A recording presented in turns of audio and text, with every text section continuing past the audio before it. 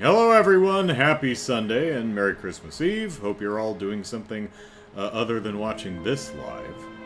So, because many of you are off doing your own thing today, we're gonna leave Trails to Azure for another week. Today I'm gonna play a grab bag of different video games.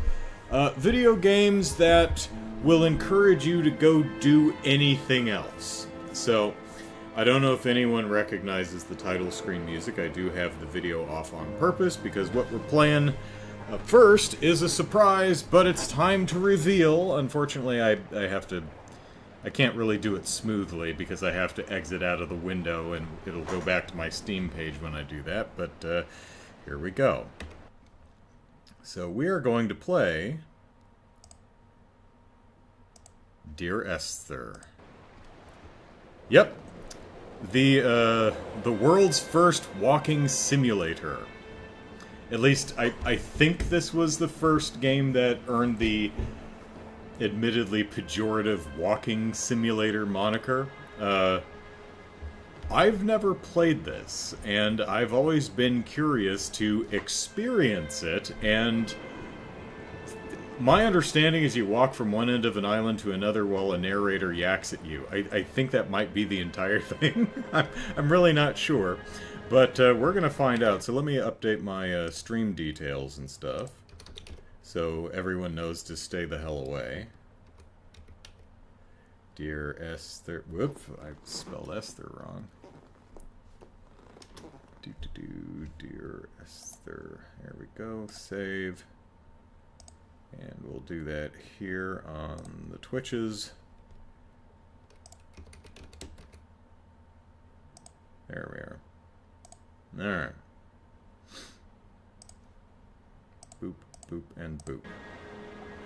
Okay. So there we go. Alright, so let us begin Dear Esther, the Landmark Edition. I have no idea what the difference is. I forgot I even owned this, but... I was actually going to buy it. It's only like $2, and I went to its store page and I went, oh, I own this? Huh. Must have got it in a bundle at some point. Alright, do we want director's commentary? No. So we'll start at the lighthouse.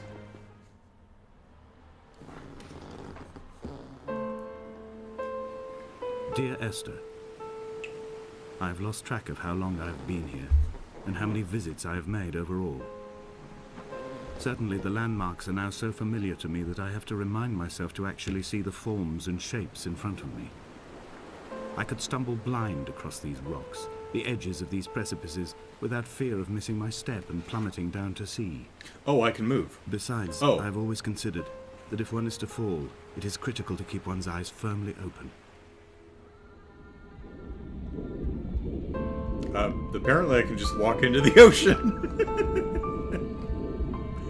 I don't know which way I'm facing.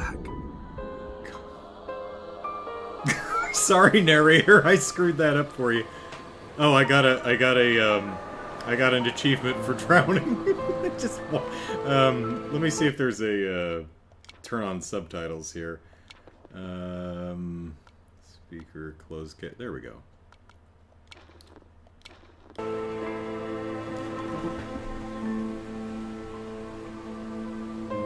Okay. So you can die in Dear Esther. It is actually possible. Shame that I'm sure the narrator was saying something very important and interesting. Can I go off the path? Oh, I can. I could walk over here.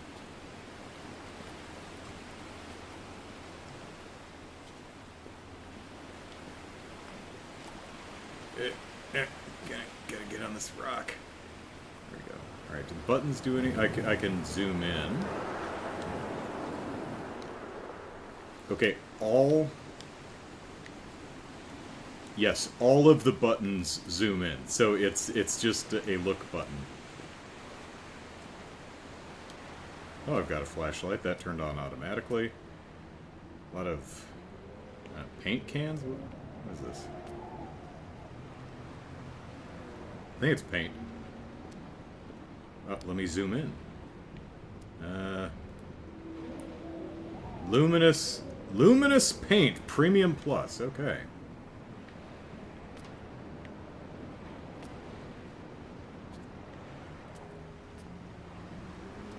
Oh, this... Okay, it's not a home. I guess it's just a storage shed, although this looks like a water heater.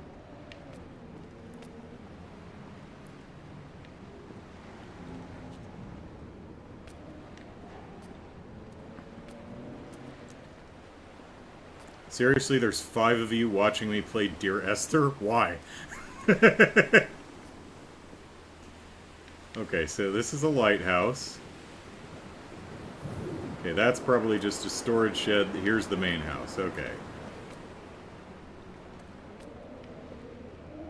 Alright, is there a healing ampule in the toilet? No. There is a radiator in the bathroom, so...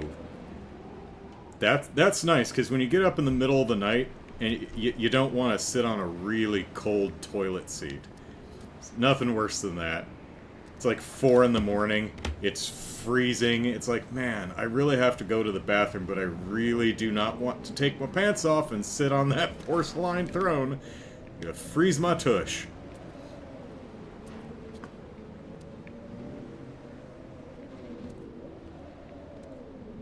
Okay, map. Can't really... It doesn't seem to be able to actually interact with anything.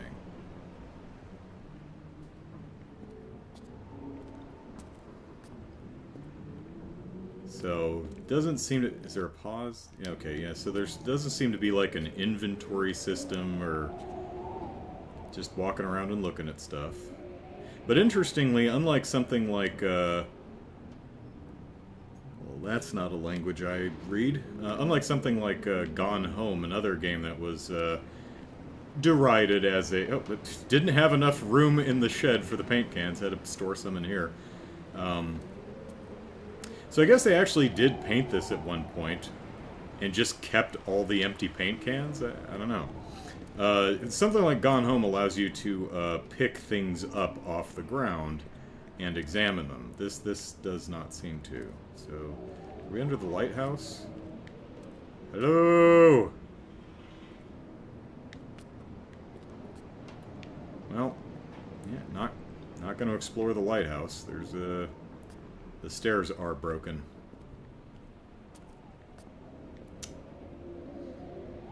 Lindy says, speaking of 4 in the morning. Oh, hello. Oh,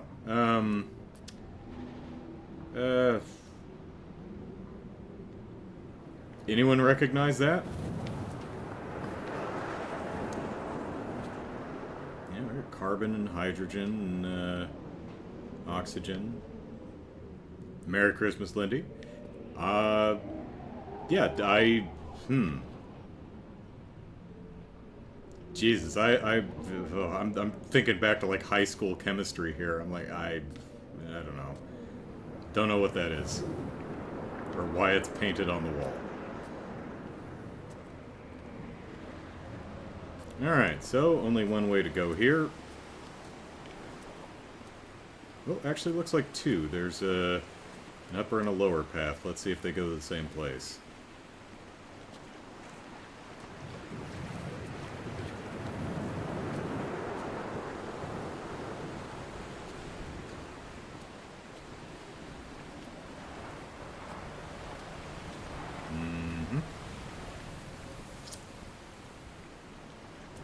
I think I pissed off the narrator by drowning myself in the middle of his first soliloquy. He's like, well, screw you, buddy.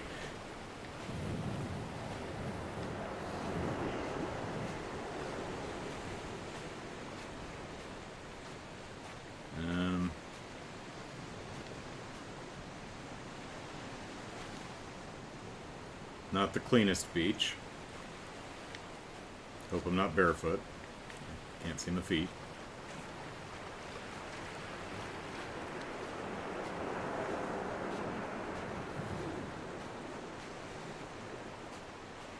My first thought was shopping cart, but that's probably like fishing crab traps or something like that. And they're empty. Jared says, well, I'm by myself since I'm sick, so I got nothing else to do. Well, I'm sorry I'm playing Dear Esther. Well, hello, Jared. Sorry you're not feeling great. There was once Oh, talk here of we a go. wind farm out here, away from the rage and the intolerance of the masses. The sea, they said, is too rough for the turbines to stand. They clearly never came here to experience the becalming for themselves. Personally, I would have supported it. Turbines would be a fitting contemporary refuge for a hermit. The revolution and the permanence. Okay, but a wind farm to power what? Is there anything on this island other than this shack and lighthouse? Or, I mean, like, I don't see a dock or anything. And I'm going back on this just to see if this upper path goes anywhere, if it's just you either take the upper path or you take the beach. Night, Lindy. Oh, well, there's... Okay, it splits. So... Can I... Whoop, no, I'm gonna die!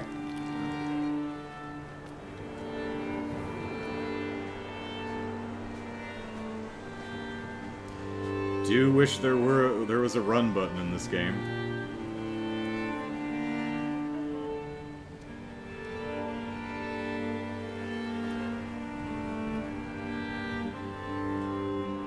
Okay, so the question is, are we Esther?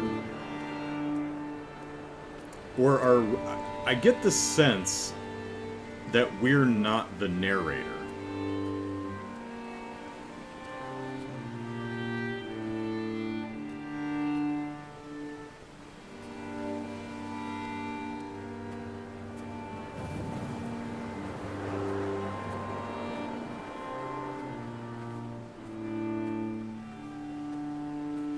I've also heard that the soliloquies. Can I clip through that? No. Okay. They do. Is that barbed? That is barbed. Jesus. Okay. You try to fall off, you're only gonna. I mean, imagine like someone trips over barbed wire and cuts their damn leg as they fall off the cliff. Okay, so the point is we have to go down to the beach because this path is kind of broke. Up. No, we made it. Okay, cool. Donnelly reported the legend of the hermit, a holy man who sought solitude in its most pure form. Allegedly, he rode here from the mainland in a boat without a bottom, so all the creatures of the sea could rise at night to converse with him. Like, I don't think that's possible. How disappointed he must have been with their chatter.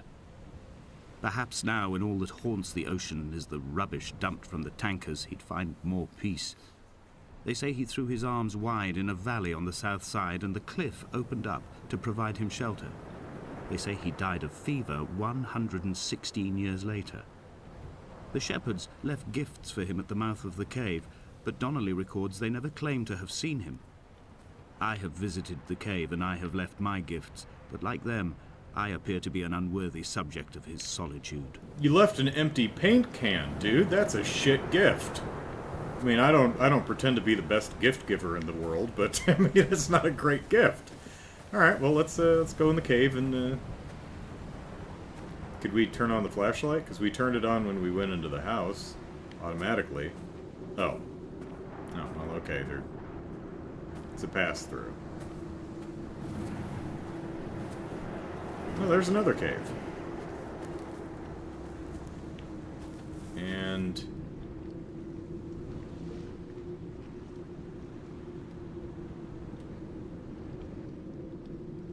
Huh. I also hear that there are ghosts that you can spot. Oh, I hear two things about this game. I guess I can't go this way. It's just... Well, yep, there's... Maybe that's the cave that you have to leave gifts at. Actually, maybe we'll be able to get there later. It seems like there's a little path there. But I've heard two things. One, there are ghosts. Little specters that you can spot. And also... apparently the dialogue, the little narrations, change a bit playthrough to playthrough. I'm not gonna. We're just gonna do one playthrough. I ain't gonna play it multiple times. Oh, maybe this is the one that we slid down. Okay, let's see if we can just kind of careful. Let's try not to die in Dear Esther. Try not to die in Dear Esther. We can make it. We're doing good. We're gonna die! Okay.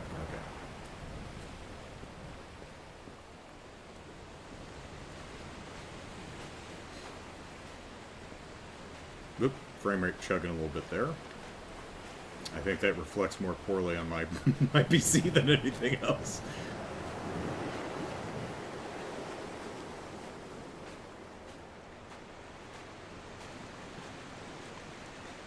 Alright, so there's a path further along the beach, but I think there was another path up here.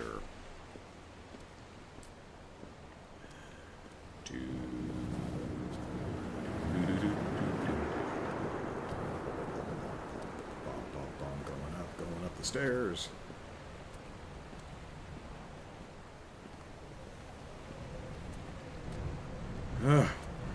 The stairs.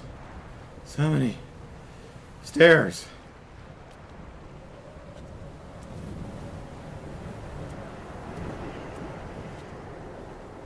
Okay, here we go. Path.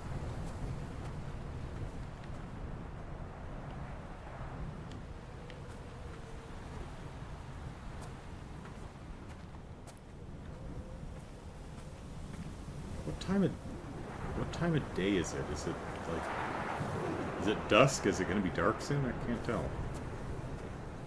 The mount is clearly the focal point of this landscape. It almost appears so well placed as to be artificial. I find myself easily slipping into the delusional state of ascribing purpose, deliberate motive to everything here. Was this island formed during the moment of impact? When we were torn loose from our moorings, and the seatbelts cut motorway lanes into our chests and shoulders, did it first break surface then? Oh, I think I died again. Alright. Die from falling off a cliff.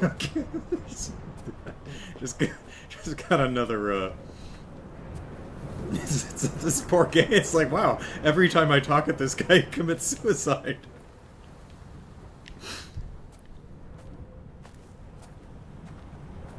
I bet not everyone knows you can die in Dear Esther. When someone had died or was dying, or was so ill they gave up what little hope they could sacrifice, they cut parallel lines into the cliff, exposing the white chalk beneath. You could see them from the mainland or the fishing boats, and know to send aid or impose a cordon of protection, and wait a generation until whatever pestilence stalked the cliff paths died along with its hosts.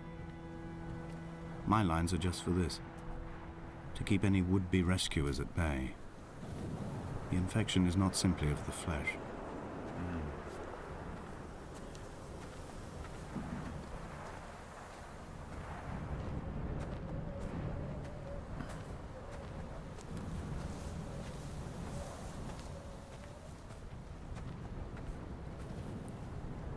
Yeah, little rock things.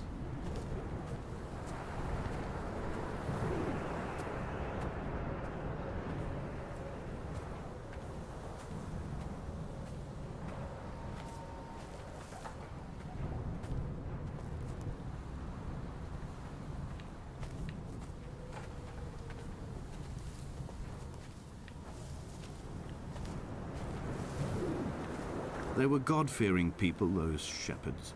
There was no love in the relationship. Donnelly tells me that they had one Bible that was passed around in strict rotation.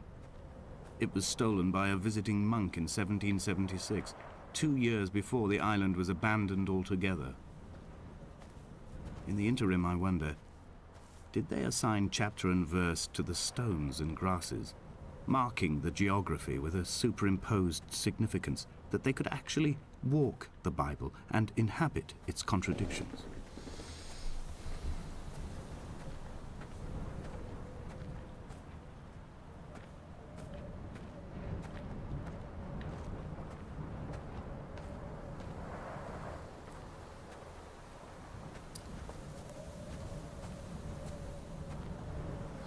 Well, we are definitely walking. This looks like we're heading to that cave. Dear Esther. Hi. I met Paul. Oh. I made my own little pilgrimage. Oh, this is gonna be hot. My Damascus, a small semi-detached on the outskirts of Wolverhampton. We drank coffee in his kitchen and tried to connect to one another. If you know what I mean. Although he knew I hadn't come in search of an apology, reason or retribution, he still spiraled in panic, thrown high and lucid by his own dented bonnet. Responsibility had made him old. Like us, he'd already passed beyond any conceivable boundary of life.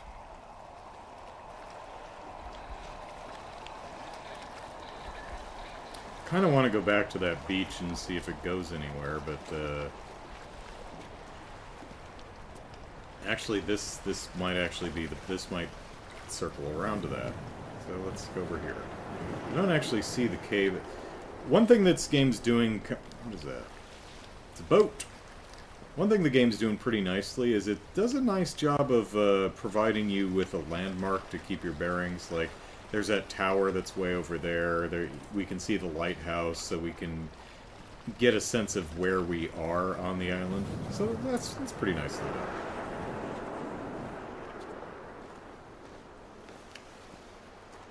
I understand it's a leisurely paced game, but still I think they could have increased the walking speed a little bit.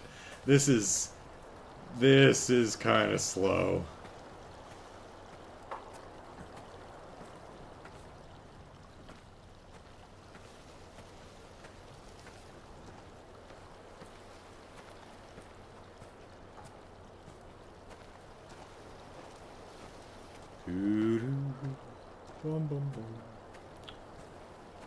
I dreamt I stood in the center of the sun, and the solar radiation cooked my heart from the inside. Right, cook it from the outside, my too. teeth will curl, and my fingernails fall off into my pockets like loose change. If I could stomach, I'd eat, but all I seem capable of is salt water.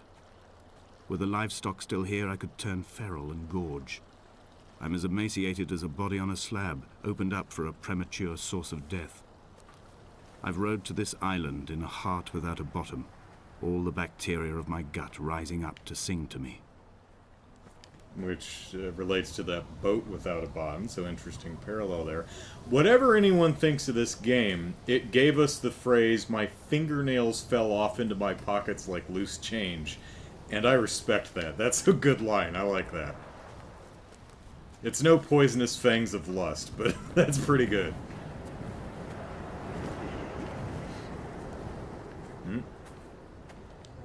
Oh, found the Bible. And a chemistry book. Okay, well, so this is the Bible. I guess he was the one Bible that we were talking about that they were passing around and someone walked off with, who also had a chemistry book and wrote some carbon, oxygen, and hydrogen thing on a wall. Okay, well, that goes off over there. Gonna guess that this, gonna guess that this circles around back to the beach. Oh, scratches. Oh, well, no, that clearly doesn't. Died again. Come back. Oh, okay, if you insist. Alright, so, so I guess that other little path just doesn't go anywhere? I have to walk all the way around and look?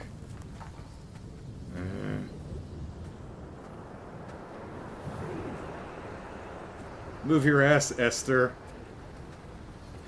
Esther, go faster. No. No. Okay. Gotta play the game at its own pace.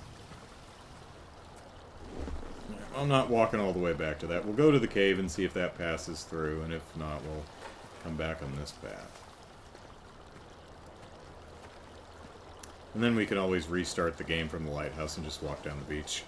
Not real quick, but leisurely stroll down it and see if the beach path actually goes anywhere interesting.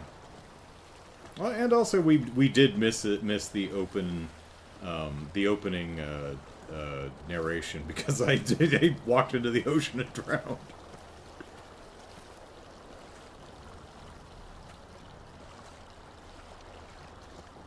There's probably like developers from the Chinese room watching this. It's like, oh my god, someone's playing Dear Esther. Oh my god, he's playing it wrong. Don't play my game that way.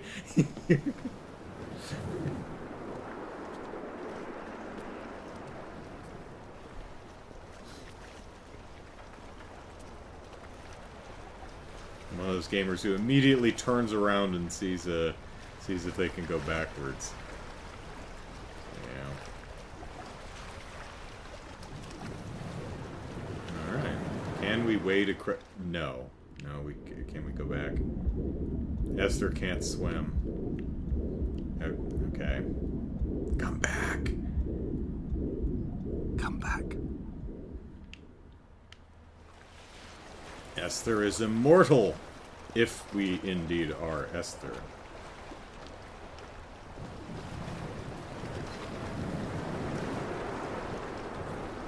I would leave you presents outside your retreat, in this interim space between cliff and beach. I would leave you loaves and fishes, but the fish stocks have been depleted, and I've run out of bread. I would row you back to your homeland in a bottomless boat, but I fear we would both be driven mad by the chatter of the sea creatures. I would have left you fish and bread, but I ate it.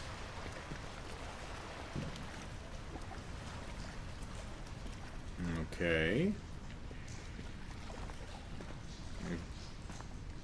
Got some luminescent wall art. I mean, the paint cans did say luminescent, didn't it? Is this the same one? I think that's the same compound. That's a tentacle penis monster.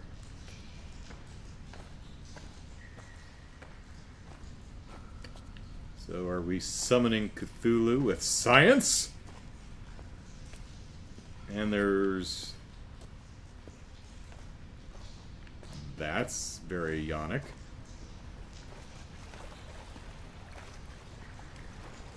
Okay, so... Yep, we don't pass through the cave, we just...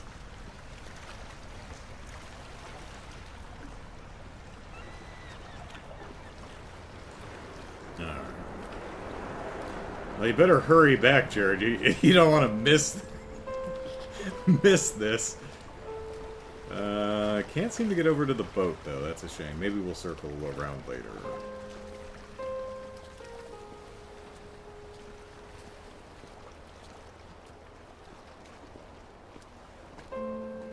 Dear Esther...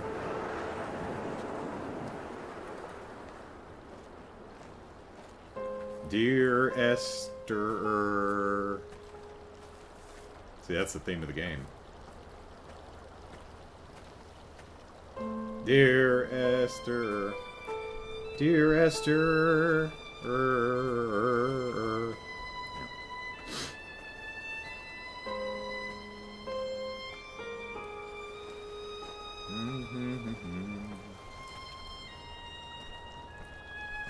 You know, it's a nice melodic hook.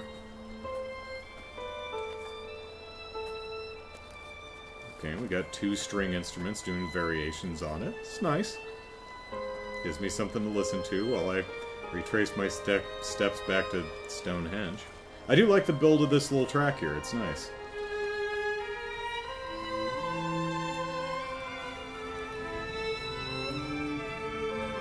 Jesus, that is string heavy. All the strings!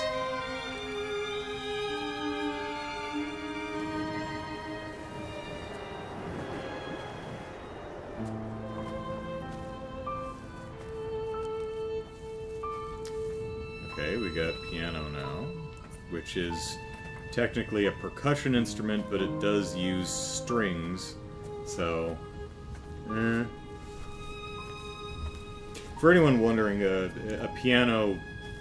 You know, when you hit the keys, it uses a little hammer to smack different strings to get different tones. And you might think, well, you're smacking strings. It's a string instrument, right? No, because you're smacking things, it's considered a percussion instrument. On the other hand, maybe since I learned that, they've reclassified it as a string instrument. I don't know.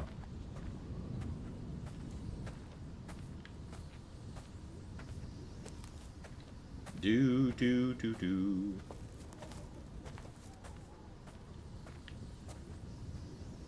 Am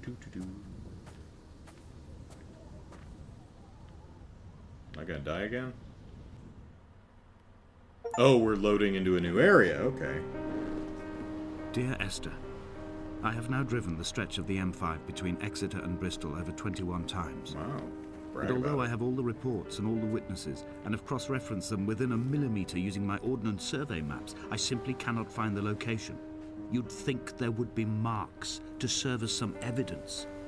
It's somewhere between the turn-off for Sanford and the welcome brake services, but although I can always see it in my rear-view mirror, I have as yet been unable to pull ashore.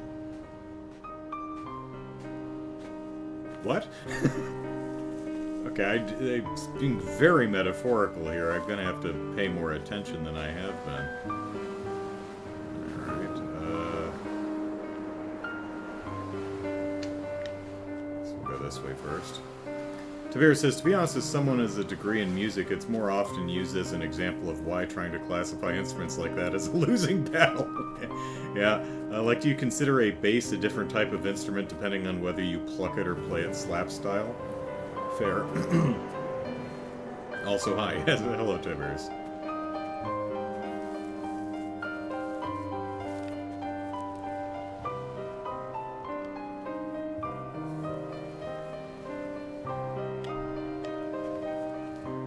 It looks like this might switch back down. Okay.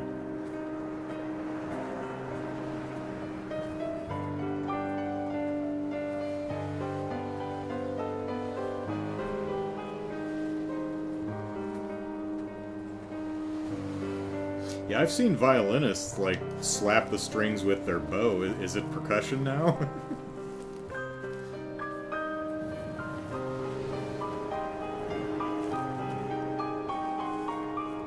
All night the boy has kept me lucid. Boy. I sat, when I was at the very edge of despair, when I thought I would never unlock the secret of the island, I sat at the edge, and I watched the idiot boy blink through the night. He's mute, and he is retarded, and he has no thought in his metal head but to blink each wave and each minute aside until the morning comes and renders him blind as well as deaf-mute. In many ways, we have much in common. Boy. Dude, I think this guy's been out here too long. Oh, neither did he eat nor drink something. I bet this narrator is really fun at parties.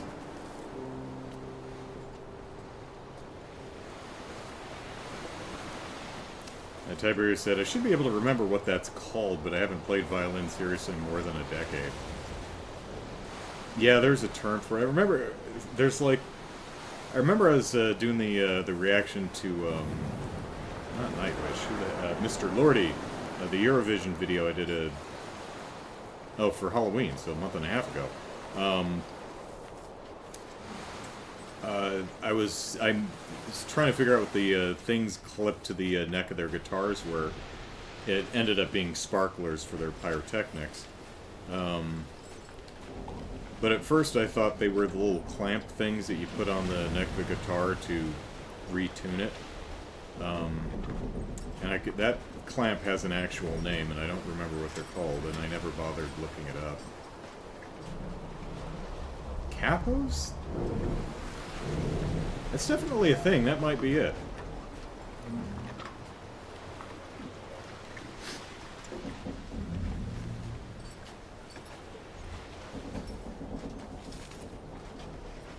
Because I think each fret you clamp, I think that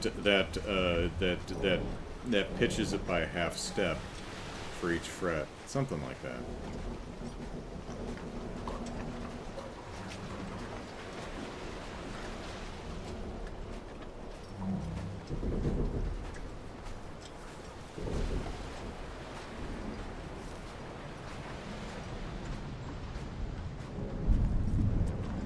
Also, I don't play guitar. I played a guitar once for a show I did. It was like 3 days to showtime, and the director was like, "Hey, Andrew, I've got a song I want you to do on the show." I'm like, okay, what? And she goes, "It's called My Home's in Montana," a little country ditty. And I said, oh, okay, and I looked it over. It's very, very simple, 3-chord song, it's fine. And she says, hey, you know what would be cool? I said, what? If you played guitar while singing it. I said, yeah, it would be cool, except I don't play guitar. And she says, it's only 3 chords you could learn. So I found one of my classmates' father was a guitar teacher, and I said, hey, I need to learn like 1, 4, and 5. Can you teach me that in like 3 days? And he goes, yeah, sure. What key? And I don't remember. I think I was doing like I had to pitch the thing down to like A minor or something like that. There must be a hole in the bottom of the boat. How else could new hermits have arrived? And he's like, oh great, that's the finger position. Oh, hello. The finger positions for those 3 chords and that for 1, 4, and 5 in that key. Yeah, good luck with that. So what we ended up doing is he tuned the guitar to the key I was playing it in, and then I just barred the chords.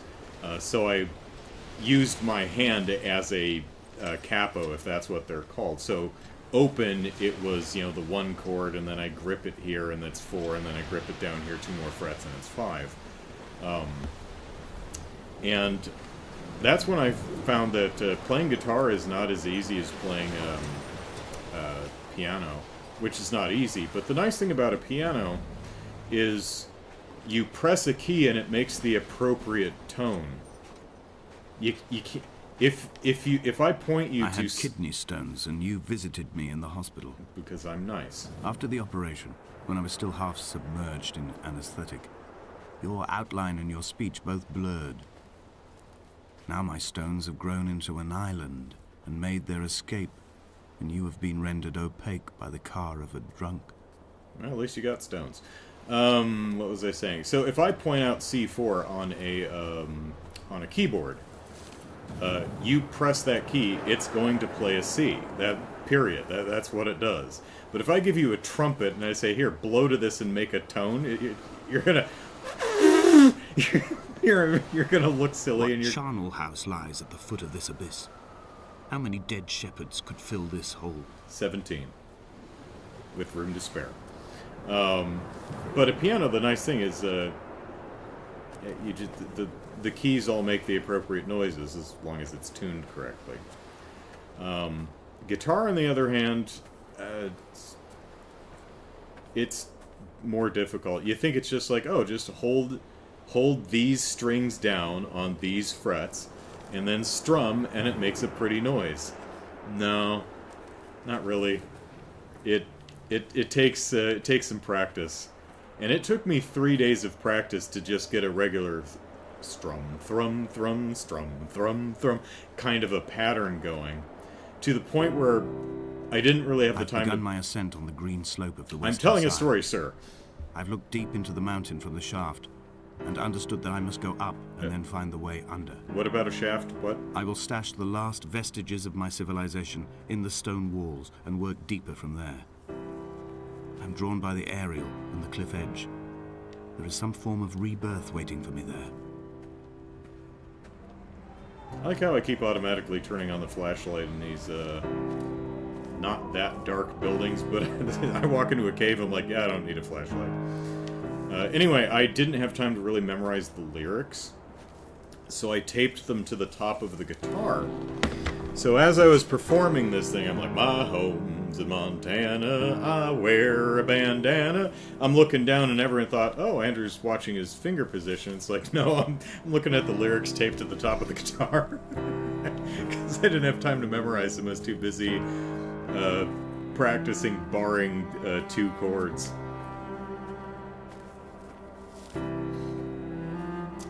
Tiberius says, you can even get super complex ones that let you adjust which fret is clamped per string, but those...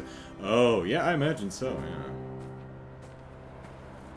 yeah. I remember I saw, I think it was Bonnie Raitt. She was playing guitar and she had like a bottle on her finger. And I'm like, is she using that to just bar the entire fret? Is that what she's doing? Like, she uses her other fingers for chording, and then if she just needs to bar the entire chord, to hit like, 4 or 5 or something of whatever key she's in, she just grabs it. I don't know. Again, I don't play guitar, so it's too hard. I don't. The bothy was constructed originally in the early 1700s. By then, shepherding had formalized into a career.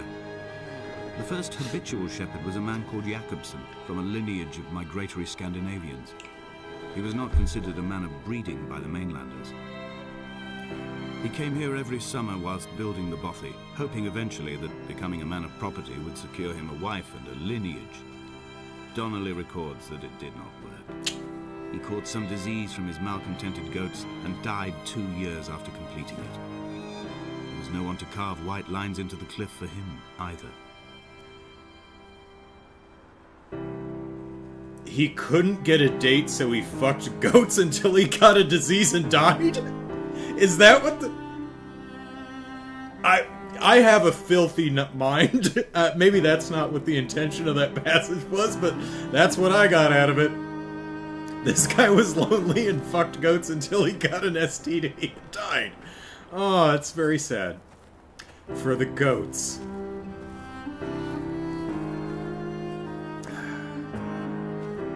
Flashlight? Yeah. Oh, hey, here we go.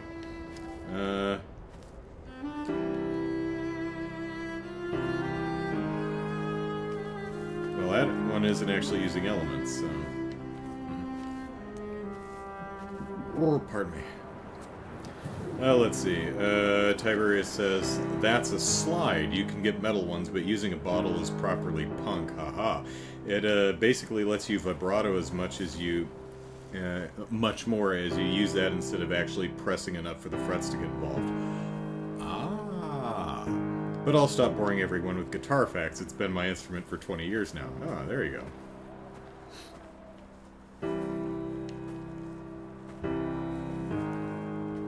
Oop.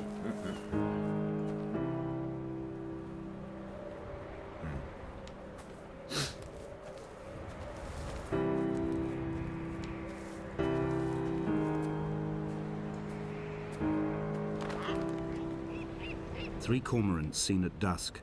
They did not land. This house built of stone, built by a long-dead shepherd. Contents: my camp bed, a stove, a table, chairs, my clothes, my books. The caves that score out the belly of this island, leaving it famished. My limbs and belly famished. This skin, these organs, this failing eyesight. When the battery runs out in my torch, I will descend into the caves and follow only the phosphorescence home.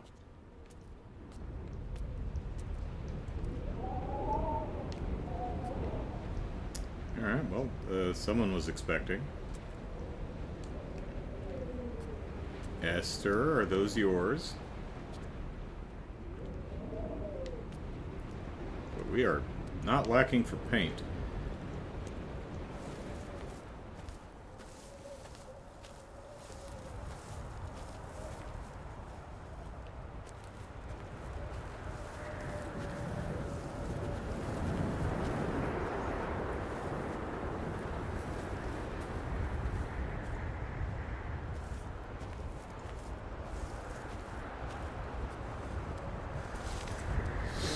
Also, game does a pretty decent job of making it feel like a wide open area that you can go anywhere, but it's also doing a lot of smart things to make you not get lost and keep you on a path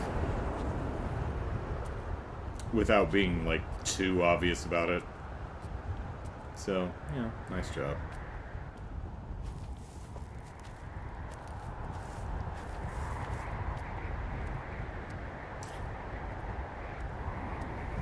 I am wondering if I were playing this by myself and paying a bit more attention to the story and the narration, if it would work a little bit better for me. Jakobsen's ribcage, they told Donnelly, was deformed, the result of some birth defect or perhaps a traumatic injury as a child.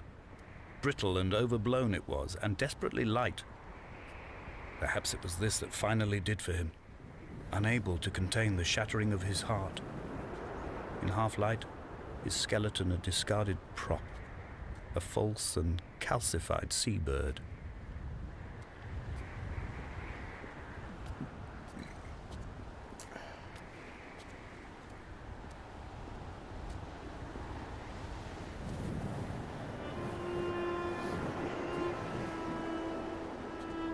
They found Jakobsen in early spring. The thaw had only just come.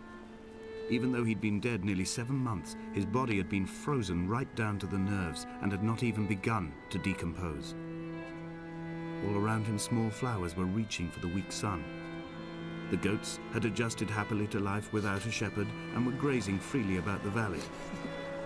Now that their sexual abuser died. In fear and disgust down the shaft. But I cannot corroborate this story.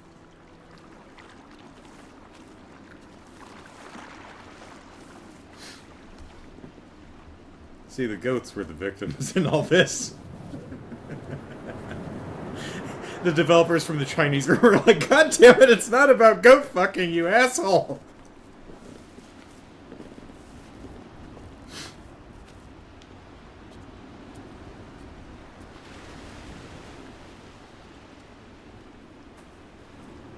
I told the director we should change that line because some asshole is going to be playing this and interpret it as animal abuse.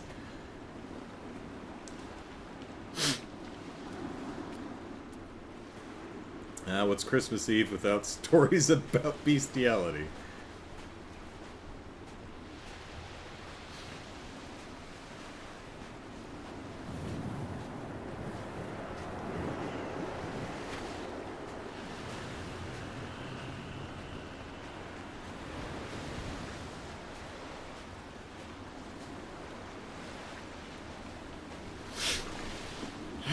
Dum-de-doo, dum-de-doo. Climbing down to the caves, I slipped and fell and have injured my leg. I think the femur is broken. It is clearly infected. The skin has turned a bright, tight pink, and the pain is crashing in on waves, winter tides against my shoreline, drowning out the ache of my stones. I struggled back to the bothy to rest, but it has become clear that there is only one way this is likely to end. The medical supplies I looted from the trawler have suddenly found their purpose. They will keep me lucid for my final ascent. Well, I mean, at least you got your stones.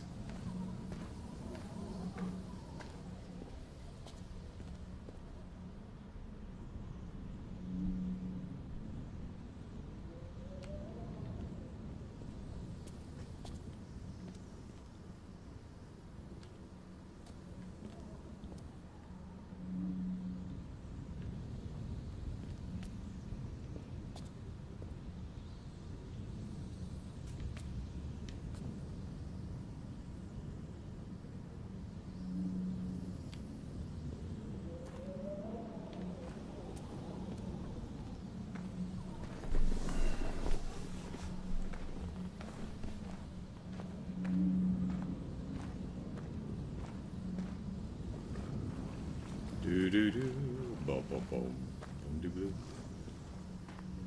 Da da da da. Lonely, I'm Mr. Lonely. Oh hey, goats.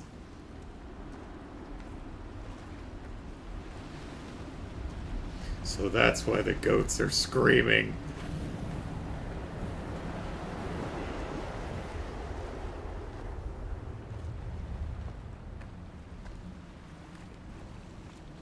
Esther! Esther! Esther! Uh-oh. Who was here before us? We're not alone. We're not alone.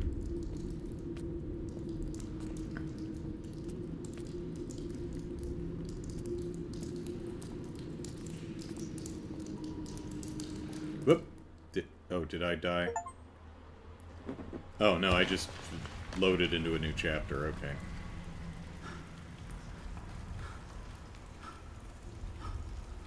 Donnelly did not pass through the caves. From here on in, his guidance, unreliable as it is gone from me. I understand now that it is between the two of us, and whatever correspondence can be drawn from the wet rocks.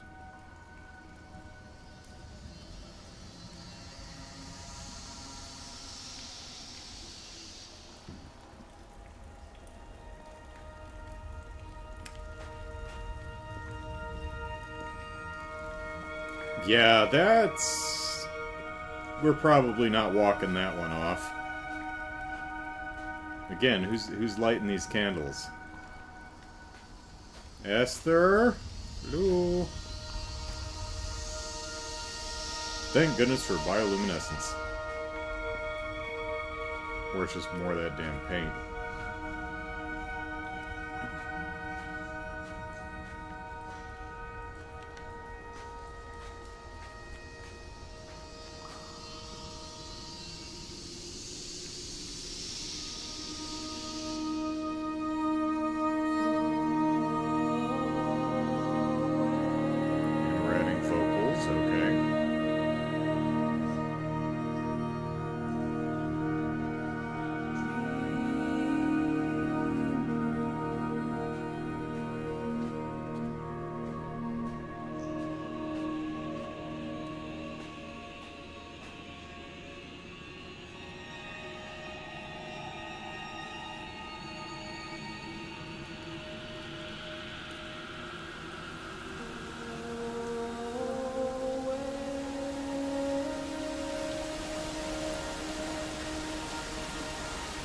Nature's toilet.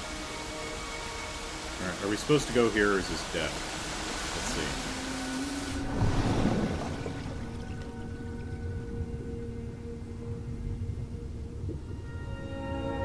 Well, no one's saying come back yet. Okay, I guess we were supposed to jump down here. Okay. Haven't seen any ghosts, but my understanding is they are really difficult to spot.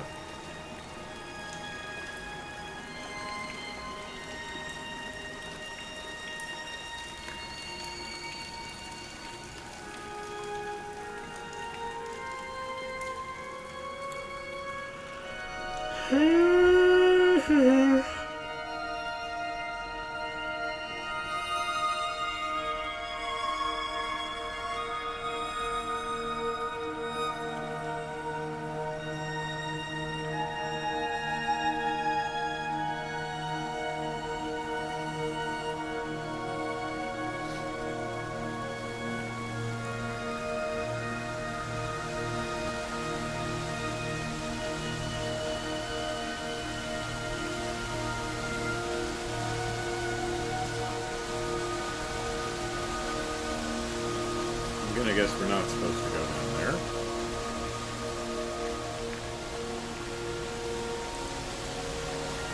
But let's see. Whee! Thud.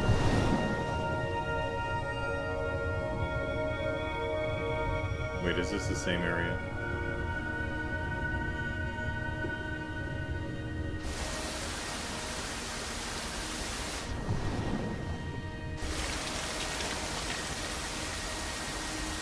I might have just fallen in the same place.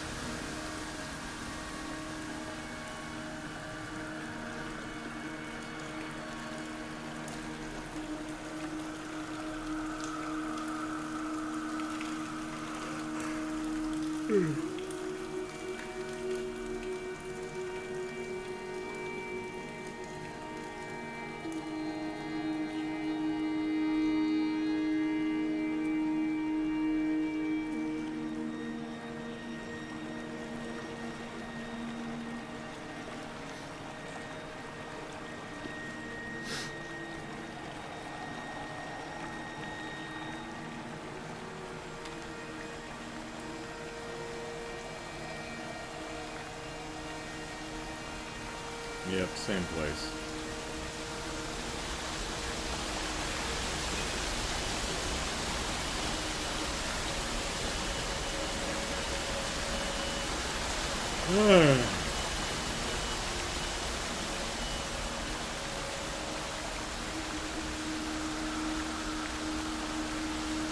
Again, who's lighting the candles? Okay, I think that's where we... So we came in there, we dropped down there, we walked up to there, and walked around.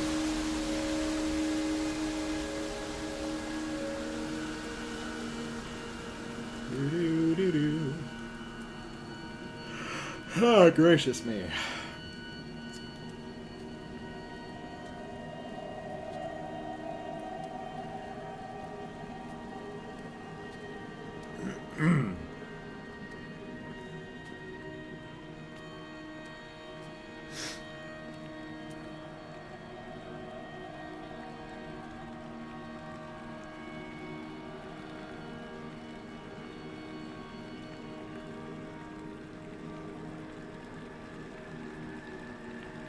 We're gonna die in here with nothing but our stones. I'm traversing my own death throes. The infection in my leg is an oil rig that dredges black muck up from deep inside my bones. I swallow fistfuls of diazepam and paracetamol to stay conscious. The pain flows through me like an underground sea.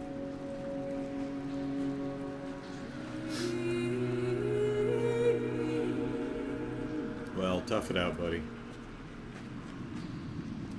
I'm gonna guess that's the way we're supposed to go, but is there anything ever this well?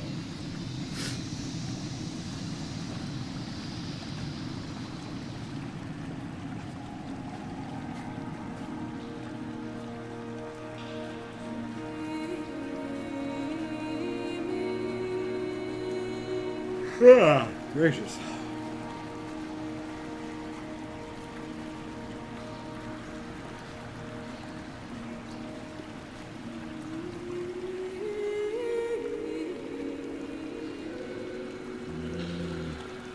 No.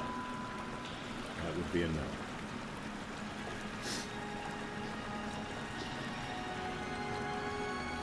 Yeah, but there's a little schematic or something on the wall here. Let's see what we got here. Well, those are resistors. Okay, that's a cap. That's a switch. Okay. Ugh.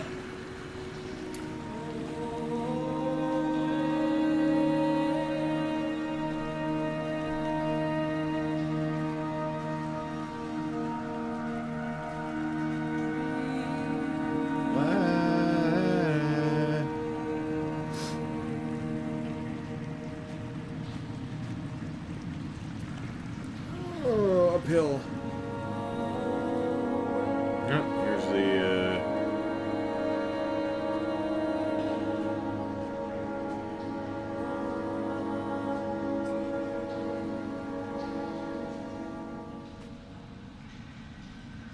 Is that NH2? Is that what that says? There's a ground. Huh. Are we building biomechanical monstrosities down here? Cyborgs? Are we uncovering a vast conspiracy of cyborgs being built to take over the world?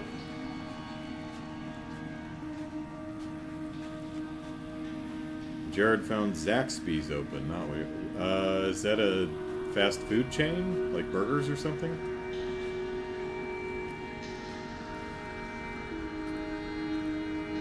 Yggdrasil.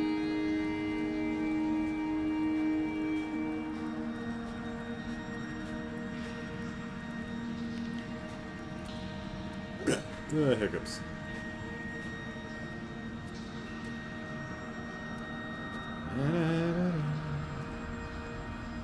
Go up this way? No.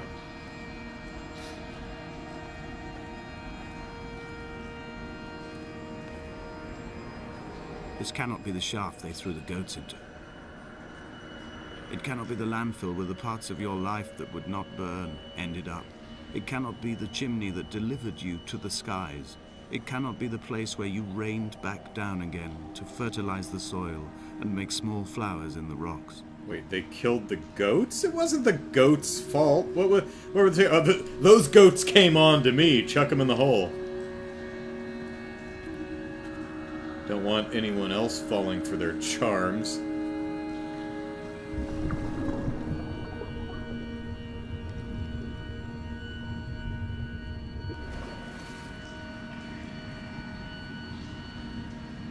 Oh, it's a chicken place, okay. Same diagram.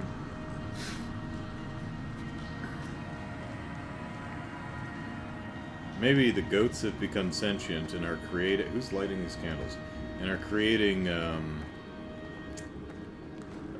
cyborgs to get back at the rapey humans. Behold! Damascus versus Taken? What? I don't know. Oh, wow. Definitely something a normal person does. So did they walk into this cave with the paint can, painted, and then hiked the paint cans back out, and then grabbed a new one, and then...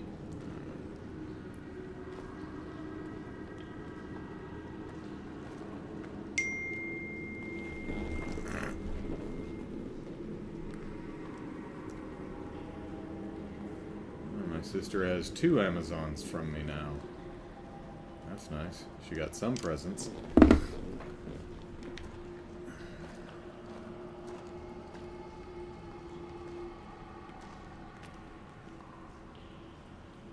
Hey, Chicago. Jared says, want something more spicy for the throat, but they weren't open.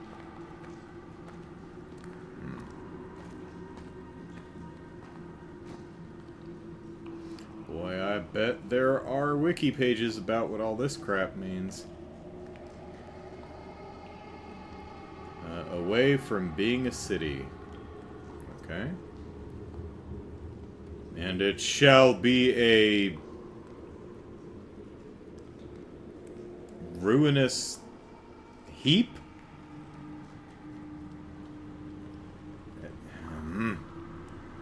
Your handwriting is awful, Esther.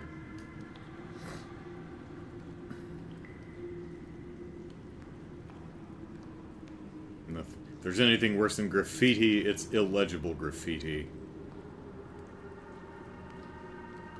And Chicago, want to pop and wish everyone a happy holidays. About to head out to my parents. Oh, well, thank you very much, and I hope you have a nice visit.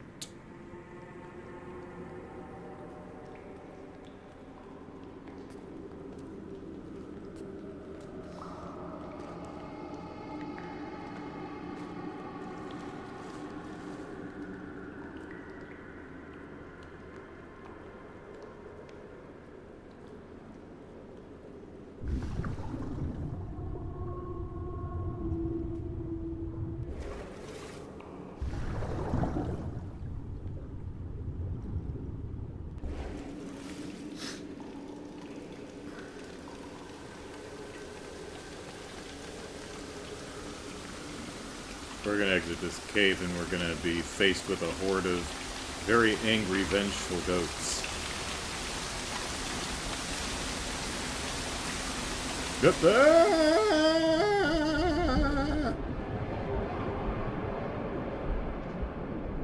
Did we survive? Did we load into a new chapter? Wait. What, the biscuits?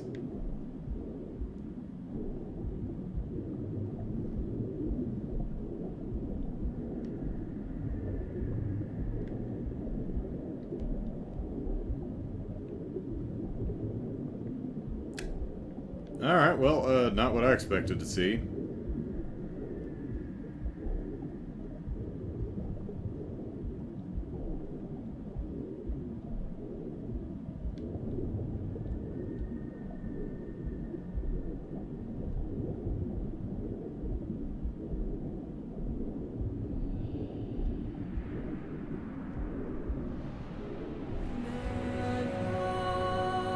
Yeah, that's a bit more like it.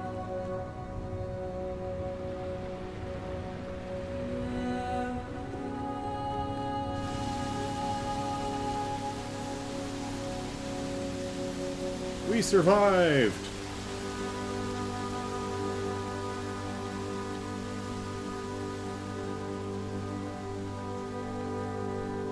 Yeah, someone lugged through this damn cave,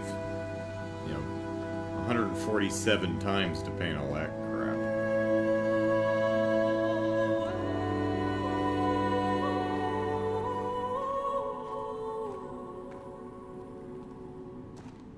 Yeah, I figured that was a loading zone because that was not a that was not a true exit.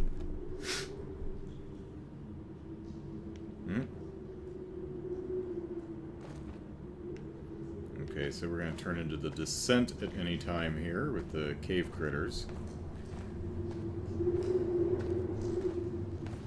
Okay, so it was dusk. I was right. Or we were in that cave all day.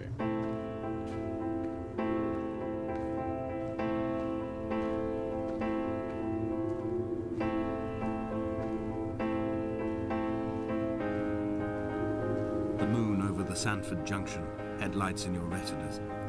Donnelly drove a grey hatchback without a bottom. All the creatures of the tarmac rose to sing to him. All manner of symbols crudely scrawled across the cliff face of my unrest. My life reduced to an electrical diagram. All my gulls have taken flight. They will no longer roost on these outcrops. The lure of the moon over the Sanford Junction is too strong.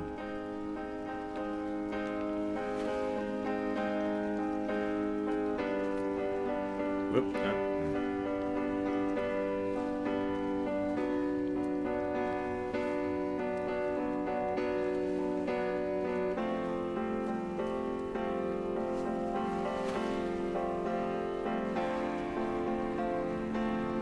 Oh dear. Come back!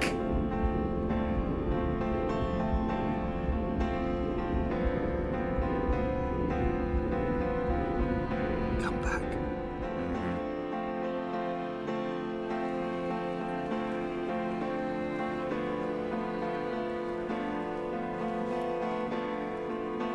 I don't know, gang. You think this this whole thing might be like, I don't know, a metaphor or something? Let's actually get up there.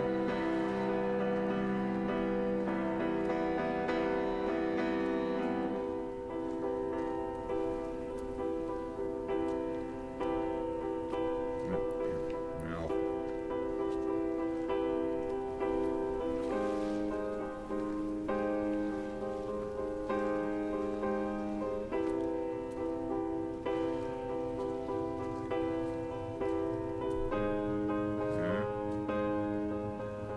Up on the rock. Get up on the...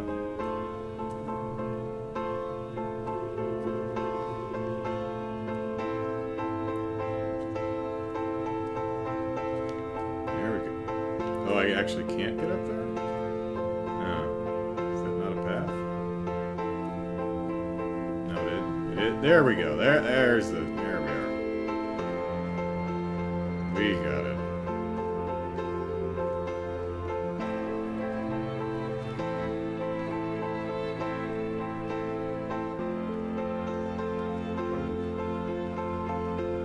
Paint can. And a paintbrush, alright. Yep, see, luminous paint.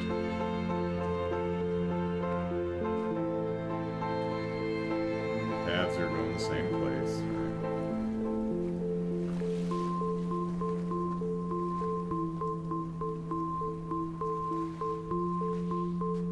We've got an electronic bell sound. That's interesting. Wasn't expecting that. Although with the circuit diagrams and stuff, maybe that's not completely unexpected. Interesting. Alright, what do we got here? We've got We shall begin to assemble our own version of the North Shore. We will scrawl in dead languages and electrical diagrams and hide them away for future theologians to muse and mumble over. We will send a letter to Esther Donnelly and demand her answer. We will mix the paint with ashes and tarmac and the glow from our infections. We will paint a moon over the Sanford Junction and blue lights falling like stars along the hard shoulder. Esther Donnelly, okay. My poor car. A shrine to my car.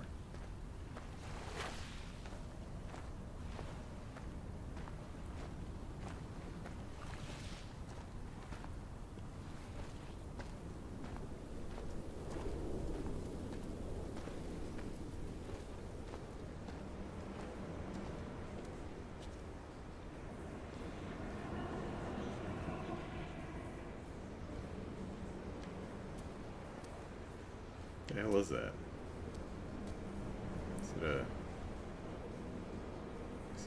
Is that a defibrillator? What the hell am I looking at? No, well that's a pan with some clamps. That might be a defibrillator.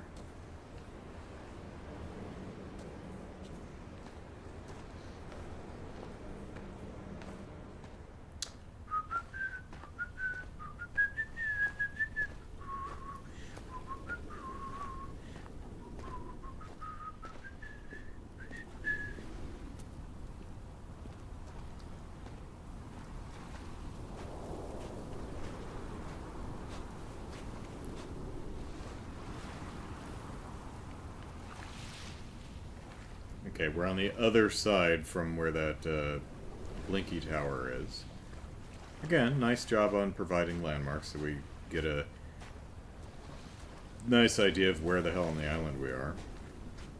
Pardon me.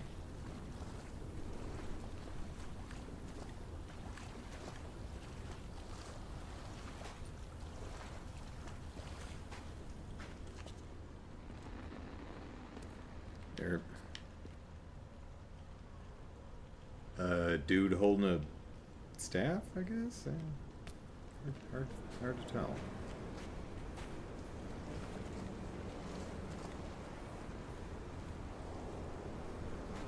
I can't even tell what that's supposed to be. Is that oxygen and nitrogen? What weird. Do-do. Do-do. Do-do-do-do. Boom, boom, boom. Skibbly-doo-wah.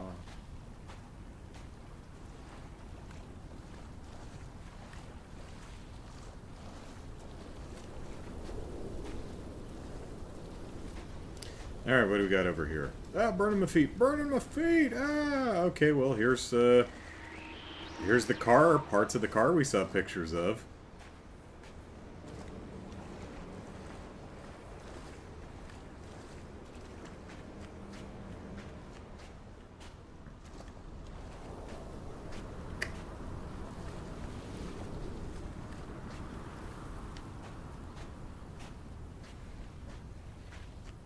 Damn it, rocks, stop popping into the beach. It's distracting. There were chemical stains on the tarmac.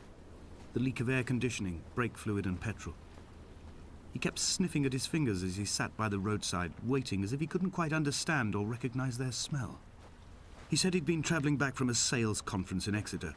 He'd stopped for farewell drinks earlier, but had kept a careful eye on his intake.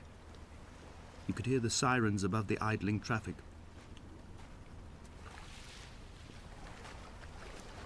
Light from heaven shone around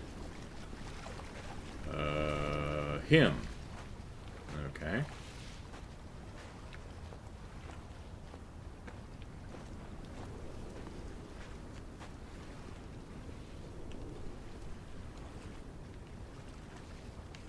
Oops, just fell, walked off the path here. There we go. This little light of mine, I'm gonna let it shine. Shine, shine, shine, shine, shine.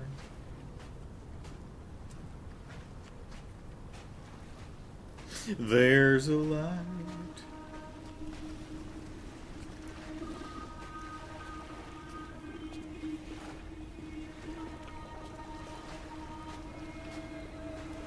Over here.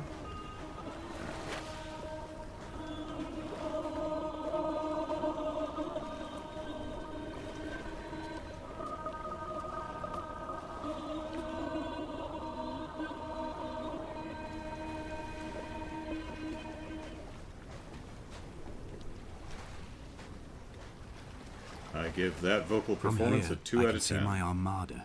Yeah. I collected all the letters I'd ever meant to send to you, if I'd have ever made it to the mainland, but had instead collected at the bottom of my rucksack, and I spread them out along the lost beach. Then I took each and every one, and I folded them into boats. I folded you into the creases, and then, as the sun was setting, I set the fleet to sail. Shattered into 21 pieces, I consigned you to the Atlantic, and I sat here until I'd watched all of you sink.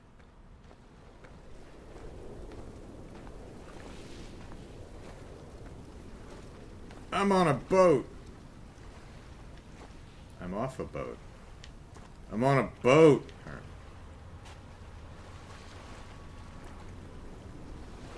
Yeah, that's gotta be depressing. They just all sit there. I mean, maybe not the best launching point. Hey, it's the boat with no bottom.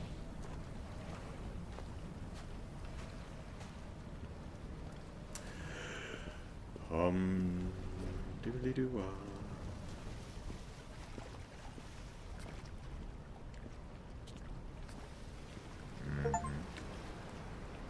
Walk 5,000 steps. Oh, okay. On a sudden On a sudden, a light from heaven shone around him, and he fell to the ground. Eggs. Okay.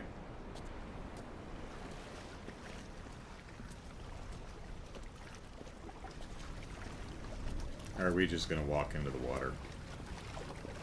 Alright.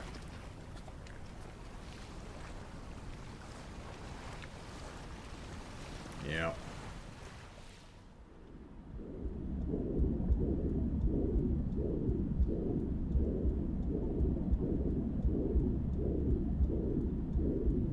Come back.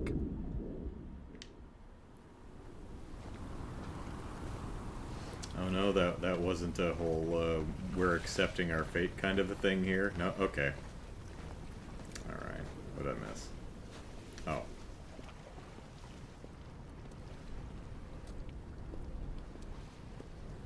It's not over yet. You got more things to think about before you pass. Like them goats. Them sexy, sexy goats. Looking at y'all provocative like.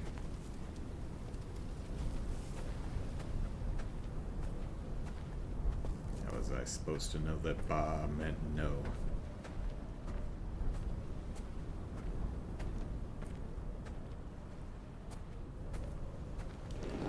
A sound of torn metal, teeth running over the edge of the rocks, a moon that casts a signal as I lay pinned beside you, the ticking of the cooling engine, and the calling from a great height, all my mind as a bypass.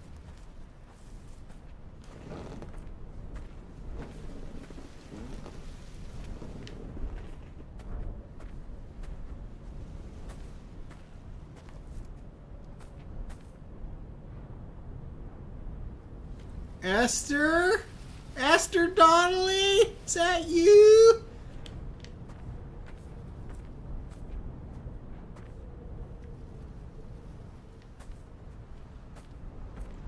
It's okay. This is all a metaphor.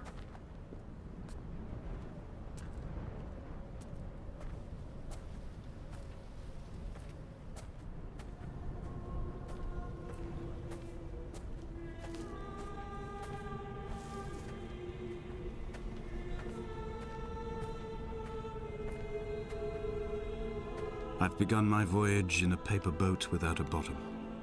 I will fly to the moon in it. I've been folded along a crease in time, a weakness in the sheet of life. Now you've settled on the opposite side of the paper to me.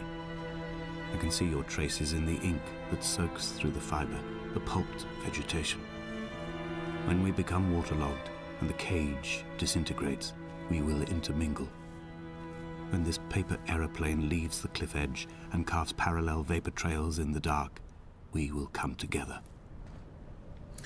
And ask he was. Proceeding of his journey. Oh, that's it. Okay. Can I get up on this cliff?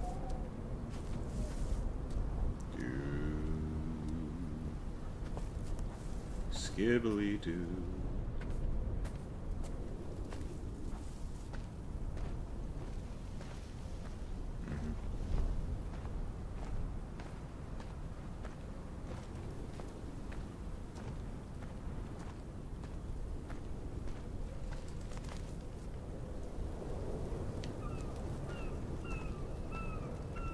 Shut up, bird.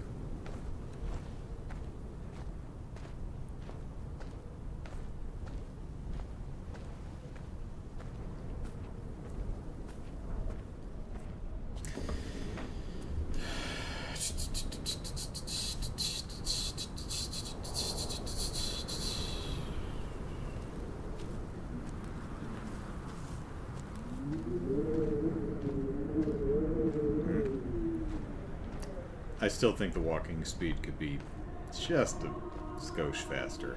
I mean, you know, tonally you shouldn't be able to run. I get that, but... And was come near... to... I don't know.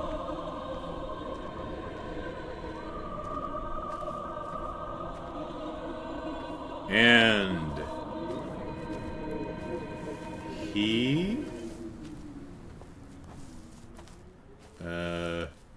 was... If only Donnelly had experienced this, he would have realized he was his own shoreline, as am I. Just as I am becoming this island, so he became his syphilis, retreating into the burning synapses, the stones, the infection. Which he got from banging goats because he couldn't get a date. I know. I've been paying attention to this story. It was 3 days without sight.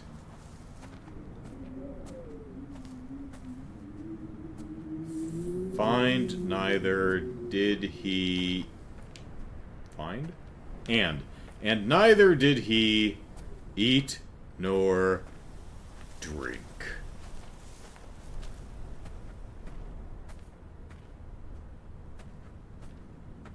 Bow, bow, bow, bow, bow, bow, bow, bow, bow, bow, boom, boom, boom, boom, boom, boom, boom.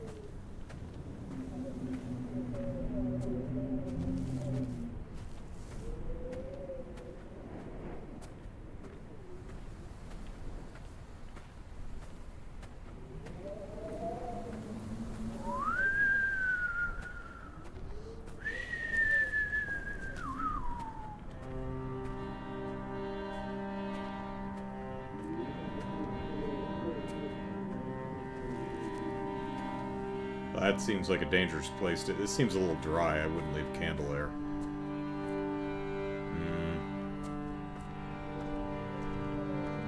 There are headlights reflected in these retinas. Too long in the tunnels of my island without a bottom.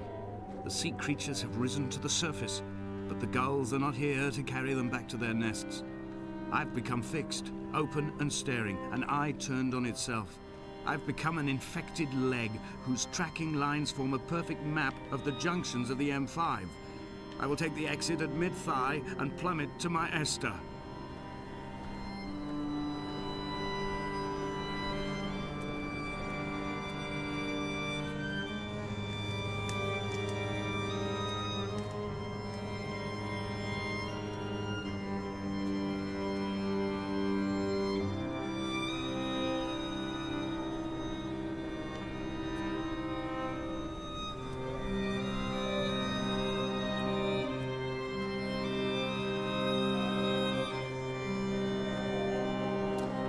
And he came to base? And it came to pass that as something journey. Let's get up there.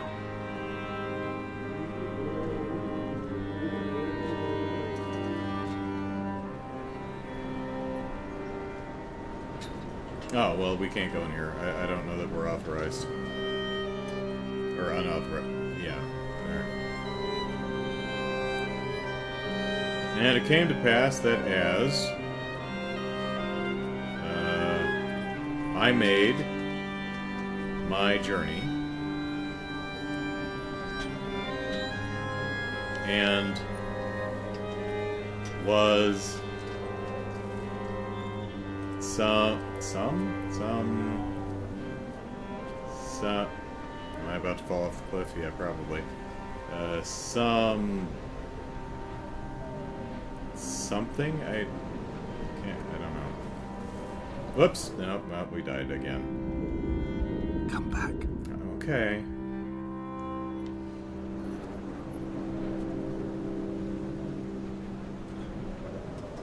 Can't die properly if we keep dying.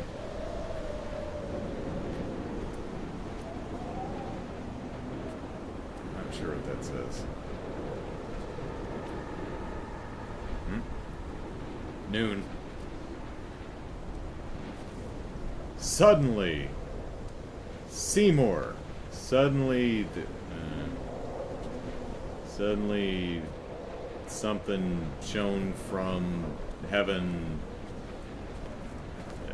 Crest, great light round about me, and could not see. blind with panic, deaf with the roar of the caged traffic. Heart stopped on the road to Damascus. Paul sat at the roadside, hunched up like a gull, like a bloody gull. As useless and as doomed as a syphilitic cartographer, a dying goat herd, an infected leg, a kidney stone, blocking the traffic bound for Sanford and Exeter. He was not drunk, Esther. He was not drunk at all. All his roads and his tunnels and his paths led inevitably to this moment of impact. This is not a recorded natural condition. He should not be sat there with his chemicals and his circuit diagrams. He should not be sat there at all. Yeah. Schmuck. Glory, that light being led by the hand of them.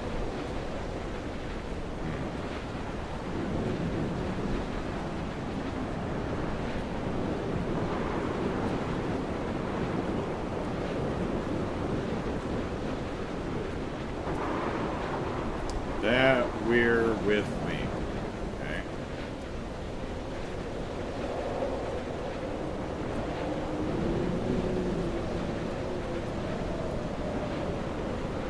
Came into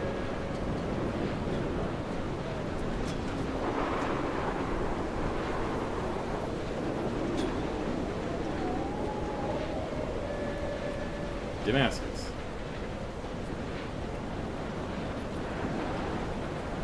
Nice this time of year.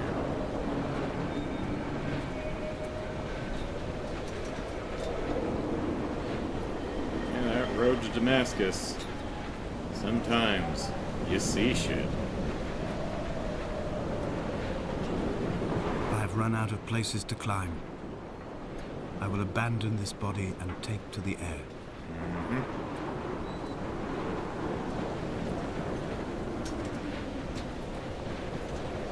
Oh. Dear Esther, I have burnt my belongings, my books, this death certificate. Mine will be written all across this island. Who was Jakobsen? Who remembers him? Donnelly has written of him, but who was Donnelly? Who remembers him? I have painted, carved, hewn, scored into this space all that I could draw from him. There will be another to these shores to remember me. I will rise from the ocean like an island without bottom, come together like a stone, become an aerial, a beacon, that they will not forget you. We've always been drawn here. One day the gulls will return and nest in our bones and our history. I will look to my left and see Esther Donnelly flying beside me. I will look to my right and see Paul Jakobsen flying beside me. They will leave white lines carved into the air to reach the mainland, where help will be sent.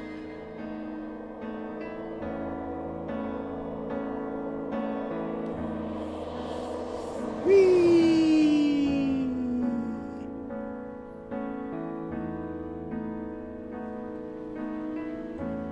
We're gonna pull up. We'll figure this out. We've got a little bit of time.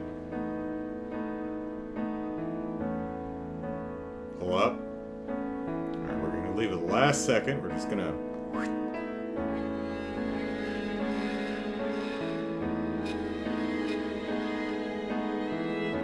There we go. That's how you do it. See, you fall, you miss the ground. That's how you fly. Douglas Adams knew what he was talking about.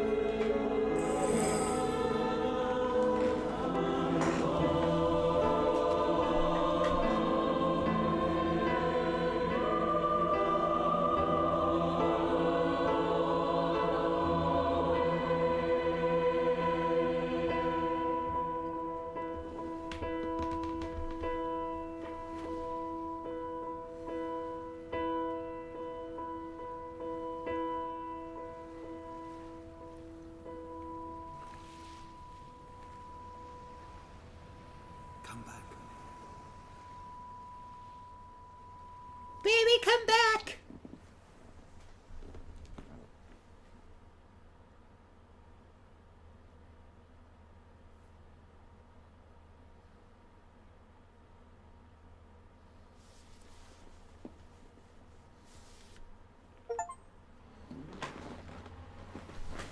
That's right. Expert gamer. This is some pro gaming right here. I beat Dear Esther. First try. Well, I can't say no deaths. Because I died like 4 or 5 times, but... Kind of surprised that the credits are silent.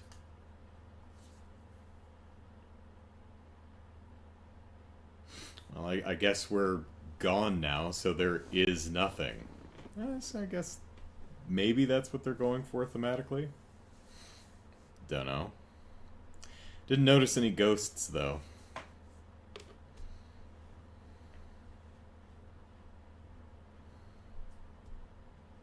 Boom, boom, boom, boom, de boom. I wonder how long this has been sitting in my Steam library. I wonder why this was sitting in my Steam library. I wonder at what point I picked it up. Undoubtedly, it was part of some charity bundle, or one of the charity bundles I bought at some point. Regardless, I actually, if you didn't hear, if whoever's listening wasn't here at the very beginning, I had mentioned that I had planned to play this as part of the stream today, so I went to the store page to pick up the game. It's only like $2. And I realized I had it in my library. I'm like, oh, really? Okay. Saves me $2.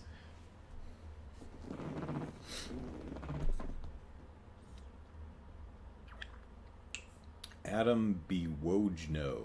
There's a fun name. Elsbieta.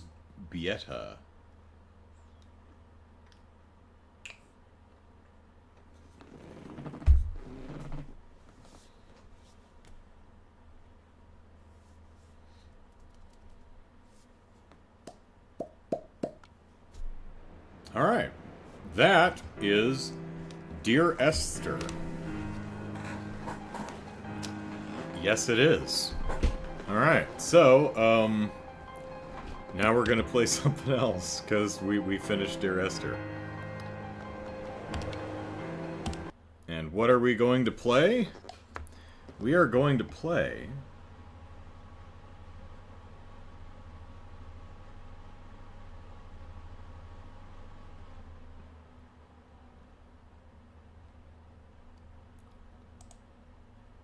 We're going to play the Stanley Parable.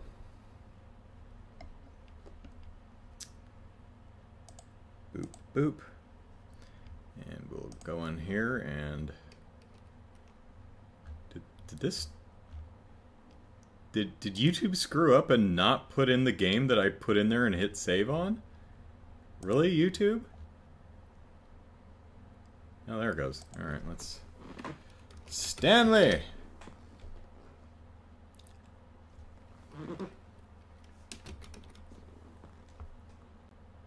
Well, no, it's not Ultra Deluxe or anything, but whatever. So we'll just save that.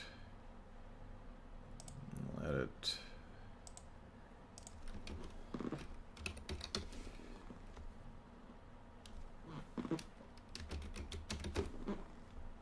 The Stanley Parable, there we go. Do. Sure.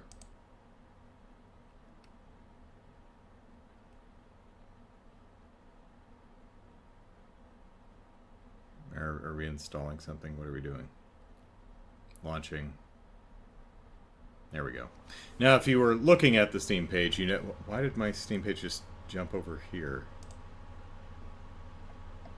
No, there was no need to reorganize my entire desktop, goddammit. Quit the game and start it again? Okay. Here we go. Okay, now if you had noticed on the my Steam page, I actually played this for 12 minutes once. Yeah, I played one run of this game, and I was like, I don't get it. So I never bothered again. So now we're gonna try the Stanley Parable again, and no, god damn it, stop moving everything around, game. Jesus, what the hell?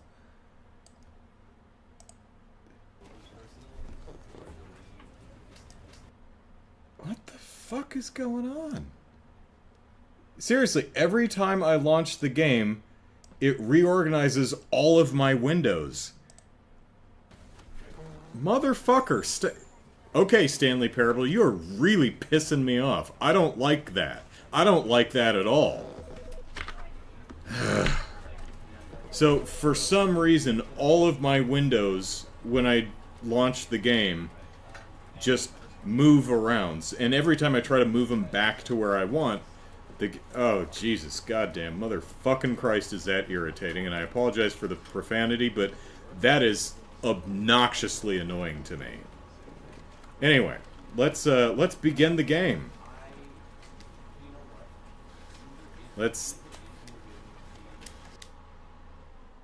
The square button?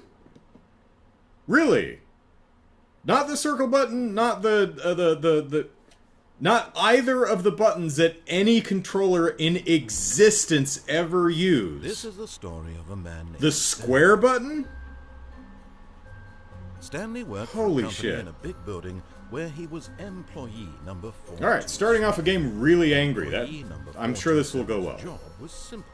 He sat at his desk in room 427 and he pushed buttons on the keyboard. Orders came to him through a monitor on his desk, telling him what buttons to push, how long to push them, and in what order. This is what employee Yeah, I have no idea why the every view month, is so small. year.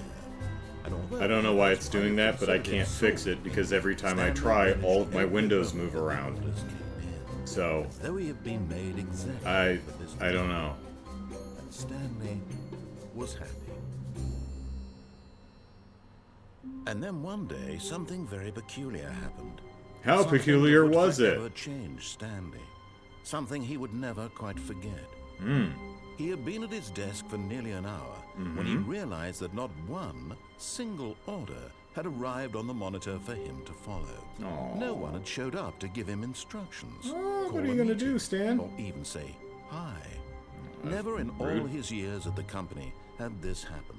What are you gonna do, Stan? Complete isolation. Something was very clearly wrong. Shocked, frozen solid, Stanley found himself unable to move for the longest time. But as he came to his wits and regained his senses, he got up from his desk and stepped out of his office. And spun around in a circle. I am not touching anything. This... Okay, this... What the fuck?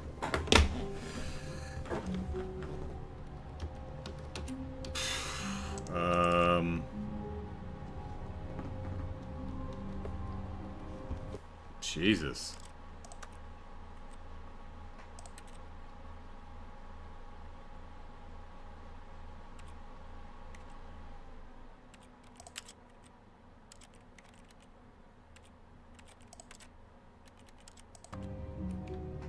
Okay, we're not playing the Stanley Parable. Fuck this game.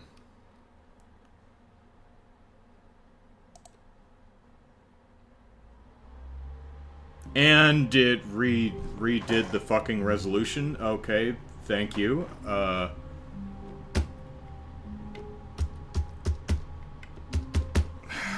fuck? What? Jesus Christ.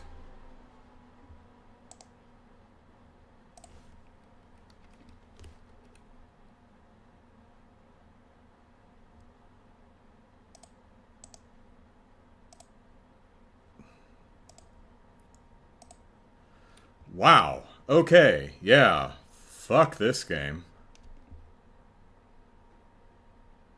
What the hell's going on there?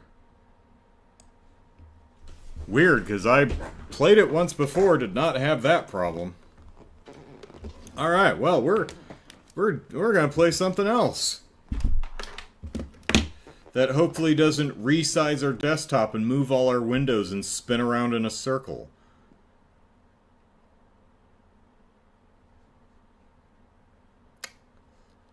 Let's unplug the controller.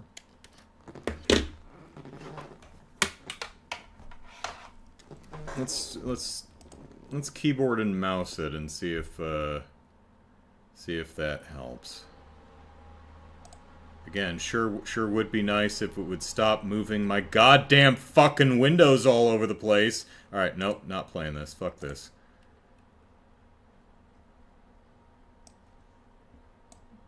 Yeah, let's move my Steam window back to where it was.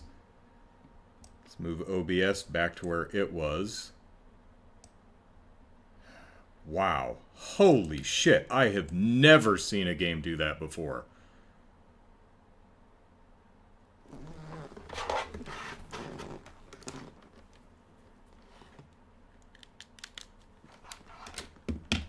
Alright.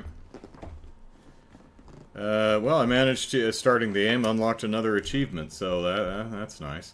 Alright, instead, we're gonna play Slay the Princess. Oh, but I have to update it? Well, okay, we can do that. So we'll slay a princess. That'll be fun.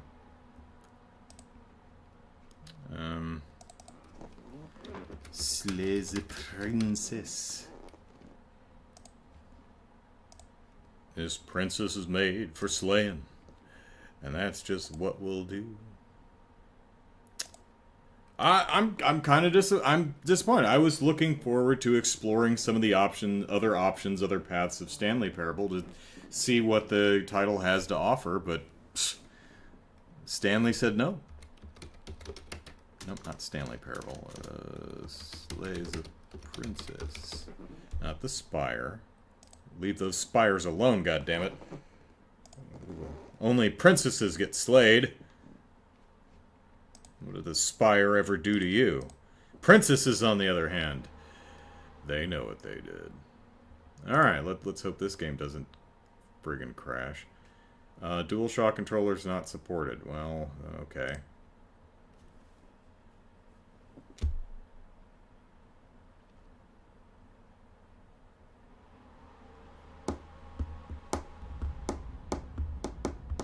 Oh, it opens in its own window? Okay.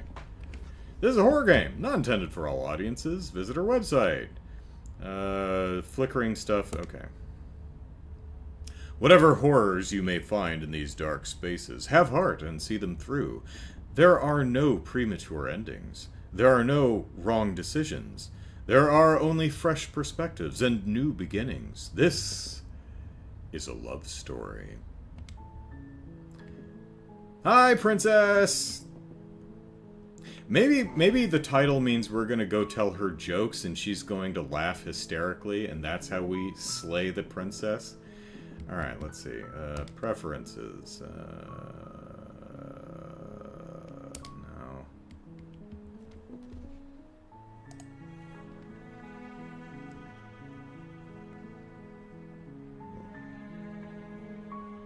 Oh, wait, did I miss it somewhere? Display. Full screen, that's what we want. There we go. That's what I was looking for.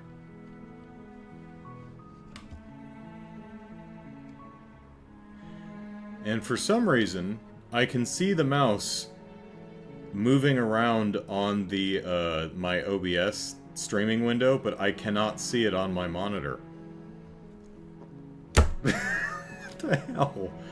Alright. Whatever. Alright. New game. Let's make a friend.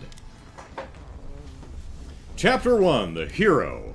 That would be me, I have decided, and the princess. You're on a path in the woods, and at the end of that path is a cabin. Okay. And in the basement of that cabin is a princess. Cool. Do you think she's, like, playing video games or something? You're here to slay her. Well, that's presumptuous. It will be the end of the world. I don't see how that follows, Mr. Narrator. Okay, so, Jesus, that is a lot of options! Wow! The end of the world? What are you talking about? Have you considered that maybe the only reason she's going to end the world is because she's locked up? Did you think of that, Killing a princess seems kind of bad, though, doesn't it? Well, I think killing anyone for no good reason, or at least, I mean, there's an asserted reason, no idea if that's true, but, let's see. Can't someone else do this? Screw this, I'm going home. Have you considered that maybe I'm okay with the world ending? Okay. Do I get some sort of reward for this? Oh, okay, thanks for telling me what to do. Sweet, I've always wanted to off a monarch. Vive la revolution! Let's see.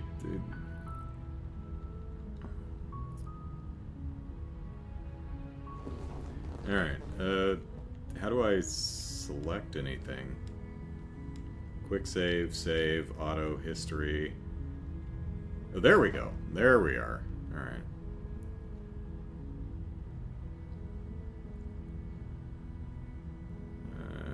Reward. Thanks for telling us, sweet of I can actually speak to the narrator? That seems weird. The end of the world? What you talking about? I'm talking about the end of everything as we know it. No more birds, no more trees, and perhaps most problematically of all, no more people. You have to put an end to her. Dipshit, I understand the concept of the end of the world. What I was asking, and I feel like you know that, you're just dancing around it, is why is this princess in a basement the harbinger of the world's end? But how can a princess locked away in a basement end the world? If you don't tell me why she's dangerous, I ain't gonna kill her. Any evidence to back this up? Have you considered that maybe, same thing, killing a princess can't, no. Let's see.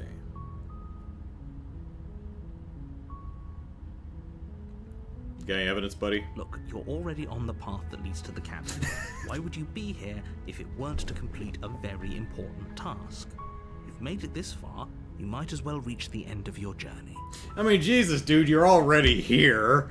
You know, there's a princess, there's a gun. 2 and 2 equals 4, buddy. that's the lamest shit I've ever heard. Why should I slay the princess? I mean, you're here. Jeez. But how can a princess lock to... If you don't tell me, I'm not going to... have you considered killing a princess? Can't. Forget it.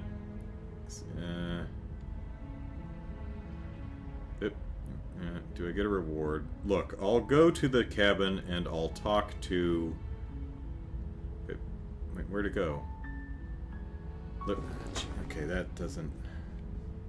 Can I not move... Why does the mouse not work? Can I... What?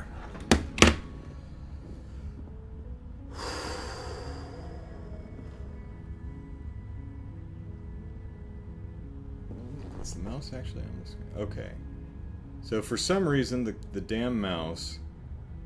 Can I scroll? Okay, here we go. Like, I cannot see the mouse on the screen. For some reason, the mouse is locked off of the active window.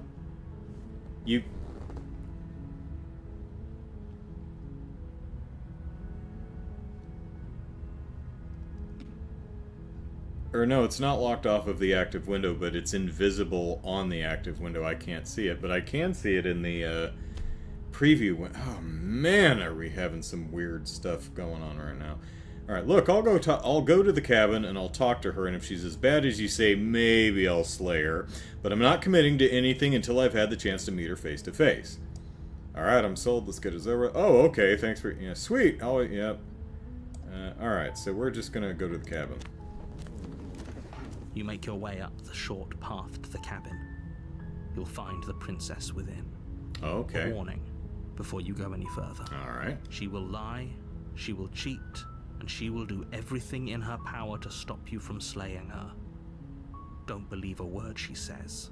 Well, I mean, I'd kind of expect that, Mr. Narrator. I mean, like, if someone came to slay me, I'd lie and cheat to keep them from slaying me, too. That seems like, yeah. We're not going to go through with this, right? She's a princess. We're supposed to save princesses, not slay them. Wait, the hero and the player are two different people? So I'm not actually the hero? Okay, that's an interesting choice.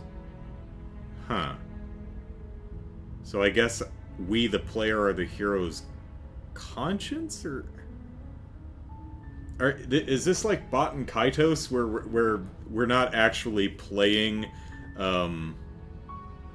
Callus or whoever was in Origins? We're actually playing the being that's like the... Okay. Ignore him. He doesn't know what he's talking about. Yeah, I think we'll proceed into the cabin.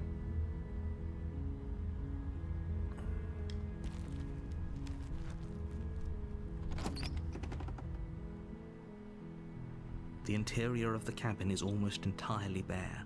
Except the for a air knife. is stale and musty, and the floor and walls are painted in a fine layer of dust. The only furniture of note is a plain wooden table.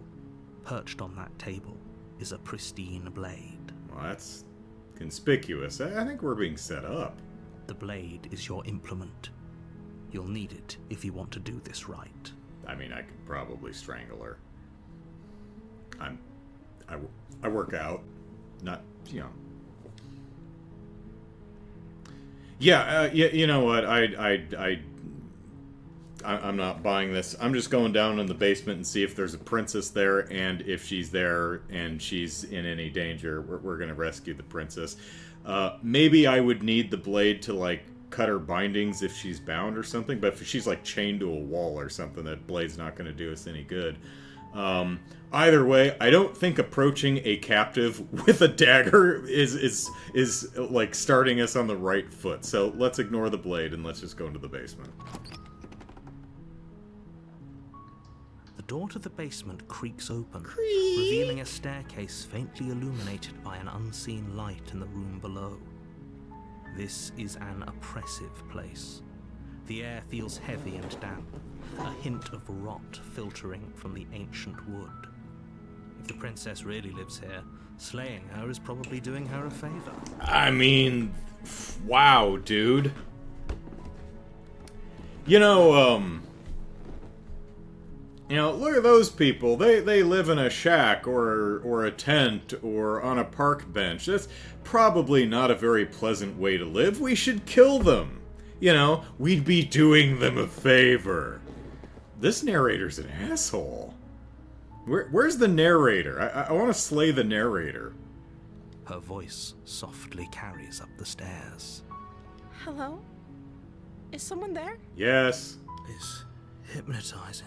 It is? It's the kind of voice you only have to hear once to remember it for the rest of your life. Okay, dude, you're being creepy. Shut the hell up. Don't let it fool you.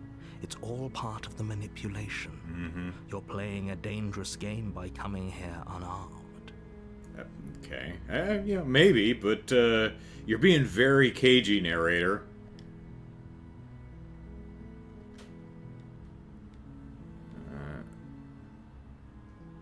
Hey, I think I'm here to slay you? What did she say? Let's, It's history? Is that there? Hello, is someone there? Okay.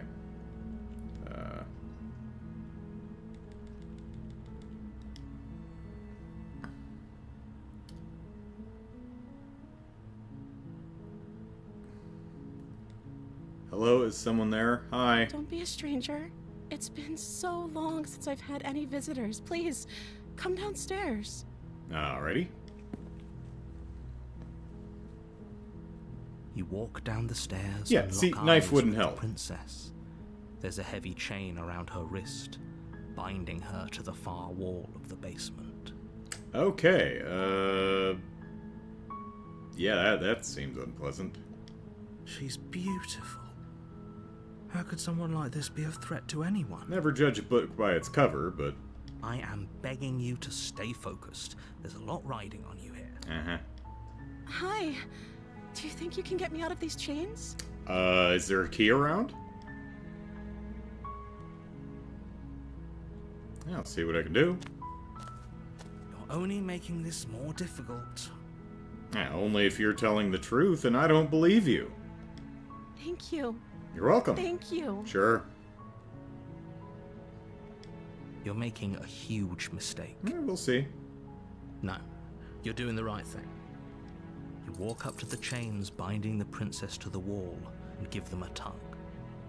They're large and heavy, far too solid for you to even imagine trying to break them apart. Well, I may have to come back with tools. I'm guessing you don't have the key? I'm guessing you don't either. Maybe it's somewhere upstairs. Doubtful. Whoever locked the princess away down here intended for her to never see the light of day. They wouldn't have just left the key to her chains somewhere in the cabin. Well, I mean, she can't get to it. But, you know, I could see someone walking off with the key. But there's a window here, so I think she could see the light of day. But I take your meaning. Didn't want her to leave.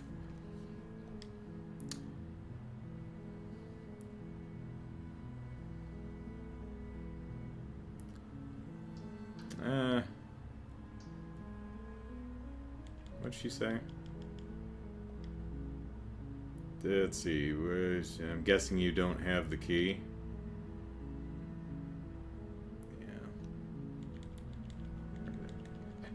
Yeah. Let's see.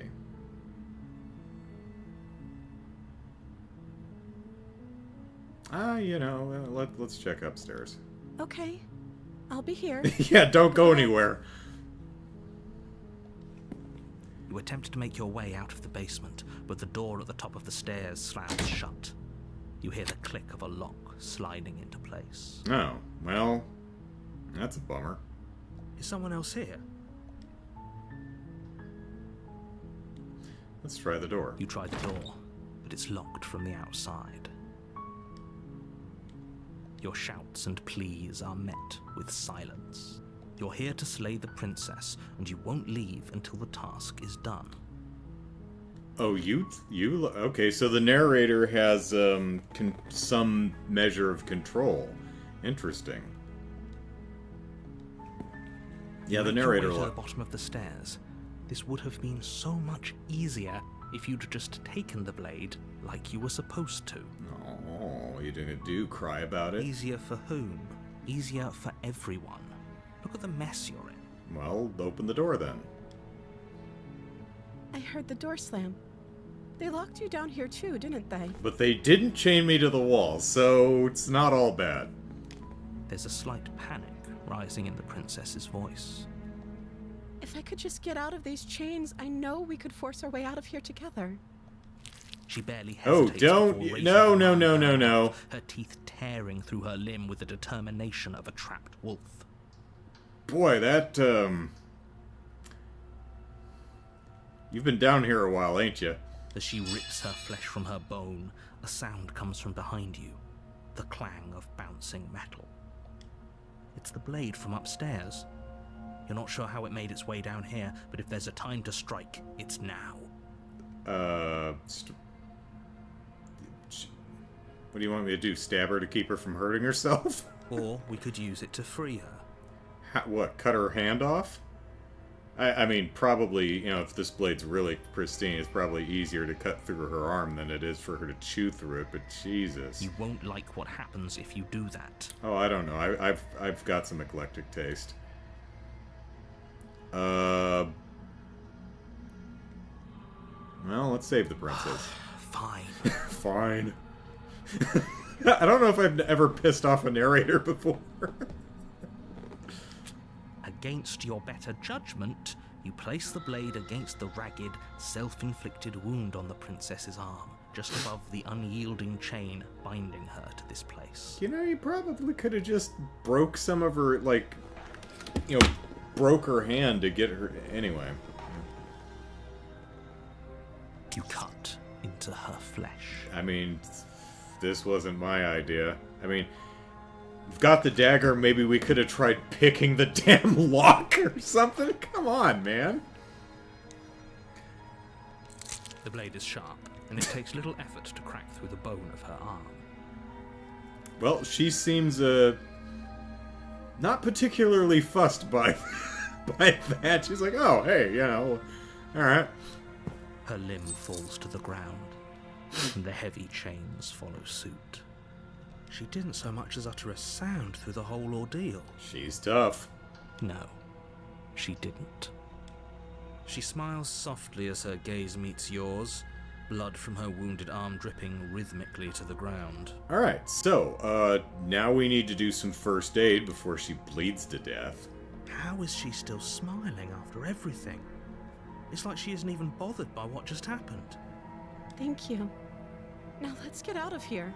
I mean, first aid? I'm thinking first aid, but I don't have any band-aids on me, but, we could, rip an article of clothing or something and, bandage that a bit. That probably stings.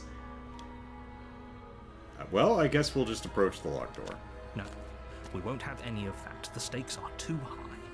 You can't just let her escape into the world. No, I can't just let her escape into the world. As the princess approaches the bottom stair, your body steps forward and raises the blade. What in hell am I? I noticed that the cursor, let's see if I still have it on the... Oh, hey, we can kind of move stuff around. Neat. Yeah, I noticed that the cursor itself is kind of like a clawed hand or something. Apparently that's our hand. So what the hell are we? Wait, this isn't fair. You can't just do that. Watch me. What are you doing? I don't know. Oh. There's a warn her. Alright. Where'd the... Okay, let's... Stop that. Something's come over you, hasn't it? You know you don't have to do this, right? Yes. I know. Your body lunges forward, the blade held low, ready to sink into her heart. But the princess dodges, stumbling back against the wall before the blade has a chance to connect. Run!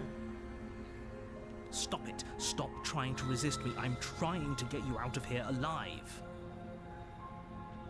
With how easily she bit through her own damn arm, I have a feeling that the princess here is pretty tough and could take us if she really wanted to, so I wouldn't get on her bad side, and trying to stab people is one way to get on their bad side.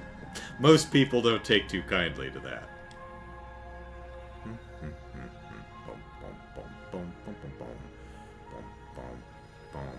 The blade. Move the blade. No. As your body remains frozen in stubborn resistance, the princess takes a cautious step forward. Hey, princess, could you, see if you can... I don't know if it's safe, but maybe try to take the knife out of my hand. Also, I need a manicure. And maybe some calamine lotion. I don't know what's going on here. We both know this isn't you. Do I recognize this, the actor's voice here for the princess? She sounds familiar. She nervously reaches towards you and takes the blade from your infuriatingly rigid hands. What are you doing? This guy sounds familiar too. Don't know that I recognize the hero's voice, though.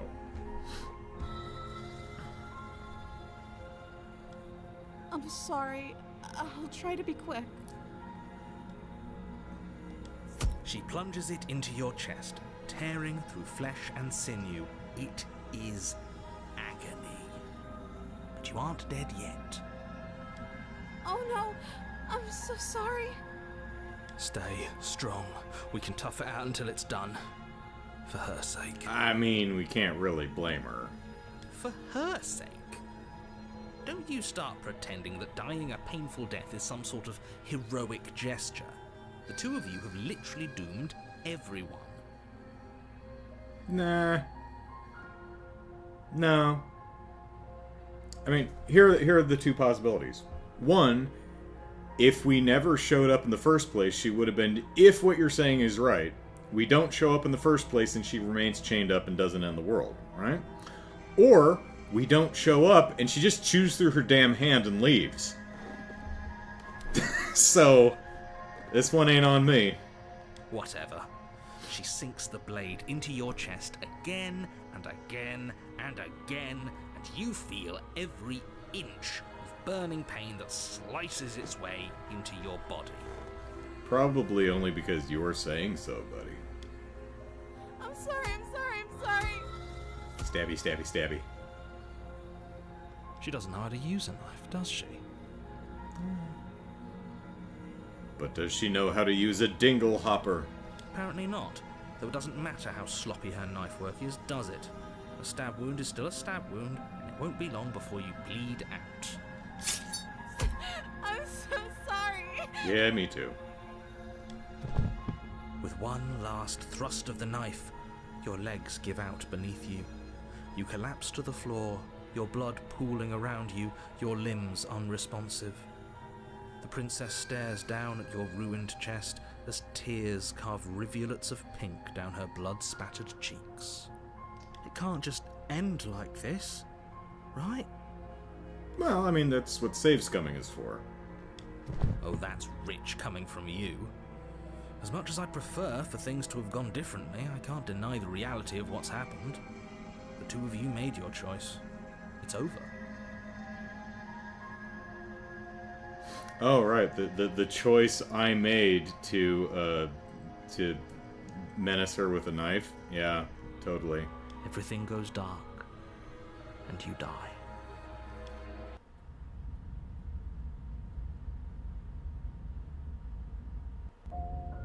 You're on a path in the woods, and at the end of that path is a cabin.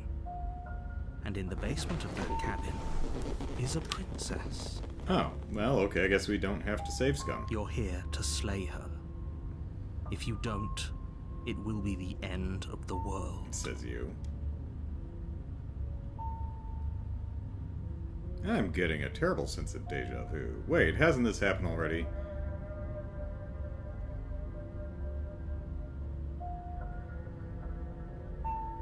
Alright. Screw this guy. To the cabin! A warning before you go any further. Let me guess. She will lie. She will If only you knew what you did to us, you villain. The voice of the smitten? Excuse me? Try like I picked the wrong live stream to go audio only. Forget he said anything. How many voices are in my head? But he is a villain. He made our beloved brutally take our life last time. He's trying to keep us apart, but he won't be able to withstand the power of our love. Can someone stab this guy? Last time? What are you talking about? I think he just likes to hear the sound of his own voice. Let's try to ignore him. I do, but I also speak from the heart. My passions are too great to be stifled. They must be expressed. I mean, if there's anything worse than having multiple personalities, it's your multiple personalities just being obnoxious. Sure, yeah, your passions are strong and all, but not everyone needs to hear them. Some things are better kept quiet. Yeah. Don't pay their bickering any mind. Focus on the task ahead. Into the cabin.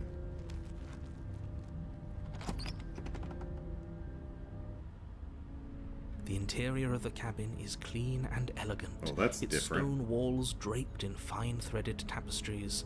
A prison befitting a royal prisoner.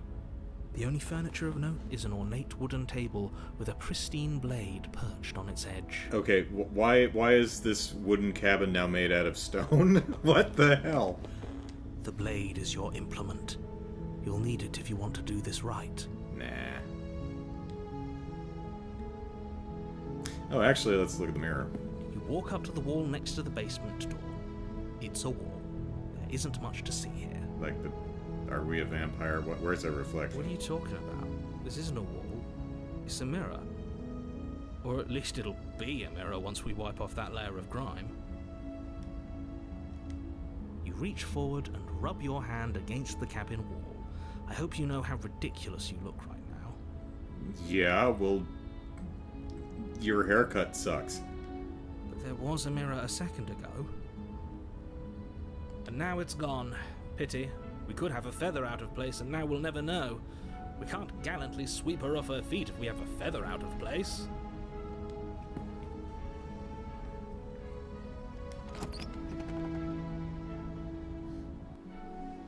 The door to the basement creaks open, revealing an intricate stairwell. Gold-trimmed carpet glimmers in the light of the torches positioned along the walls. The basement almost seems welcoming in the dim firelight. But it's still a stone basement. If the princess lives here, slaying her is probably doing her a favor. Did a princess run over your dog? What the hell, dude? A soft voice carries up the stairs. Hello? Is someone there? Yeah, we're back. Her voice.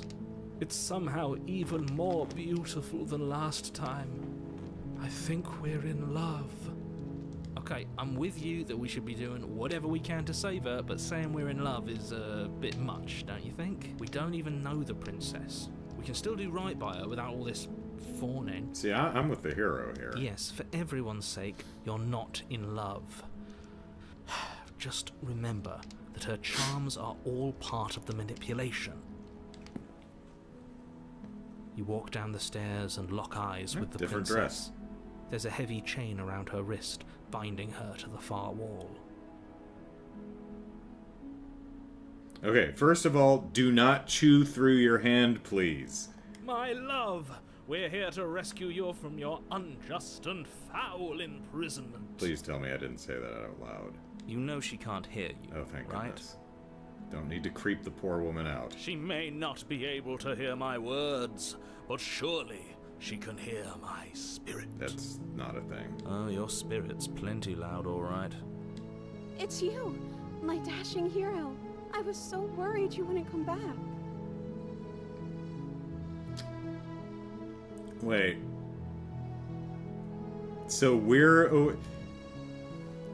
all aware that we time looped, or save scummed, or did something? Huh. Did you hear that? She said we're dashing. Of course that's what you focused on. And she called us a hero. Dude, that's... How deep are you going to bury that lead? Flattery really goes a long way with the two of you, doesn't it? I'm not with these two. Waiting for you to come back? You've been here before, haven't you? No. That's right, villain. And you killed us.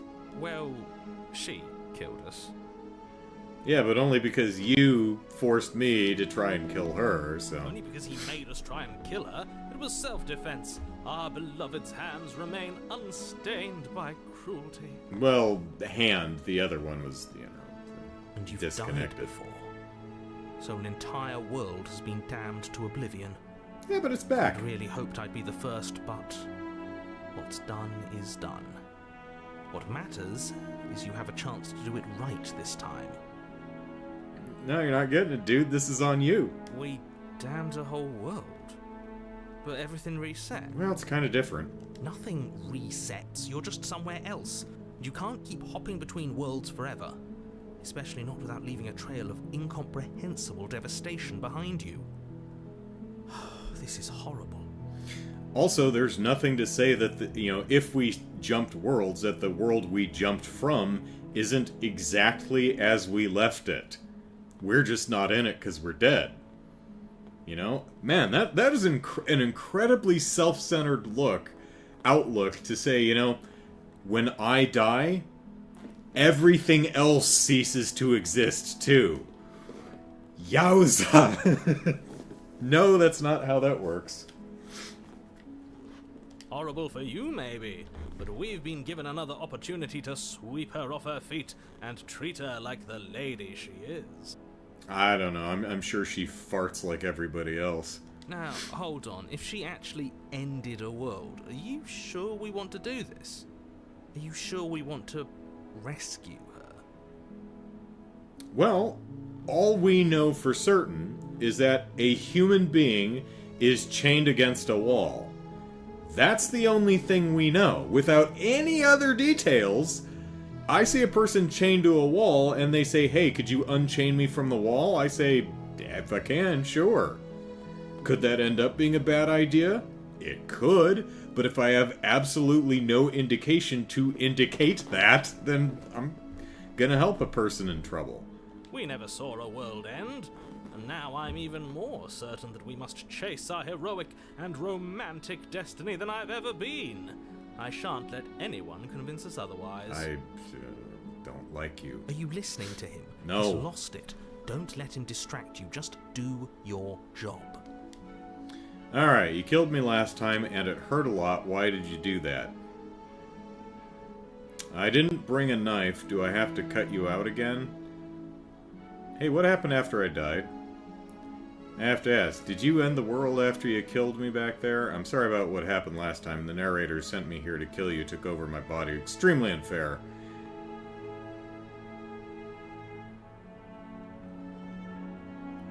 Well, I mean, yeah. Let's see.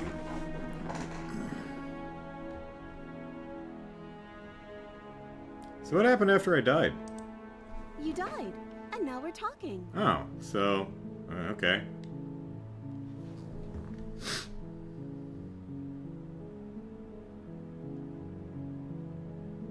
But before we started talking, world end? Did you end the world? Alright. You know, sorry about... You know, that was me. If another version of me was pushed to such drastic action, it was for good reason. Well, then try articulating that reason, dipshit. That's okay. You were just doing your best, and that's all that matters. Hey, well, I mean, no, that's not all that matters. You know, intentions are nice, but what you actually end up doing does kind of matter more, but, you know. She took that in stride. To a surprising extent. An almost unsettling extent, actually. Yeah. That's because she's perfect. No. Do you think she has someone like him telling her what to do? She doesn't.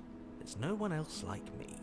I think he's right, because I like it better if she doesn't have some horrid little voice like him, always trying to drive her to violence. And I choose to believe the stuff that I like rather than the stuff that's evidenced. I'm a smarty pants. Alright, let's see. Rescue the princess! Rescue her? What are you talking about? Did you forget that she's a world-ending monstrosity? Still no evidence of If that. you wanted to unleash her onto the world, despite the complete moral disaster that would be, you'd have to get her out of those chains. Good luck with that. Alright, well, you're the narrator. I have a key in my pocket. Don't you see how dainty her hands are? We'll be able to slip her out with ease. What are you gonna do, spit on her wrists to lubricate it? No, she's a prisoner here. You can't just slip her hand through the chains. It's like I've been locked in here. I never once tried pulling my hand out of the cuff. If her hand could just slip out of the chains, why hasn't she done it already? Let's look under the rug. Because we've yet to present her with her freedom. Dude, I really don't like Mr. Smitten. Ugh. I'm not sure I follow. Would you rather believe me, a passionate heart guided by love and my own good nature? Or would you rather believe the devil on your shoulder who tells you what you can and cannot do? I think I'd rather believe in facts. Yeah. Ah, so you're one of those empiricists. Empiricist? Like a form of empirical? Like, is that a correct word form? I don't think I've ever heard anyone referred to as an empiricist before. One of us has to be. Then let me show you a brand new truth. Narrator, we courageously step forward and free our beloved from her bindings. No, I can't let you do that. If you take another step towards the princess, You'll what? Take over our body and force us to try and kill her? I would if you had a weapon.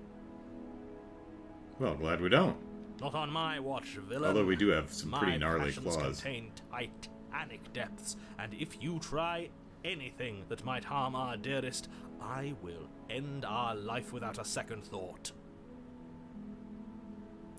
Tiberius says, I've heard it used to describe someone who only believes things they have direct empirical evidence for.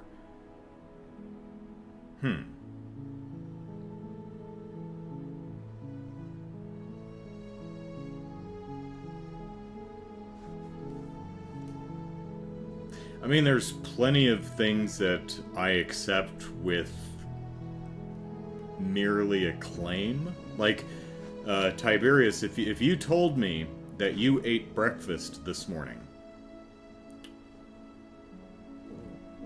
I'd accept that. I'd believe that.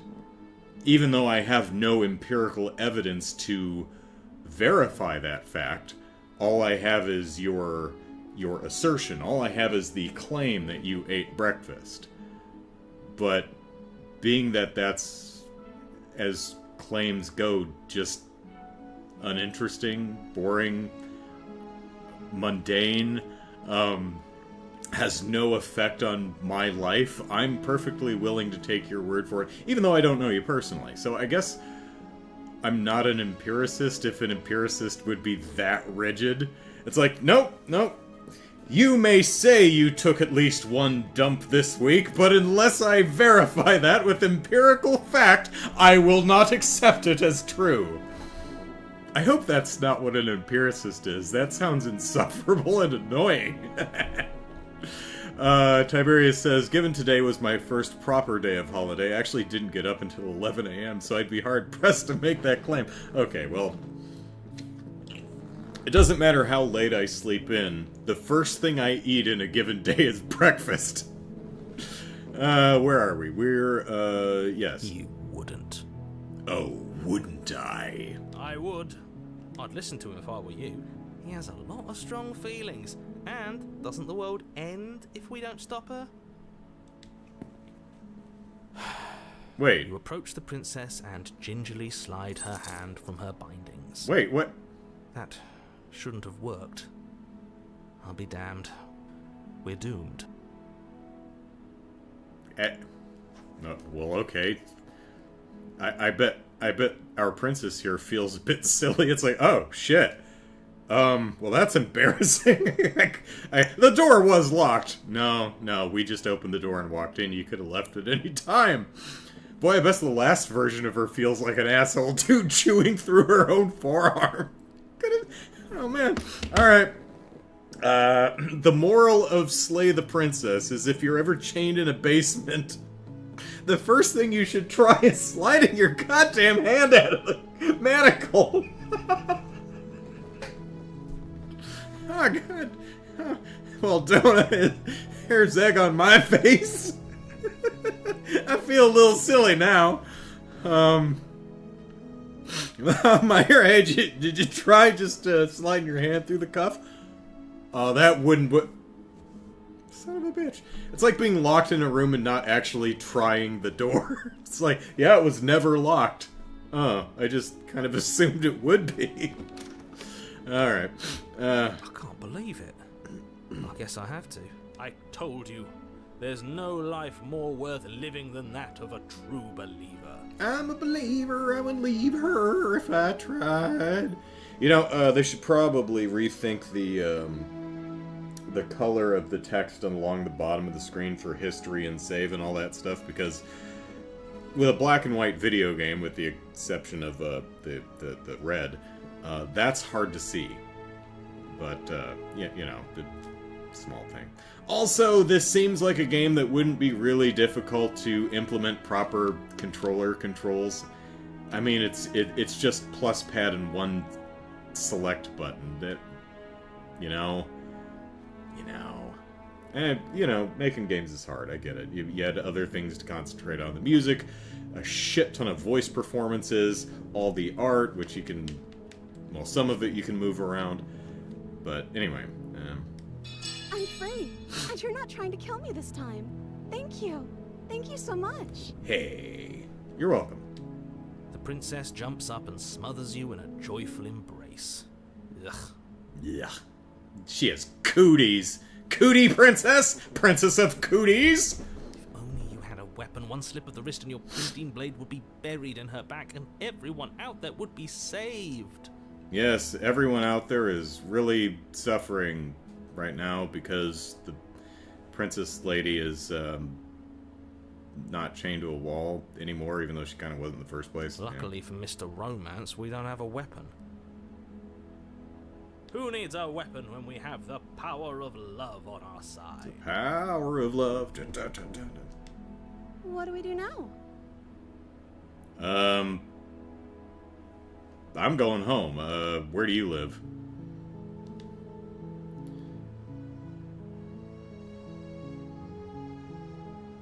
We leave. That sounds perfect. Yes. The princess takes your hand, the last hopes of the entire world slipping through your fingers as they intertwine with hers. I mean, we don't really need to hold hands or anything, but, you know. We have each other. We don't need the world for our happy ending. No, I do need the world, 'cause I live on it. It's important that for my happiness that the world I live on remains where it is. Because otherwise, I don't know how happy my ending could be if I'm just kind of free-floating through space. Kind of hard to breathe, I imagine. I like to think that you do, actually. Look, I have my doubts, but the choice has been made, and this is happening. You don't have to mope about it. And besides, if we, like, exit the cabin and trip and fall off the cliff to our death, we'll just respawn and we can do it again, so it's fine. I will mope about it, because moping is the only recourse you love-blind fools have left me with. You and the princess walk up the stairs, hand in hand. Ugh, look at the way she's smiling at you. She doesn't have to be so happy about this. And what happens after we walk up the stairs? Let's see. Oh, isn't that interesting? The door slams in your face. That was good line delivery. Okay, I like that. Oh, isn't that interesting? The door slams in your face. Huh, well, wow, how about that? Oh, that's great. Whoever this narrator is, that was an excellent delivery. I like that. Good job. That's a familiar move. Did I do that last time? Then you should know that you won't be able to leave. Oh no! Did someone lock us in here? That's not fair. We're supposed to leave now. She's right. It isn't fair. But the unfairnesses of the world are no match for the strength of true love. Enough with this true love nonsense. You just met her. Of course you wouldn't understand. Our passions run deeper than anything you have ever known. Are you listening to this? You don't have to go along with the every whim of that delusional voice. Oh, I'm definitely not. I'm just along for the ride at this point.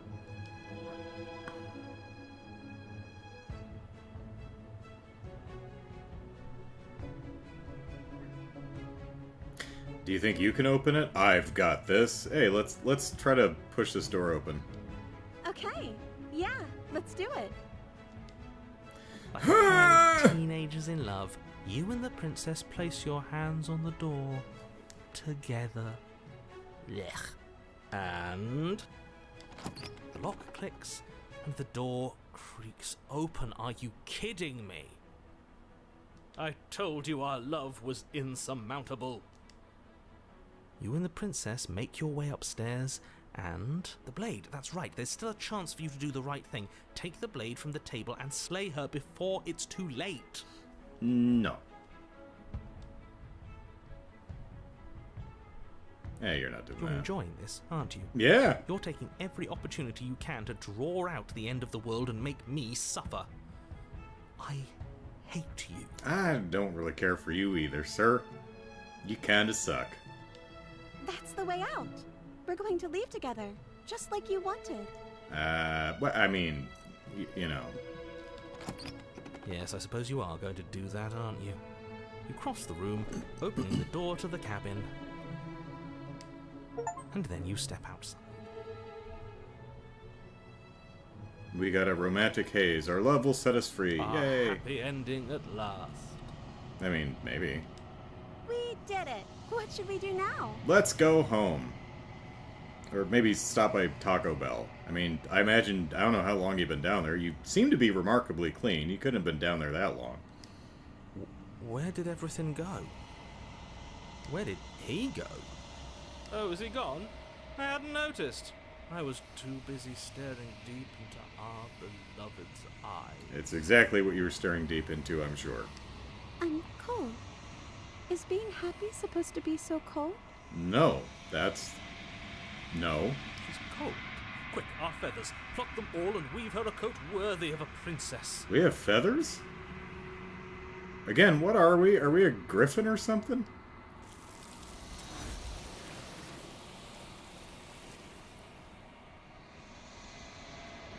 Someone got handsy with the princess! But you don't get the chance to take that jacket. Was this supposed to be voiced or not? Well, there's no name on it, so. But you don't get a chance to take that, to make that jacket. Something has taken her away, and it's left something else in her place. A mirror. She's gone. Where did she go? Should we try and find her? I don't know. She's not locked in the basement anymore, so. Is that a mirror? Why is it here? Why now?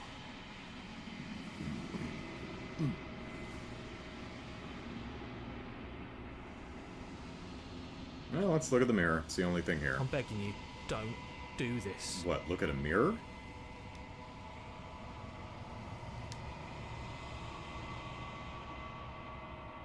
You approach the mirror, the only object in existence, apparently. This doesn't feel right. It feels different. Final. Woo, we win! Yes. I fear that we won't like what we'll see. What if we just sit here and preen for a while? That can't hurt, right? Pruning can go horribly wrong. It takes skill. The voices feel small, distant as you approach. Let's gaze into our reflection, see what we are. Silence as you reach forward. They're gone, but the mirror remains. It's time for you to see what's in it. It's you! It's you.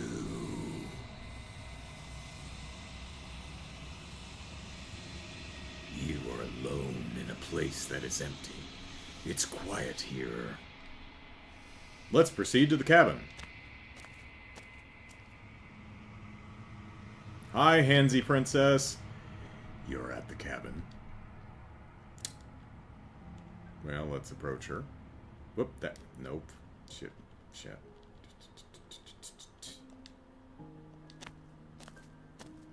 Hey, lady. Something finds me in the long quiet and brings me the gift of a fragile vessel. Kind of reminds me of Ghostbusters, where the terror dog hands reach out of the couch that Dana Barrett's sitting on and grab her and then haul her ass into the kitchen.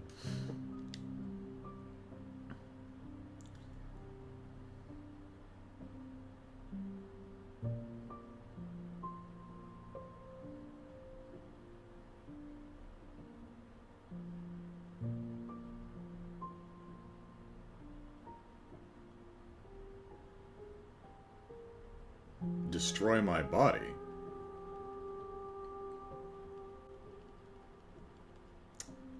Where is the... Alright. Gift of the fragile vessel. Yes. Nerves and fibers to feel the worlds beyond. Oh, your body, okay. Perspectives to make my own. Fun. This one is soft and delicate.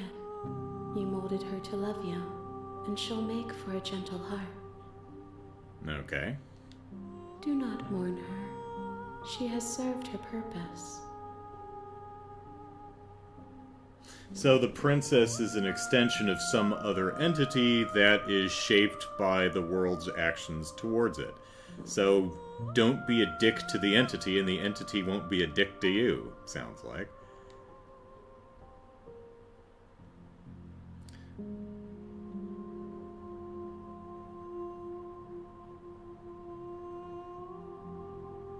What happens now?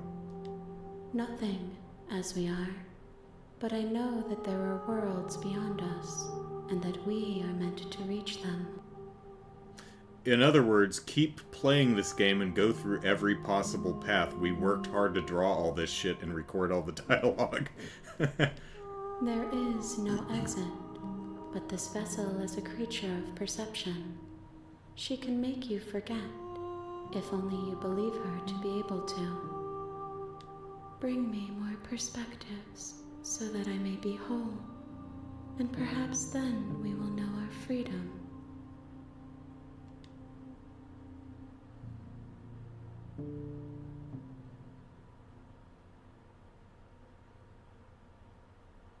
Alright, let's see. Are you afraid Aren't you afraid I'll find a way to kill you? How much will I forget? How many more pieces? What if I don't let you do this to me? I was sent to slay the princess to stop her from destroying the world. If I help you, is that what you're gonna do? Well, I'm curious, how much do I forget? Everything.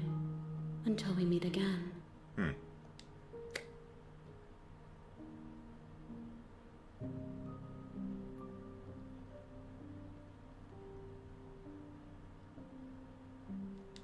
More than you have found, but less than there are to find. I am infinite. The rest will find their own way home.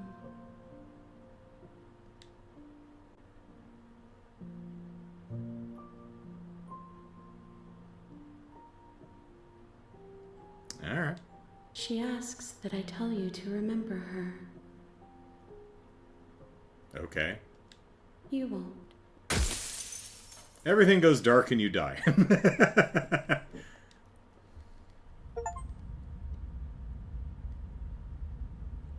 Bring the damsel to her. You're on a path in the woods, and at the end of that path is a cabin. And in the basement of that cabin is a princess. Really? I didn't know that. You're here to slay her. I didn't know that. If you don't, it will be the end of the world. Well, it hasn't gone well for me. Or her.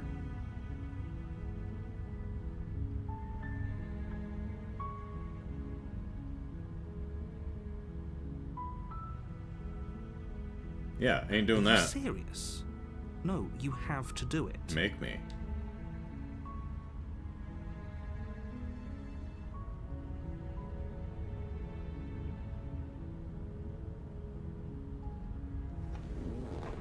And, let's see, and we leave. Seriously? You're just going to turn around and leave? Do you even know where you're going? I saw a Taco Bell a few miles back down the path.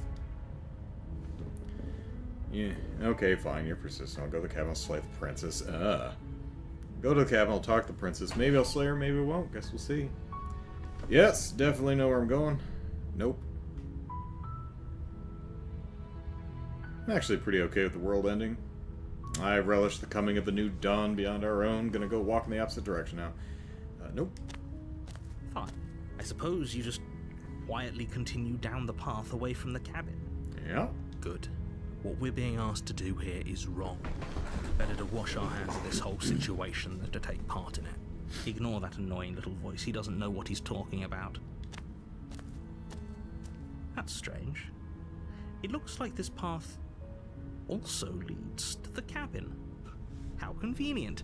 Everything's back on track again. Maybe the world can still be saved after all. Maybe. Turn around again and leave again. You're really keen on wasting everyone's time, aren't you? Yeah. It's remarkably selfish, if you ask me. I've already outlined the stakes of the situation. If you don't do your job, everyone dies. Like, dies. Forever. I don't believe you. Neener, neener, neener. Like, you know, I was talking about this earlier with Tiberius here. Like, he says they say they ate breakfast today. I'm inclined to believe them, because whatever. But if Tiberius came on here and was like, "Hey Andrew, you should go next door and kill the people inside, because that would be a good thing, because if you don't do that, the whole world will end." Okay, that I'm gonna need a bit more information on that one. I'm not willing to accept on its face, because completely different claim. You know, I had breakfast today. Go kill your neighbors. Two very different claims. Yeah, you know, one I need a bit more information about than the other. Alright, let's see. It's what they get for dumping me in the woods and asking me to kill someone for them. You're not emotionally blackmailing him to do this.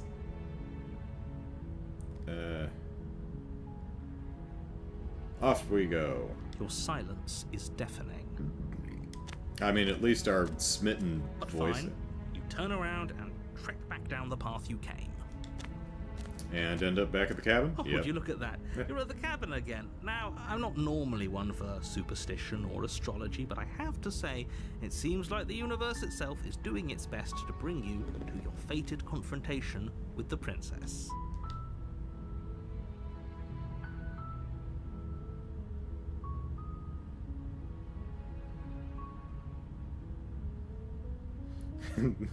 Peace out. There's always a choice.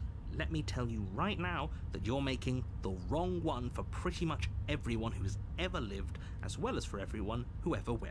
Like, wait, I'm making the wrong choice for all the dead ones too? How is that even possible?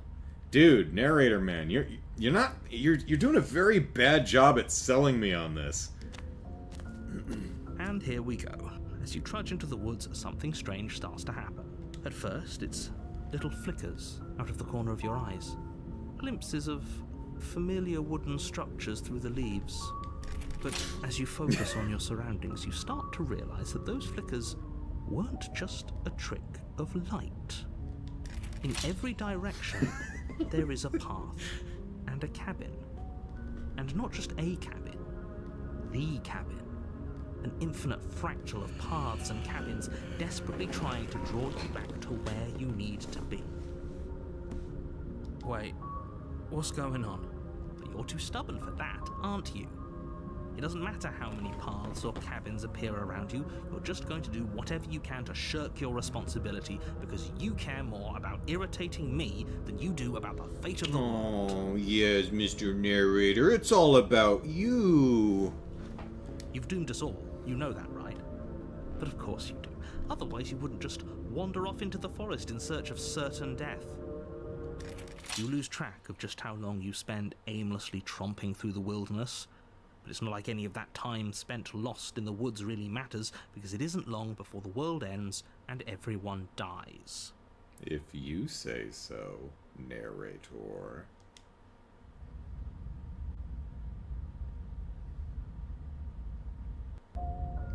You're on a path in the woods, and at the end of that path is a cabin. And in the basement of that cabin is a princess. You're here to slay her. If you don't, it will be the end of the world. As we know it, well, I feel fine.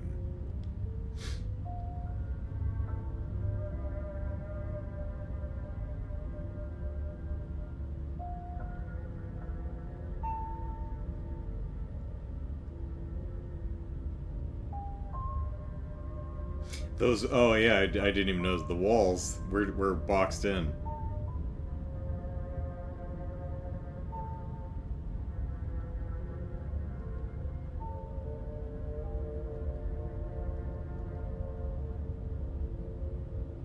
Stay in the woods forever.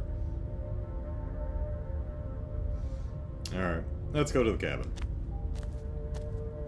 A warning before you go any further. She will lie, she will cheat. If we're stuck going in there, maybe we should believe her. Maybe she isn't a liar.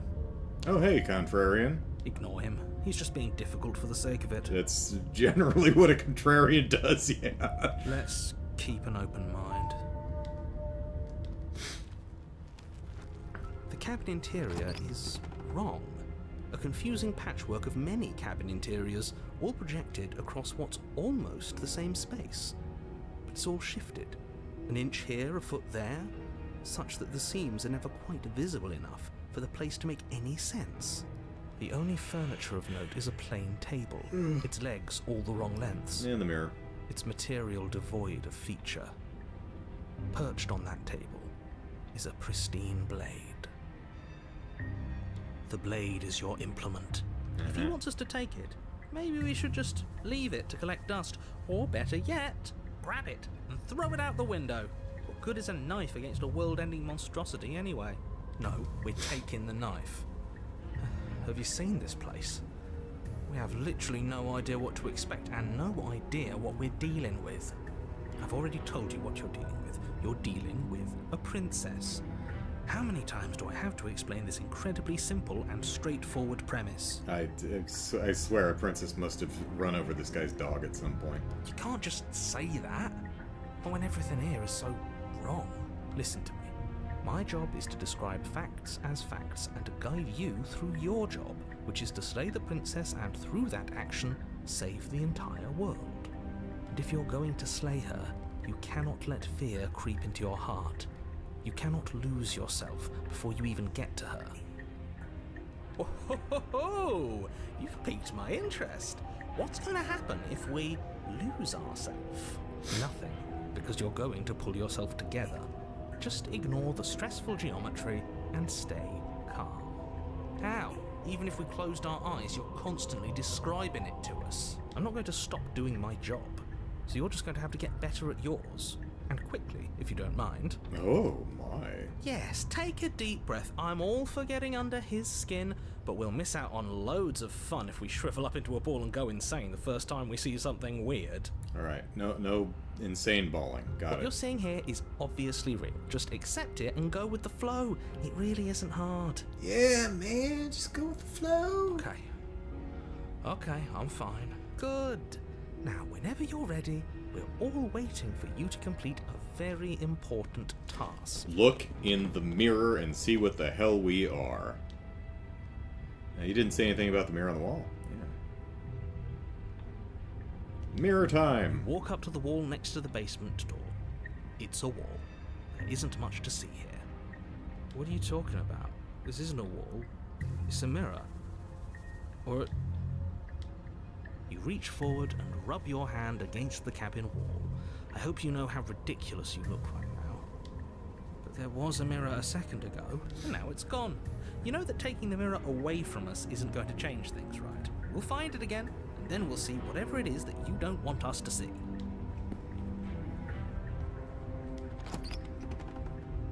The door to the basement creaks open, revealing a web of branching staircases all built from unidentifiable materials.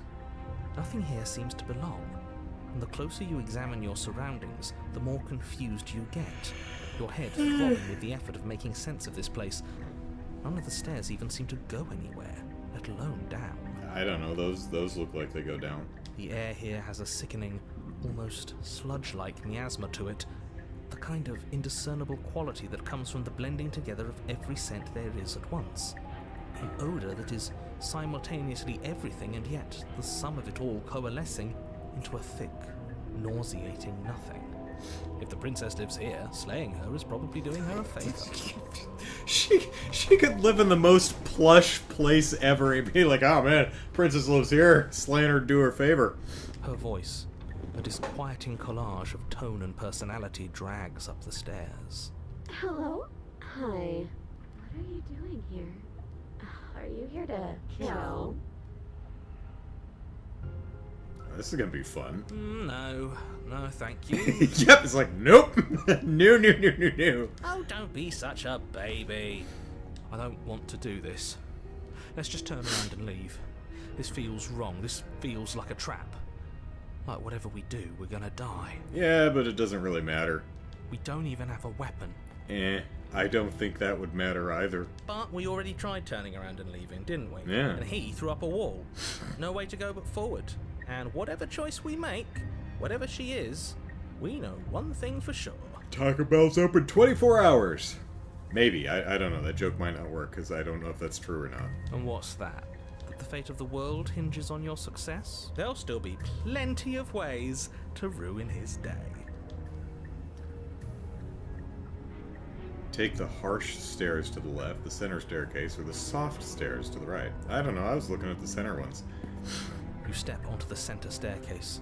Paths wind out around you in all directions, each step branching into its own staircases, which branch into their own staircases, and so on. You aren't quite sure if yours is taking you up or down, but at the very least, it's taking you somewhere. Well, I mean, the narrator's going to get bored of this shit before we do, so eventually the narrator's going to say, okay, the stairs get you where you're going. You concentrate on where you are, careful not to stray onto any of the many splitting branches that tempt you on all sides. You wouldn't want to have to backtrack to yours once you'd made a decision that took you someplace else. And so you take one careful, focused step after another. 1 foot down, another foot down, another after that. You lose yourself in following the correct pattern, in following what looks to be the true path, the one that cuts straight down, or up, or maybe sideways. But no matter the direction it goes, it certainly is the most true path. You know that much. Okay. You slowly lose sense of yourself the further you go. Time disappears, and you can feel yourself begin to untether. Physical sensations dull and then vanish, until the only things experienced are the endless repeating patterns and emotions of the journey, a continuous march forward to a destination long forgotten. Consumption and betrayal, skepticism and blind devotion, rivalry and submission, terror and longing, pain and unfamiliarity. And at the heart of it all, an emotion that can only be described as... Can I help you? Oh, no. Hey there. What the hell was that? What happened to us? I feel so strange. Like I'm fundamentally different, but also still the same person I was at the top of the stairs. Oh well, that was a trip, but now it's over. Time to get back to our old devilish ways. The princess, eyes bright but otherwise shrouded in darkness, watches you impatiently from the other side of the basement. Don't forget why you're here. I'm sorry, but we spent so long on those stairs flashing through iterations of our game life that I've plumb forgotten, Mr. Narrator. Maybe you can reiterate the premise. And why are we here again? In case you weren't listening, I'm afraid I lost myself on the way down. Hey, I guess I'm actually kind of close to the contrarian. You're here to... He's just being an ass. We remember. Though I'm still not sure if we should trust you. No, we definitely shouldn't. Let's talk to her for a bit. Try and get our bearings. She seems normal. Yeah, it's just a normal person with normal eyes that glow in the dark normally, like normal eyes do. I'm sorry, I didn't realize I was here. What's your name? Getting down here was weird, like I was pulled apart and put back together again. Do you know what happened? For all I know, you're locked up here for a reason. Do you know why you're down here? You're apparently a threat to the world. I was sent here to slay you. Alright.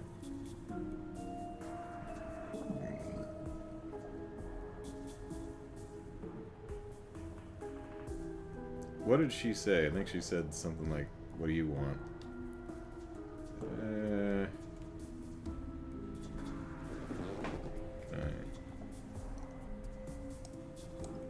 Oh, there we go.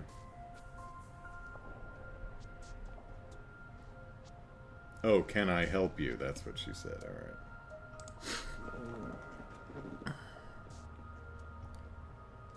Sorry, didn't realize I was here. And yet here you are. How strange. Do you remember anything at all? Do you know why you're here? Do you know me? Nope. The shadows recede, revealing the princess's face. She's so blank. I have no idea who she is. Isn't that fun? A new puzzle for us to take apart. If she's keeping her cards close to her chest, it's because she wants to deceive you. It's okay. Don't worry. Sometimes I get lost here too. Yeah, Mr. Narrator, you just can't trust someone who isn't forthcoming with needed information. Weird, eh? As the princess speaks again, it's almost as if she fractures. And where there was once just one of her, there is now another. We can do that? I don't like this. It's those cabins all over again. Can we put her back? Again? Have you been here before? Should we tell him? Nah, let him stew. Right, I'm telling him. Yeah, we've been here before, but we never went to the cabin. We just turned around and left until... It's hard to describe. Until the only thing we could see was the same cabin going on forever. And then you told us that the world ended and we died. And then we woke up, and I'm pretty sure you're familiar with all the rest of it. It seems to me like you saw something you weren't supposed to have seen.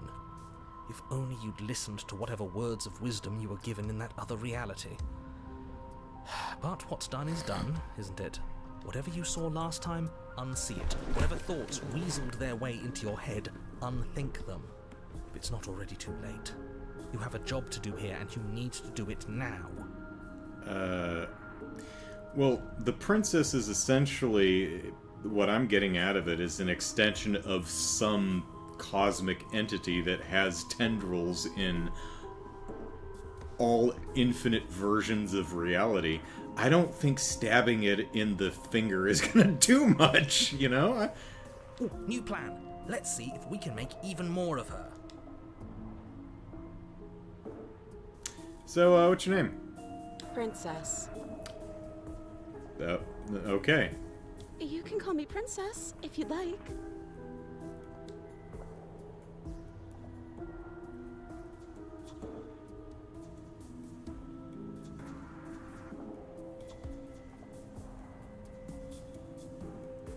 I don't know what you are, but I can't trust you. I can't trust anything here. Leave her in the blacksmith. Retrieve the blade. Getting down here was weird. Do you know what's going on? I don't remember what it was like before I was in this place. Why would I know what happened to you? How about you, Princess 2? We're probably stuck down here forever, aren't we? There's no way out, and barely a way in. No, getting here hasn't really been a problem for us. Sometimes I feel like I'm being pulled apart too. It's so terrifying down here. But at least now you're not alone. And I'm not alone either. Yeah. That's one way to look at it. There must be something wrong with you. I'm the same as I was a moment ago. I don't feel like I've gotten any bigger. And what's that supposed to mean? Are you trying to get under my skin? She fractures again. I don't like where this is going. Neither do I. Which is why you need to slay her now before things get more complicated than they already are. How would we even do that? Where would we start? We'd always start by retrieving the blade. Can we even leave this place? I don't like thinking about what might happen to us if we have to go back through those stairs. Oh, well, I'm sure the dagger's down here with us. Doesn't seem to matter whether we grab it or not. Well, that's where the blade is. If you want it, you'll have to go and get it. Mm-hmm. Okay, this was fun for a bit, but we can't even really interact with her, can we? What's the point of asking questions if all we're going to get is a million answers? Can't even follow what's going on anymore. We need to get out of here. This whole place is making me itch.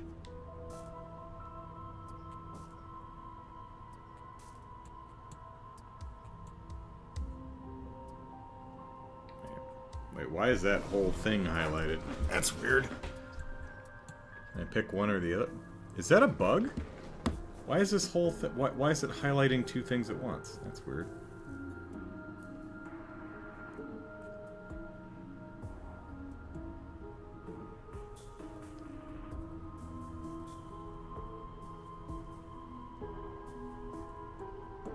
Yeah. So it highlights all three at the same time? That's weird. Wait, that's not right. Go on. You take a step forward.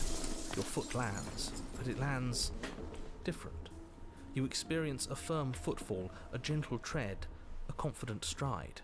You can feel yourself rupture.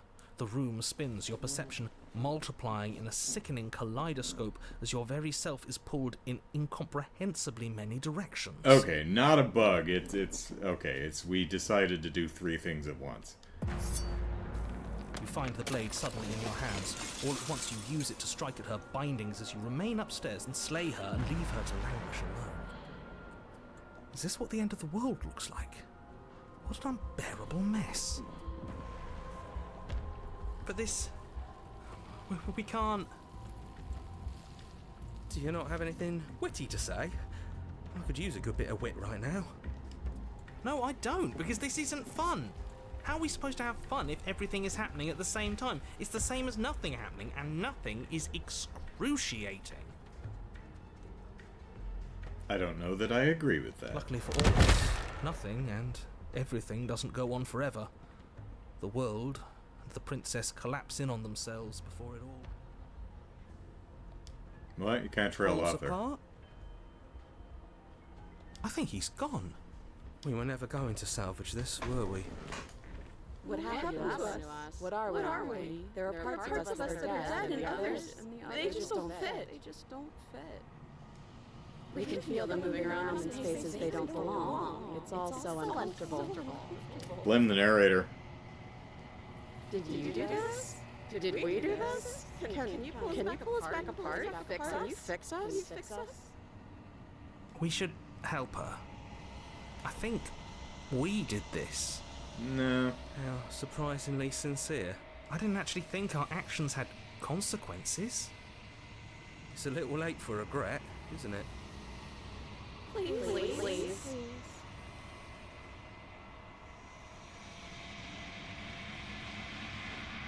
I'll do my best. Oop, there go the hands again.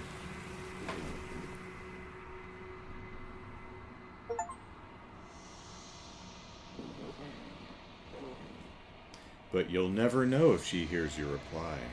She's gone. Memory returns. She's gone. Where did she go? Should we try and find her? And there's that mirror again. Why is it here? Why now?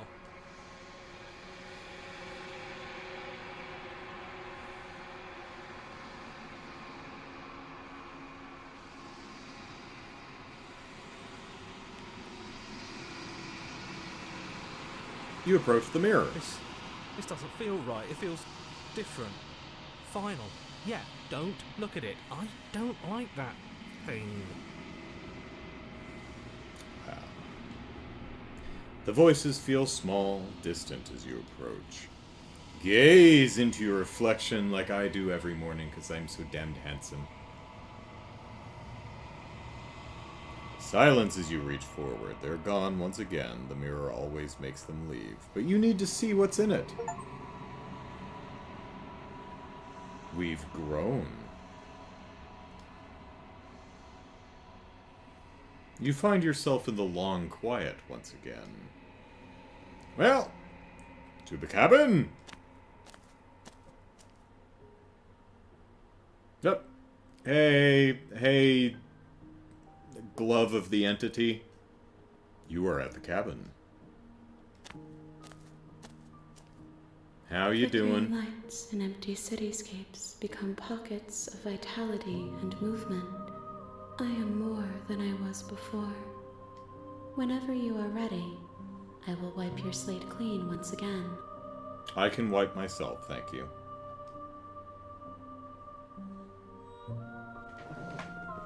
Are you the same being as you were before? How much have you changed?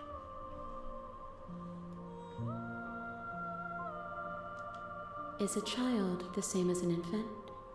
I am an unbroken pattern, but every vessel gives fresh perspectives and carves new avenues of expression. I am different, but I am the same. So you've grown and experienced, okay. Eyes close in reflection. Perspectives meld together, and the breadth of my experience stretches to new corners. There are contradictions, conflicts in my nature, and there are familiarities that bind everything together. It feels correct. This is what I need to be. This is the only path forward.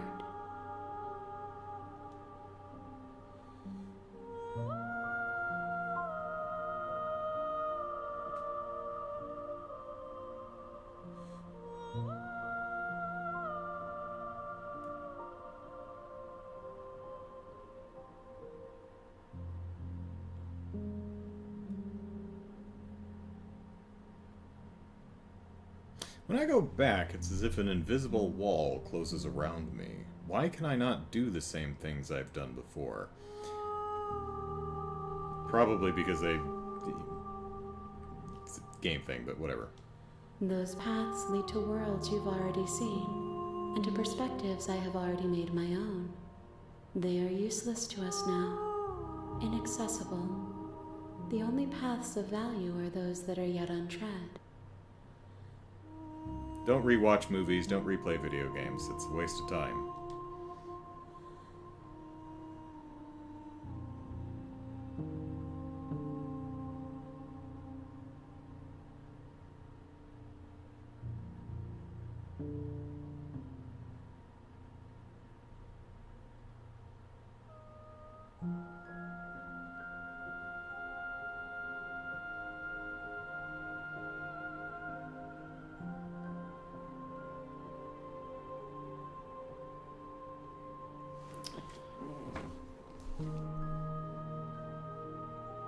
Any thoughts on this vessel?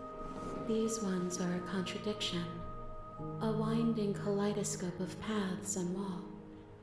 They are stretched into a shape not unlike me, but it is a shape they cannot hold. They will make for a rich and vibrant heart. Do not mourn them, for they will finally get to know themselves. Okay.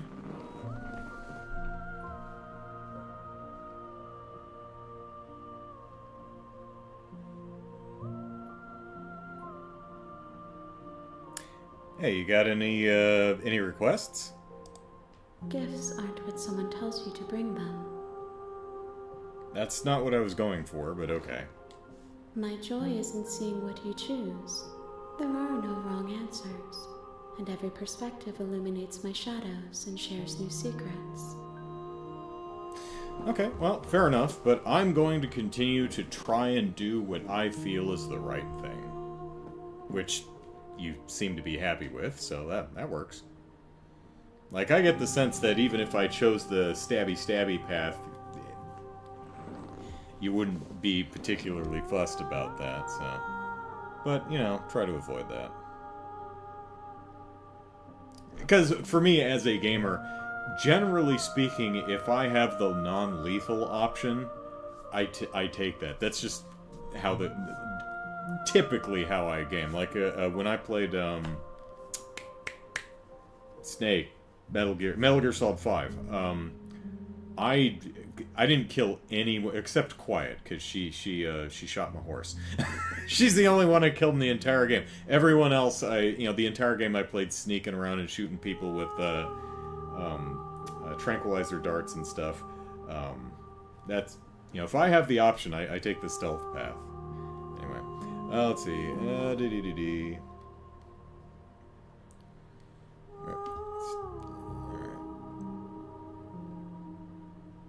Alright, I'm ready to go back. I will long for your return, but it will give me time to reflect on what I am.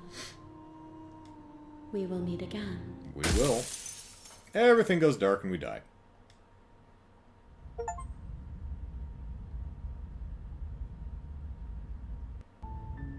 You're on a path in the woods, and at the end of that path is a cabin. And in the basement of that cabin is a princess. Alright, so I'm going to take a quick break, and when I come back, we'll provide the entity with... Jared's like, not me, shoot first, ask later. Which isn't to say I don't enjoy shooty shoot games, I do, but generally speaking, if I'm playing a game like Metal Gear Solid, I do the stealthy path. I don't know, that's just how I go, but anyway, I'm going to take a quick break, and we'll provide the entity with more vessels when I get back, so see you in a bit.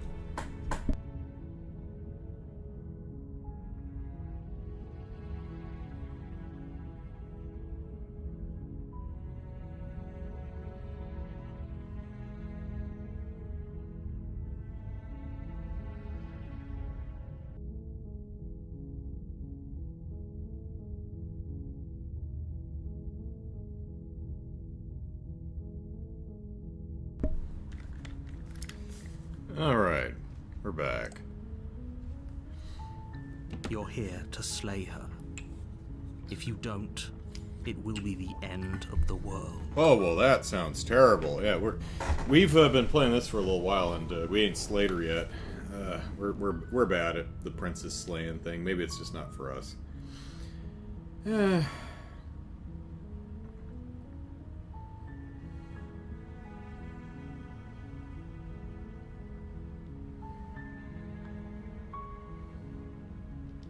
To the cabin! Let's see what happens this time. Up the short path to the cabin. Yep. A warning. She will lie. Yep.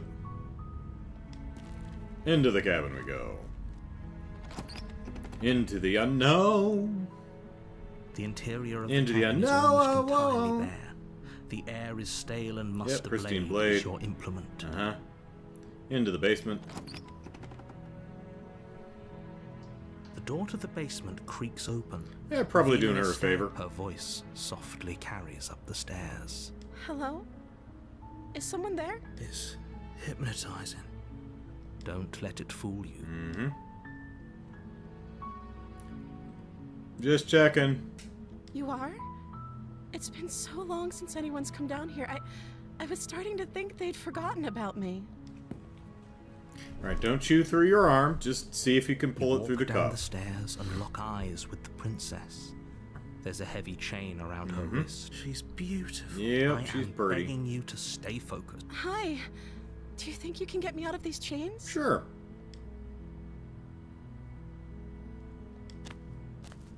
You're only making this more difficult. Thank you. You're welcome. making a huge mistake. No, you're doing the right thing. You walk up to the chains binding the princess to the wall. They're large and heavy, far too solid. I'm guessing you don't have the key? Yeah. Maybe it's somewhere upstairs. Doubtful. Whoever locked the princess away down here intended for her to never see the... Hey, you got any ideas? Maybe there's some way to break the chains? Or if that doesn't work, I guess we can always cut me out of them. I mean, ouch. She offers the suggestion with almost complete nonchalance. If we were stuck down here long enough, I'm sure we'd be nonchalant about cutting our way out if it meant we could finally be free. You attempt to make your way out of the basement, but the door at the top of the stairs slams shut. You hear the click of a lock sliding into place. Is someone else here?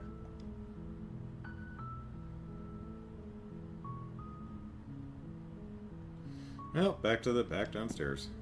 You make your way to the bottom of the stairs. This would have been so much easier if you'd just taken the blade like you were supposed to. Easier for whom?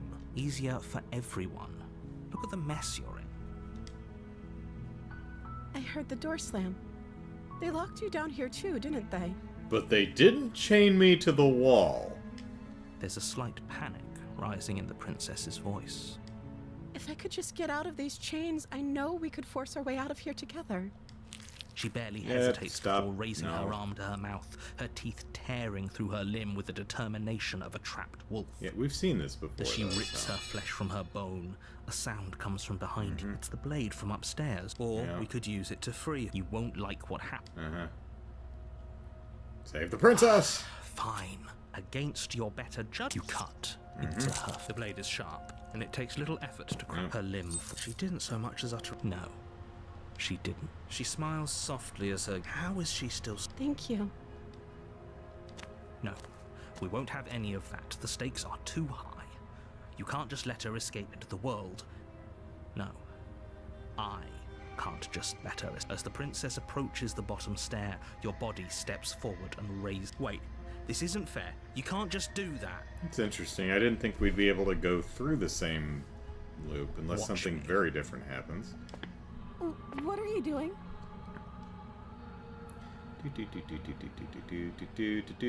Oh, can't warn her. Huh.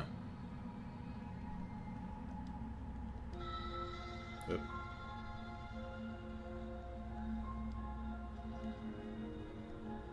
Okay, there's no going back now. I'm with you to the end. You bring the blade down to strike at the princess's heart. But she's fast. She ducks to the floor, your blade narrowly grazing her backside. Slaying her won't be easy now that she's free. We stabbed her in the butt. Okay, That's not right. Sorry about that. We could have gotten out of here together. Were you just lying to me this whole time? I don't know what's come over you, but if I have to kill you, then I'll kill you. Do you think I need both of my arms to do that? Honestly, no, probably not. She pounces on you with the same animal ferocity she used to tear through her arm. But you have a weapon. You raise the blade, digging it under her ribs, aiming directly for the heart. It's not enough to stop her. You feel her claws in your throat, then her teeth, somehow sharp enough to pull apart your flesh and sinew with ease. You collapse to the floor, your body unresponsive as your blood pools on the ground beneath you. She stares down at your ravaged form, eyes shining in the darkness, dress stained in red as her blood and yours both seep into the fabric. If we're lucky, the wound you managed to inflict will be enough to at least delay her escape from this place. If we're very lucky, it will kill her before she can reach the outside world. It can't just end like this, right? As much as I'd prefer for things to have gone differently, I can't deny the reality of what's happened. I'm sorry, but it's over. Everything goes dark, and you die. Oh, bummer. The witch? You're on a path in that you're here to slay. Yep.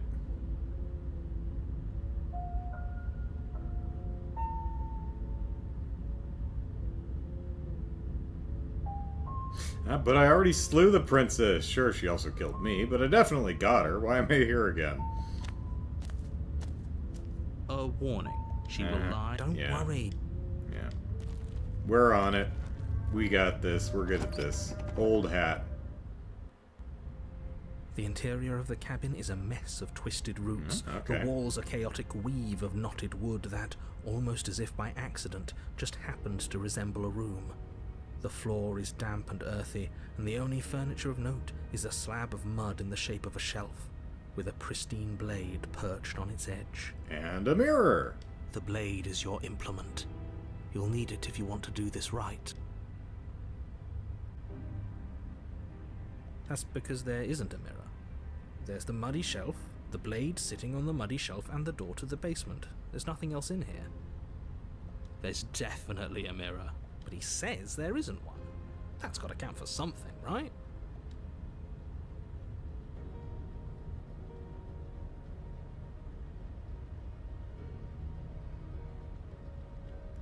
Doesn't matter. It does matter. Don't you care if we're being lied to? If he's willing to lie about something as innocuous as a mirror, what else is he hiding from us? Come on now. He's pretty much in charge here. When have authority figures ever lied about anything? Right. If there were a mirror in this cabin, and we were supposed to look at it, he would have told us about it. I'm not lying to you. Use your eyes. There is no mirror. Why would I lie about something so meaningless? What good would a mirror even do? Let you waste time preening yourself instead of doing what needs to be done. But there was a mirror a second ago. Well, at least we can all agree now that there's nothing to see here. Case closed. Good work, everyone. No blade. Hope you know what you're getting us into. It'll always be here if we need it. Sure, that was also true last time and we still died, but we definitely know what we're doing this time.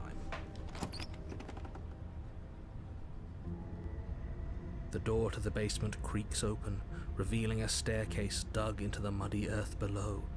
The ceiling is thick with roots that hang like locks of tangled hair. You know, being that she lives in a literal root cellar, do you think we'd be doing her a favor by killing her? The weak starlight from the cabin windows behind you can barely penetrate the gloom here, only illuminating the edges of an opening below.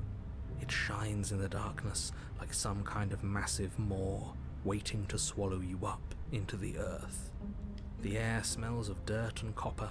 It's thick and wet, as if your lungs are being coated in mud with each intake of breath.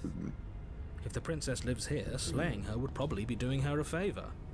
Her voice skitters up from below. Skitters, eh? Something nasty finds itself on my stairs. Come on down. Don't be scared. I probably won't bite. That's good enough for me. I'm not nasty. But you are. You're a wretched little thing. Well, screw you, lady. I'm leaving. I recognize that voice as easily as I recognized your nervous little footsteps coming up the path. I know who you are, and I remember what you've done. She must have you confused with someone else. She seems friendly enough. Maybe we can talk our way out of this whole situation. You can't. Unless you slay her right away, she's going to break free and end the world. There's no reasoning with what she is. Look, I'm just throwing ideas out there. I like to think out loud. I'm the kind of guy who likes a discussion. Don't we want to hear what everyone has to say before making any big decisions? Do you want to hear what everyone has to say? Or do you just want to hear yourself talk?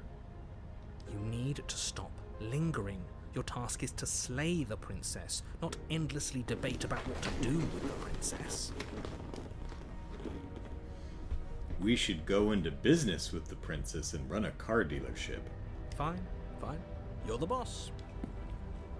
Oh, no option to... Thank you. You descend the basement steps, entering the dark room below. You can just make out the shape of the princess in the gloom. She's huddled against the far wall, her eyes bright and glaring from amid the thick roots. Hey, princess. Sorry about last time. Literally had no other option. I imagine that doesn't mean much to the stab-e when the stab-er tells you that they have no other option but to stab. You know, probably doesn't mean much to the stab-e, but for what it's worth. Sorry. And there you are, once again seeming to offer a helping hand while likely hiding the other behind your back. Fine, I'll play along for now. What do you want? She's acting like the two of you already know each other. Oh, no.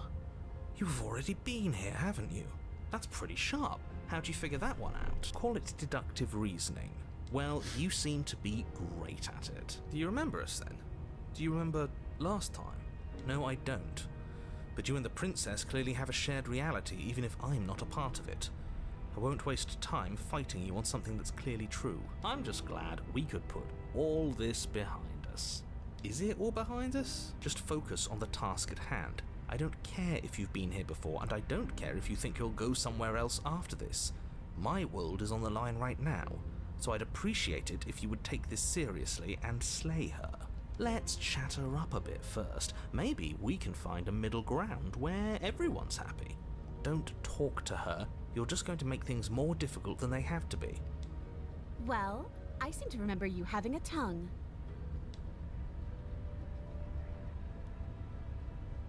Look, I made a mistake. We all make mistakes, right? I'm sure you've made mistakes.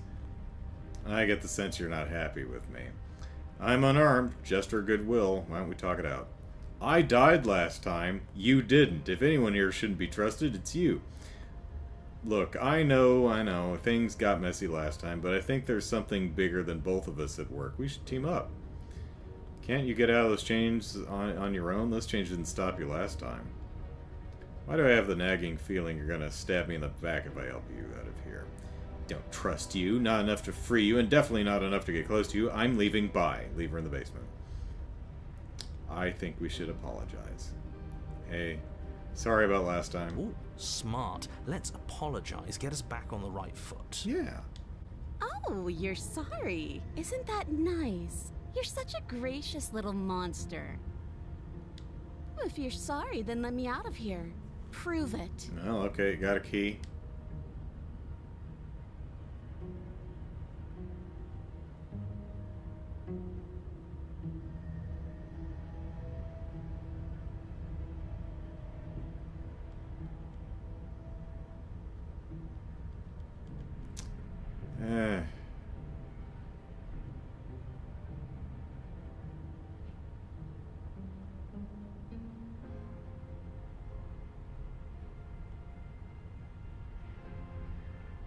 And since you're not happy with me. Is that a joke? Do you think a joke will charm my trust back? You'll have to try harder than that.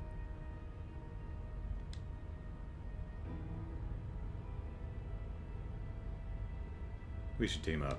I suppose you didn't come into my hovel of your own accord, did you? All right. I suppose I could team up. I need a way out after all. And unfortunately, you're the only one I have. Seems to me like she's offering a mutually beneficial arrangement.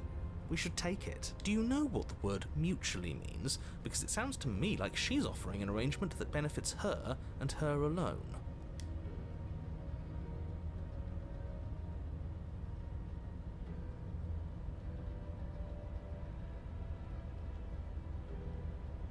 Well, didn't bring Blade down.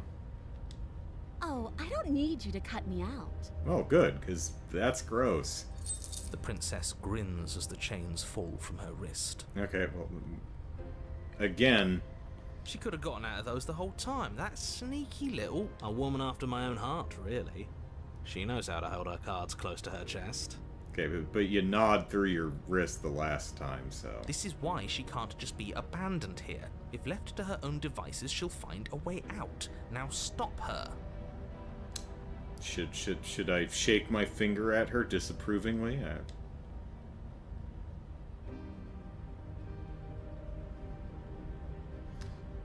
Okay then, let's leave. Yes, let's. She creeps forward, taking one cautious step at a time until you and she are face to face. She never breaks eye contact, even as the two of you find yourselves face to face. Nice tail. She's silent for a long moment, as if testing to see what you'll do now that she's within arm's reach. And Tiberius says, I'm playing through the Calvard arc right now, and you may be interested to know we've just had a shout-out to the ice cream girl in Grand Cell. Alright. Nona. No. Nona had the one at the front. The ice cream girl was it Sherbert or something? She's over on the east side. Nona was selling crepes or something. Anyway. After you, darling. You're the one it lets come and go. It's best Sorbet. if I follow... Okay. Not sherbet. Sorbet. Okay, that's pretty close.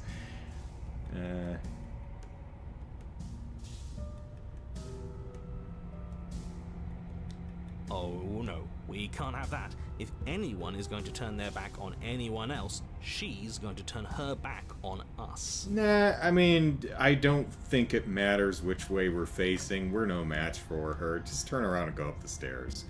It shouldn't matter who leads and who follows. We're working together here. Well, if it doesn't matter, then she can go first. We may be in this together, but that doesn't mean we have to trust her. Somebody has to go first, and it might as well be us. We're the ones who broke her trust last time. You're talking a lot about trusting someone who, by her very definition, cannot be trusted. Princesses? I don't know how many more warnings I have to dole out, but if you help her out of here, you're going to regret it. On to the stairs we go. That's right. You're the one who's going first. Don't worry, I'll be right behind you watching every single thing you do. You just want to stare at my tight buttocks. I know what you're going for. Well, drink it in, lady! That's exactly what I'm worried about. Actually, don't drink my buttocks. That's a horrible image. Why did I say that? You step onto the stairs and begin your ascent from the basement. The princess follows close on your heels, perhaps even a little closer than you'd like. You're only saying that because you want us to feel nervous. Don't fart, don't fart. Don't fart in the princess's face. I do want those things, but I want them for a good reason. I don't need you to trust me for my sake, because I already know that I'm right. This is for you. Oh, doing it all for me. I appreciate that, narrator. Can we walk backwards up the stairs? I think that's the smarter idea. She can't sneak in and attack if we're facing her. Now, you really want to see it coming? No. The stairs are a bunch of overgrown roots. You'll trip and hurt yourself. I mean, if I trip on a root and fall and bust my coccyx, it's probably better than getting claws in the face, or claws in the bum. I don't know. The princess is silent as you both continue the climb, and in no time at all, the upstairs of the cabin is within reach. Isn't that a relief? We're fine. Nothing happened. You're not even going to wait until you're through that door to proudly claim your victory, are you? What did you just say that? Are you gonna shut the door in our face or I something? think we know why. You feel something dig into your shoulder, sharp and piercing. The princess clawing at you and pulling you down with her full weight. Together you tumble back down the uneven stairs, your body and hers crashing against the unyielding wooden roots, until finally you both separate with a bone-shaking thud against the basement floor. You feel something pop. Ah, that was my butt. My butt popped. The princess lands against the far wall, gasping as she struggles to recover from the impact. You're still in shock. I mean, we trying to get a probably hold do of look yourself. delicious. She grins as you continue to remain exactly where you are, cackling derisively as she watches you realize that you won't be getting up. Wait, why won't we be getting up? I'm afraid your back is broken.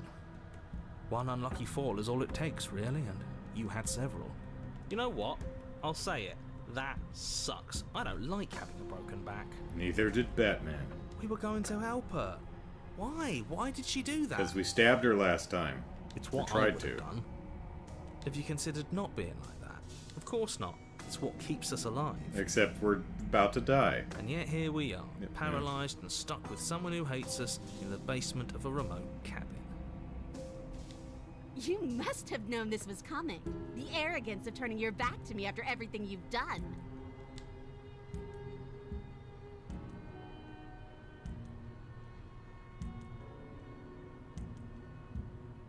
Eh.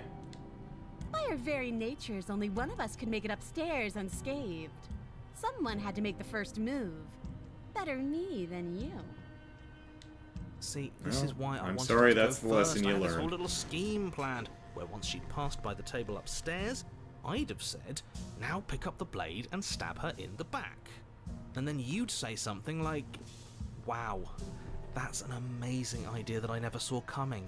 Thanks for looking out for us. And then you would have done it and we wouldn't be stuck down here with a broken back. There's just one problem with that. And what's that? She was clearly planning to betray us. And if she was in front of us, she would have gotten to the blade first. Ugh, you're right, aren't you? I thought this whole thing was ironclad, but really it was doomed from the start, wasn't it? The princess's body twitches as she tries to get up. You okay there, kiddo? Ho ho ho! So she's not as bad as us. Something inside me is broken. Isn't that a cruel twist of the knife? Isn't that so funny? No, it's kind of sad, actually. She eyes you with intensity, silence falling between you for a long moment as her gaze travels up and down your battered form. Seems I'm not the only one, though. Wait, are we both just stuck here? At least we got company. Certainly seems that way. What a way to go. But look on the bright side. In all this chaos, you may have actually managed to deliver a lethal wound. The world could be saved after all. We're going to die together. Isn't that a lovely treat? I wonder how long it'll take. Maybe I'll get to watch the worms lick your bones clean. Worms have tongues? Now I'm imagining worms with tongues licking things. And it's really unsettling. Is that really what's going to happen now? Hello? Are you still there? What happens next? He doesn't respond. I think he's gone. Something strange is twisting this place out of shape. I wasn't feeling much of anything, but now I feel cold. Yeah, well, the entity seems to have gotten the perspective it wanted out of this vessel, so next! Yeah, there we go.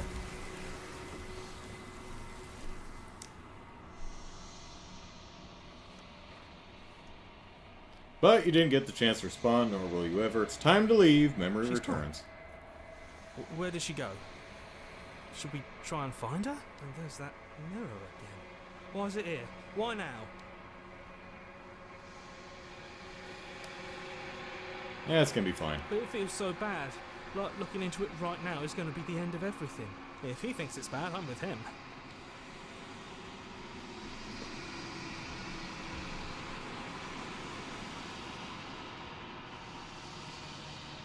I'll see you outside. It's gonna be okay.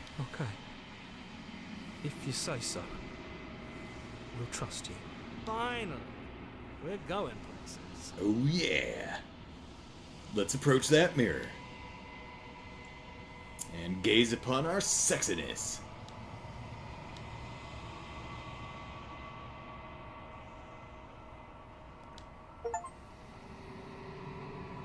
Oh, we've withered.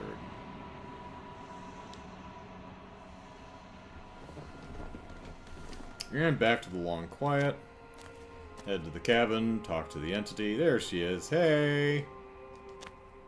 How's it going? I am a growing chorus of contradiction.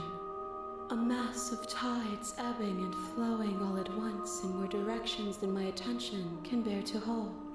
To look at any one is to shift them all into something new, and to look away is to reshape them yet again. All of me is changing, and yet the rest of me is still the same.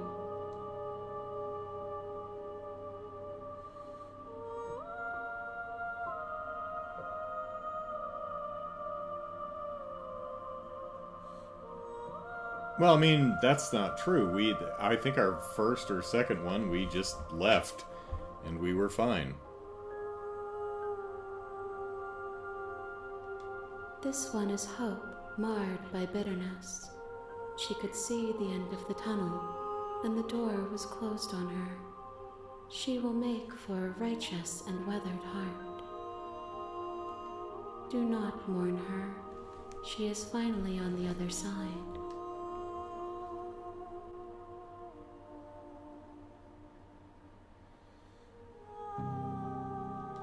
It changes me, but it doesn't make me worse, nor does it make me care for you any less.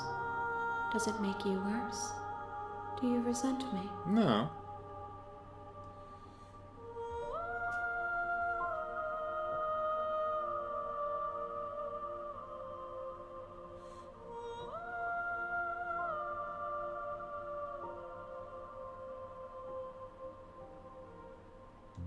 It does seem small from here, and the more we journey, the smaller each of those steps will be. But that doesn't make any of them less special.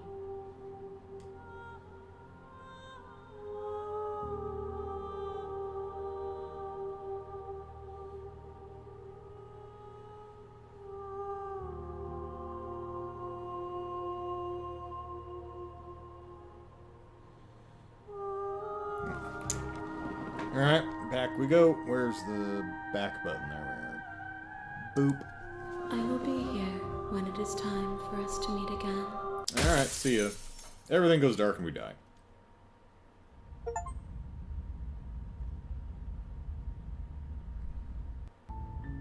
You're on a path. I am. You're here to... Yep.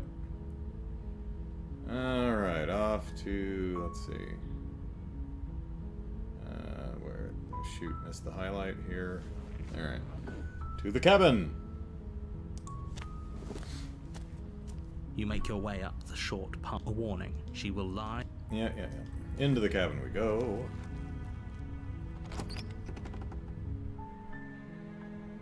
The interior No of the cabin is mirror. almost entirely bare. The blade Pristine is your blade. Yep. Into the basement. Let's see what we can do. The door to the basement creaks open. Probably doing her a favor. Her voice. Hello? This hip don't. Uh-huh.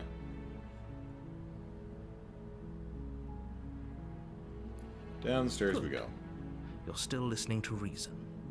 It would be better if you had a weapon, but you may still be able to do what needs to be. You walk down the stairs and lock eyes with the Dialogue princess. overlap.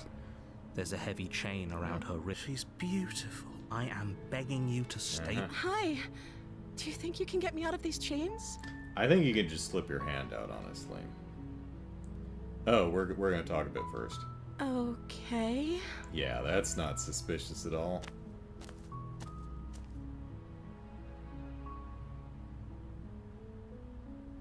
I don't know, maybe you're locked up here for a reason.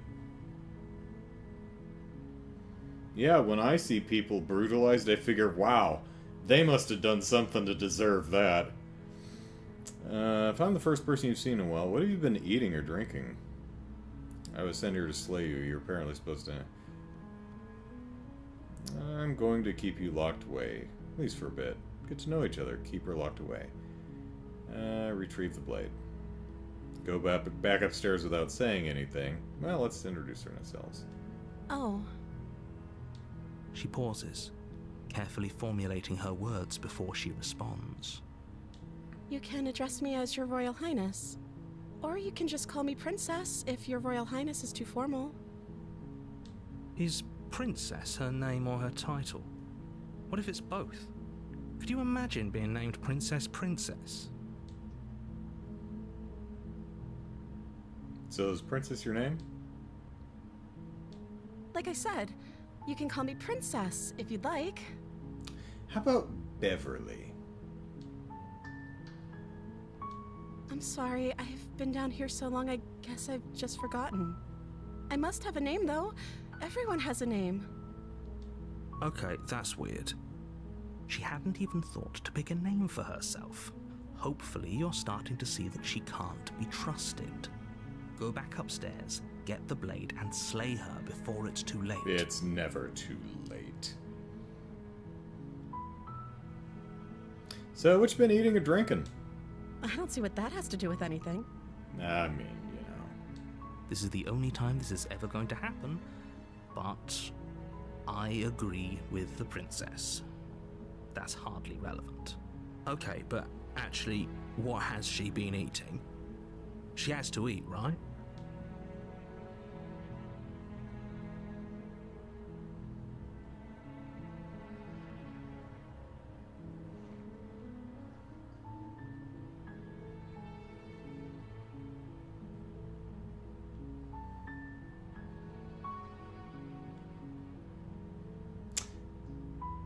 You know, I was sent here to slay you. Apparently supposed to end the world.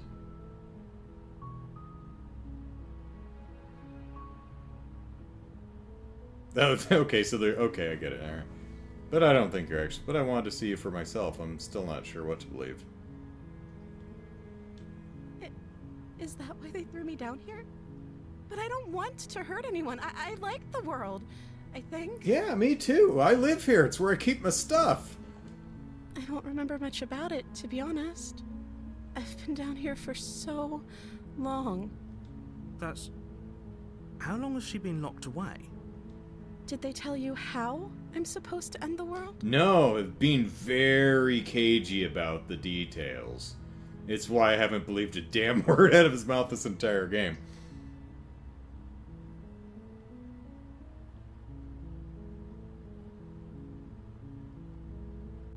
No, which is why I don't believe him. Sooner or later, you'll learn to trust me. Hasn't happened Hopefully it won't yet. be too late when you finally come around. Thank you for believing me. Now, can you help me get out of here? Sure, just slide your wrist out through that cuff. You walk up to the chains binding the princess to the wall and give them a tug. They're large and heavy. I'm guessing you don't have the key? Maybe it's somewhere upstairs. Doubtful. Who?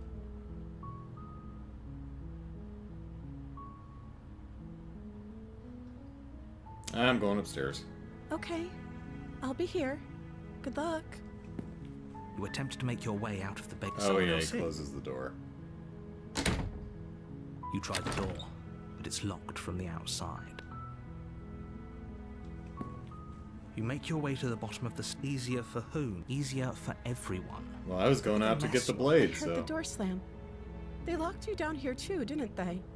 There's a slight panic rising in... If I could just get out of these chains, I know we could force don't our... bite your... He hesitates before she rips her flesh from her bone. It's the blade from upstairs. Or we could... You won't like... Oh, we gotta slay the princess again, huh? Yeah, alright. Without hesitation, you bring the blade down and plunge it into the princess's back. Is that her back? That looks like her shoulder. I don't think that's her back. The wound drives her to the okay, ground. that's the reverse of her shoulder. Okay. There's no going back now. I'm with you to the end. You bastard.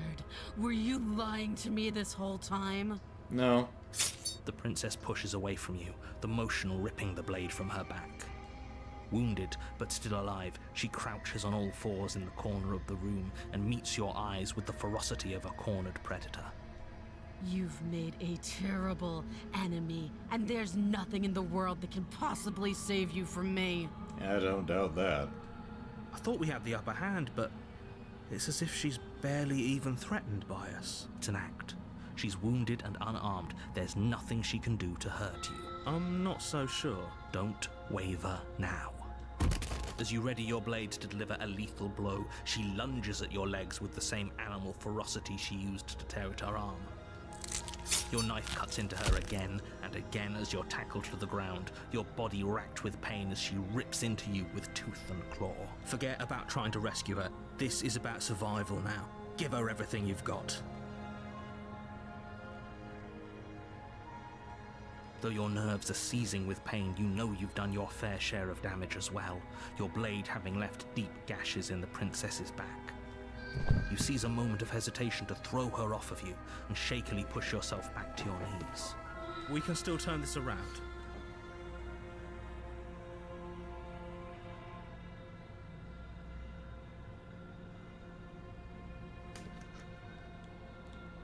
Give up, or run for the stairs and lock her in the basement. Well, we can't do that, because the basement door's locked, so I give up.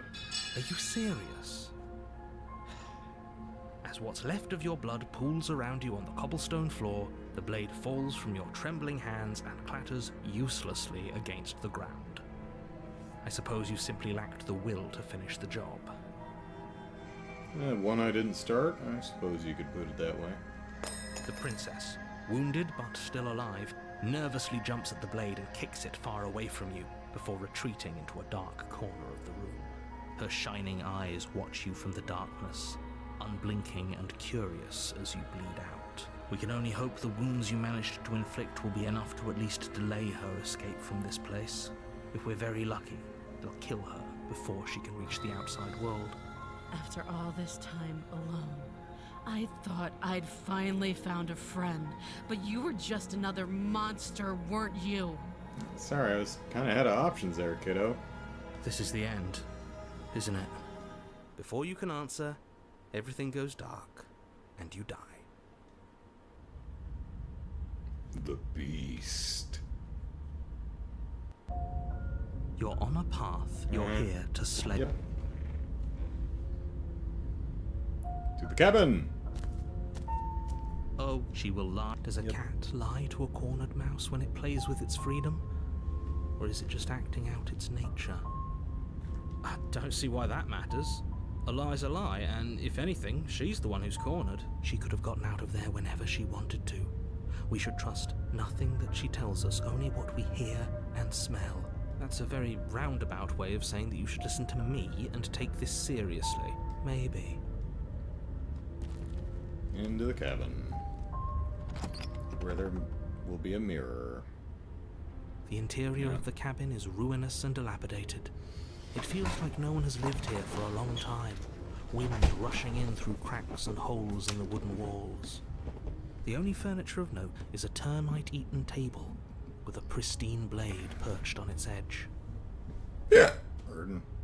The blade is your implement. You'll need it if you want to do this right.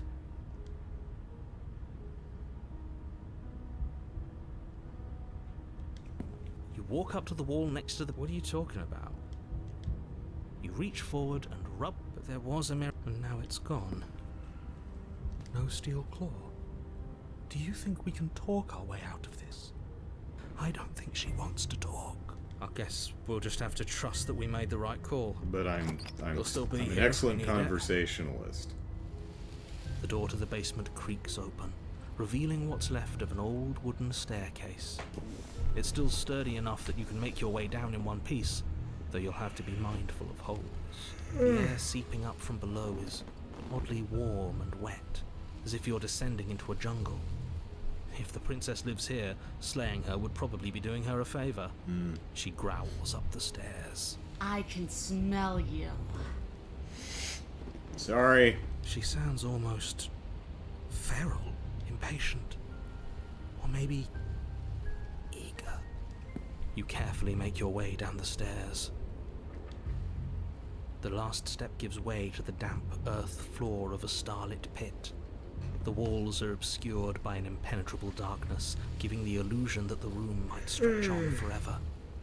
You brush against the wide leaves of plants that surround you on all sides, seemingly the only living things that occupy this strange underground wilderness. I see your tail.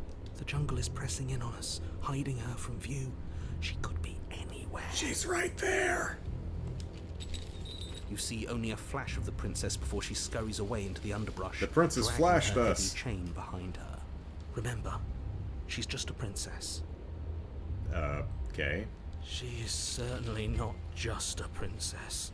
And remember, the princess ran over my dog. You're not helping. It doesn't matter what she is. It only matters what she does. Well, what you are informs what you do, so... Her shining eyes appear between the leaves, staring hungrily at you from the darkness. I can hear your heart pounding from the bottom of the stairs, fledgling. You're right to be terrified. I'm so much more than you. Dude, that's kind of rude, but, you know, I did stab you. A shiver so. rushes up your spine and pulls you upright. The air's shifting. She's getting ready to pounce. Move, now.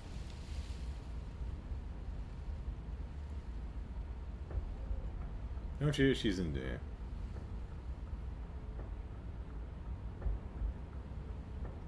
Yeah, let's stand still.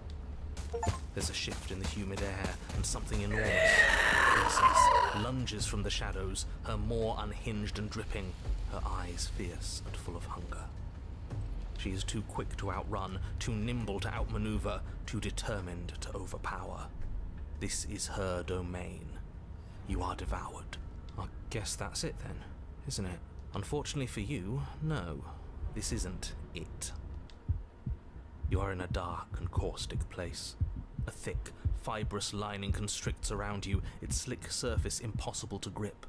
Your hands scrabbling uselessly at your surroundings as they compress in on you. Your lungs can barely expand in such a tiny space. Not that the humid, finite air grants you more than a few shallow breaths at a time. The liquid pooling beneath you starts to seep into your skin. You itch, then sting, then burn as the acid begins its slow work. When I killed you, I tried to leave this place, but it wouldn't let me. You belong down there, it screamed at me. The world is better off without you in it. Yeah, that kind of sucks. The flesh around you rumbles as the princess begins to move, her thundering footfalls twisting you helplessly about. Your skin protests as the corrosive liquid sloshes around you. There will be no respite for you in sight. The burning grows stronger, and you can feel layers of you being peeled away. But you don't belong down here. You came from somewhere else. You came from out there. So I consumed your dead heart, and I carried it in my throat, and I draped what was left of you on my back, and I threw myself against that door. She stops, her muscles tensing around you, and through the muffling layers of her flesh, you hear the whine of straining metal. And with a pop, she lurches forward, your body lurching right along with her. Her chains. She's loose. But even then, it denied me freedom. You cannot fool me by draping yourself in decay. I know your true nature, and it is suffering. Gravity pulls at you as you're hefted upwards, the distant creaking of ancient wooden steps barely audible over the thudding of the princess's heart. And then it was gone, and I was here. A new enclosure, a nicer cage, but still a prison. I learned from my wounds. You're alive now. We can leave together. Does that work? Could she free herself if we're alive in here? Do you really need me to give you a definitive answer for you to understand that the situation is grim? Stop her. Do something. We don't have steel, but we have tooth and claw. Tear through her before we are her.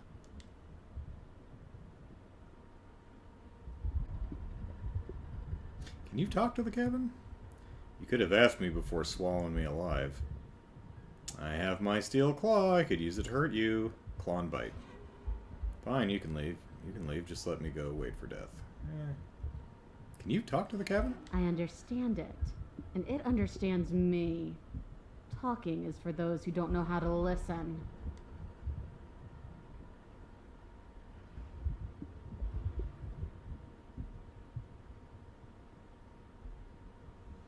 Alright, well, out you go. Oh, can I? The click of what you presume to be a door ripples through the layers of suffocating flesh. That wasn't so hard. You feel her take another massive step, and then another, and then... Whoop, we died. And then...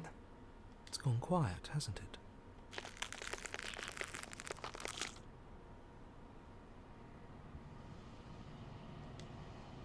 I guess I don't need you to be a part of me.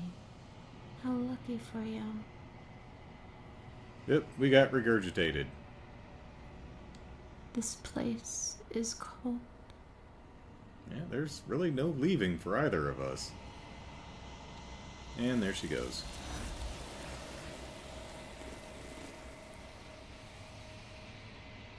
She's gone. Well, there's that mirror again.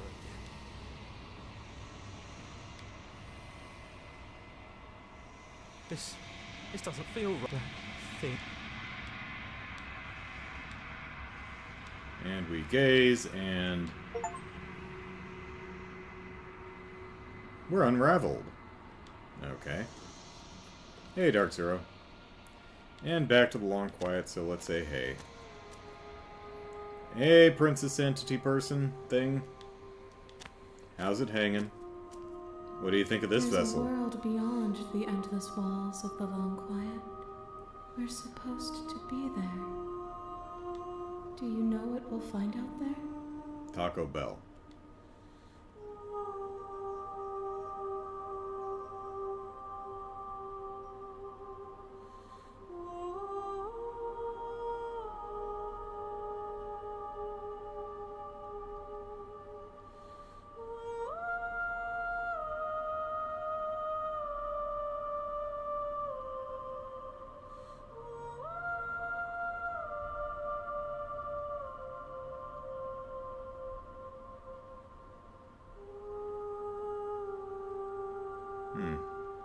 Judging by that, one of those last ones sounds like this might be the last loop.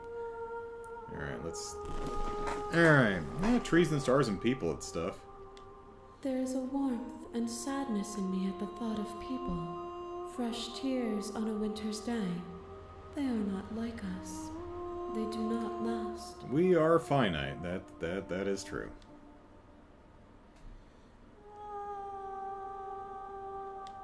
This one is consumed by instinct. A predator pushing those around her to adapt. She will make for a bold heart. She wishes me to devour you, to make you a part of myself. But she is only a voice. A voice. Do not mourn her, for she is part of something greater.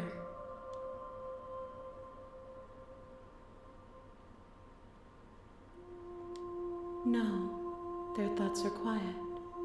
Do you think your narrator lives in the spaces beyond?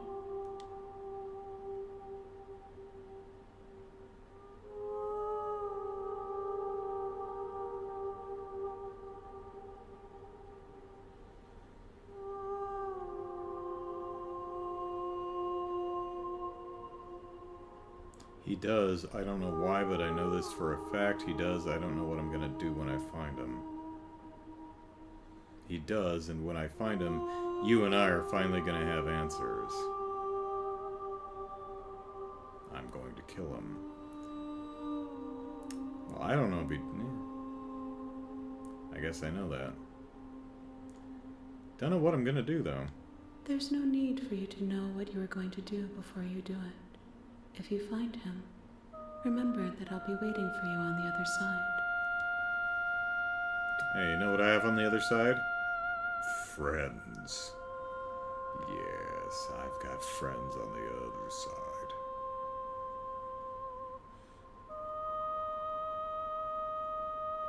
Back I go.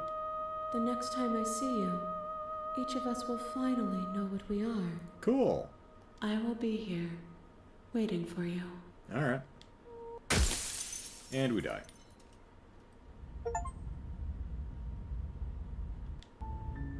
You're on a path. You're here to... Yep, slay.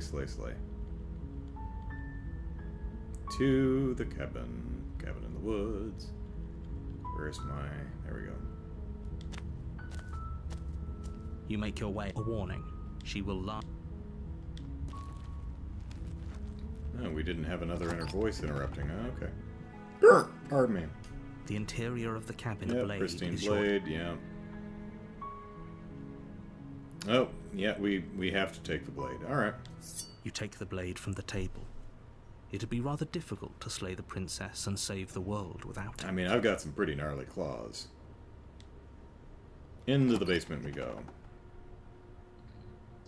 The door to the basement creaks. Probably doing her her a favor. Voice. Yep. Who's there? Oh, that's a different tone. She sounds dangerous. It's almost as if she's the one in charge down here.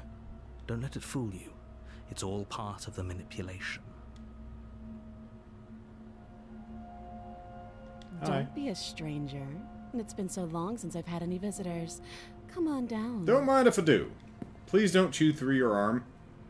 You walk down the stairs and lock eyes with the princess. There's a heavy chain around her wrist, binding her to the far wall of the basement. She's so coldly beautiful. Is she really a threat to the world? Focus on the task at hand. And there you are. Are you here to kill me or something? Nope. Probably gonna turn out that way, but... Nuh-uh. What? No way. Why would you even think that? Well, I mean, we are holding a knife. I'm just here to talk. Then why did you bring a knife with you? How about you drop it, and then we can chat? Because I'm hoping maybe I can, like, spring the lock on your cuff. She makes a compelling point. What if we just dropped the blade and talked? Look at her. It's not like she's a threat. Don't you dare. It's fine. We can decide what we want to do after we talk to her. Maybe she really is a monster. Killing someone in cold blood isn't very becoming of us. Drop it. The blade tumbles out of your trembling hands and drops to the floor with an unceremonious clang. I don't know, that's a pretty ceremonious clang if you ask me. Thank you. Maybe now we can just talk. Against your better judgment, you step forward to speak with the princess face to face. Unarmed. We'll be fine. I don't know what you're hoping to accomplish here, but I can assure you the there's extra no voice comes in reasoning the second with her. round, right? Just make sure you don't forget about the blade on the floor. You're going to need it. So here we are. What an awkward start to a relationship. You know what would make this even more awkward? If you started chewing through your forearm. That would just be, man, yeah, it's pretty awkward. Are you coming on to me? How would I get you out of here? I'm supposed to... I'm here because you're supposed to end the world. There's people out there who think you're going to end the world. What do you have to say about that? Do you know why I'm here to kill you? Okay, we've talked enough. Where'd the... Come on, where's the... There we go. Yeah, pretty awkward. I know. I just said that. Now why are you here to kill me?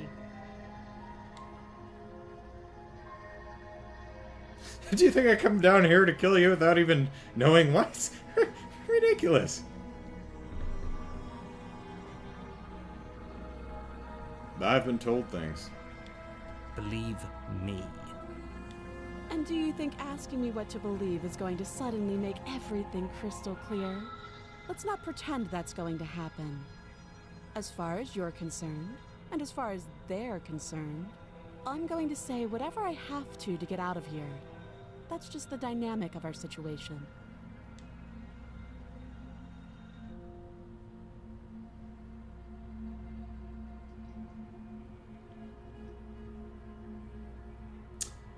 How to get you out of here? You can't. Don't bother.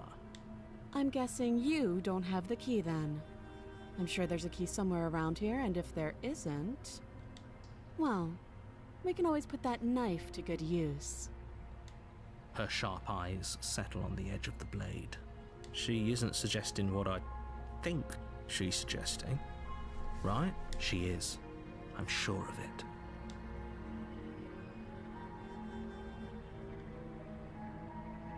So, what's your name?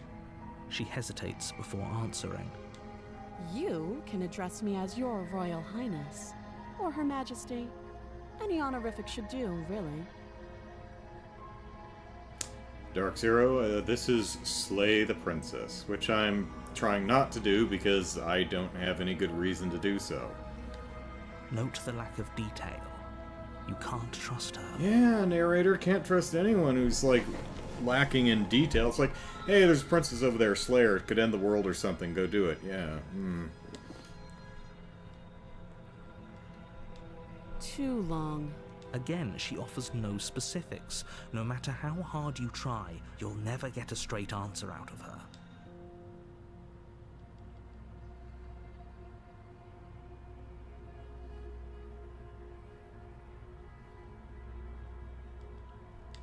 Oh, have you decided what to do with me? I'm gonna boop your nose! You know why you're here.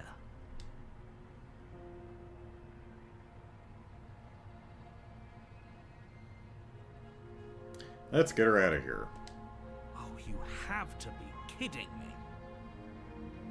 You walk up to the chains binding the princess to the wall and give them a tug. They're large and heavy, far too solid for you to even imagine trying to break them apart. If you don't have the key, maybe you should go looking for it.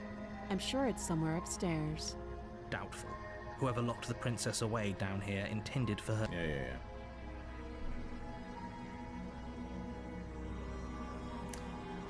Any ideas with, other than me cutting you out of here, because that's gross.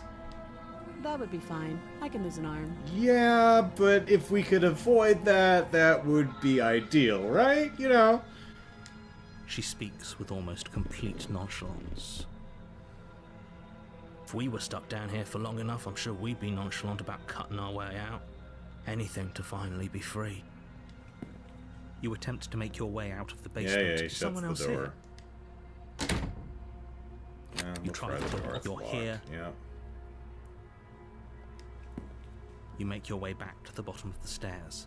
This would have been so much easier if you'd simply slain her. Easier for whom? Easier for everyone. I heard the door slam. They locked you down here too, didn't they? Yeah, please don't bite your arm. The knife. Pick it up and cut me out of here. Yeah, maybe I could try picking the lock, You won't like what happens if you do that. Well, alright, save the princess. Against your better judgment, you place the blade against the princess's arm, just above the massive... I mean, maybe we could, cut off her thumb and slide her hand out of there, but, You cut into her flesh. The blade is sharp, and you make quick work of it. Before long, you're able to crack through bone, and she pulls the bleeding stub of her arm through the iron gauntlet. She didn't so much as utter a sound. Free from her bindings, the princess turns to face you, her fierce gaze meeting your eye.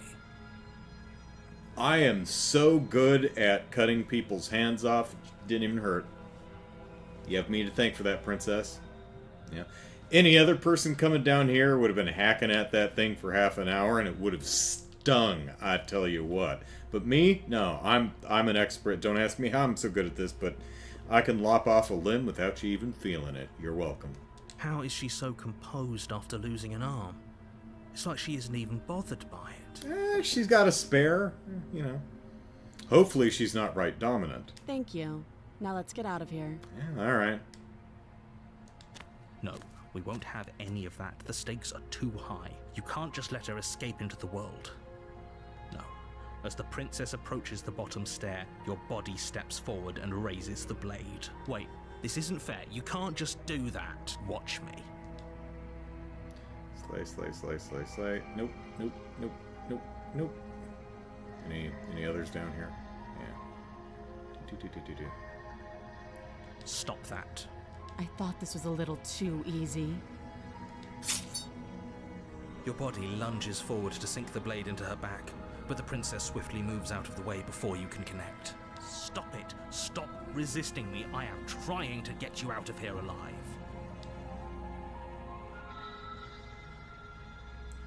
Resist!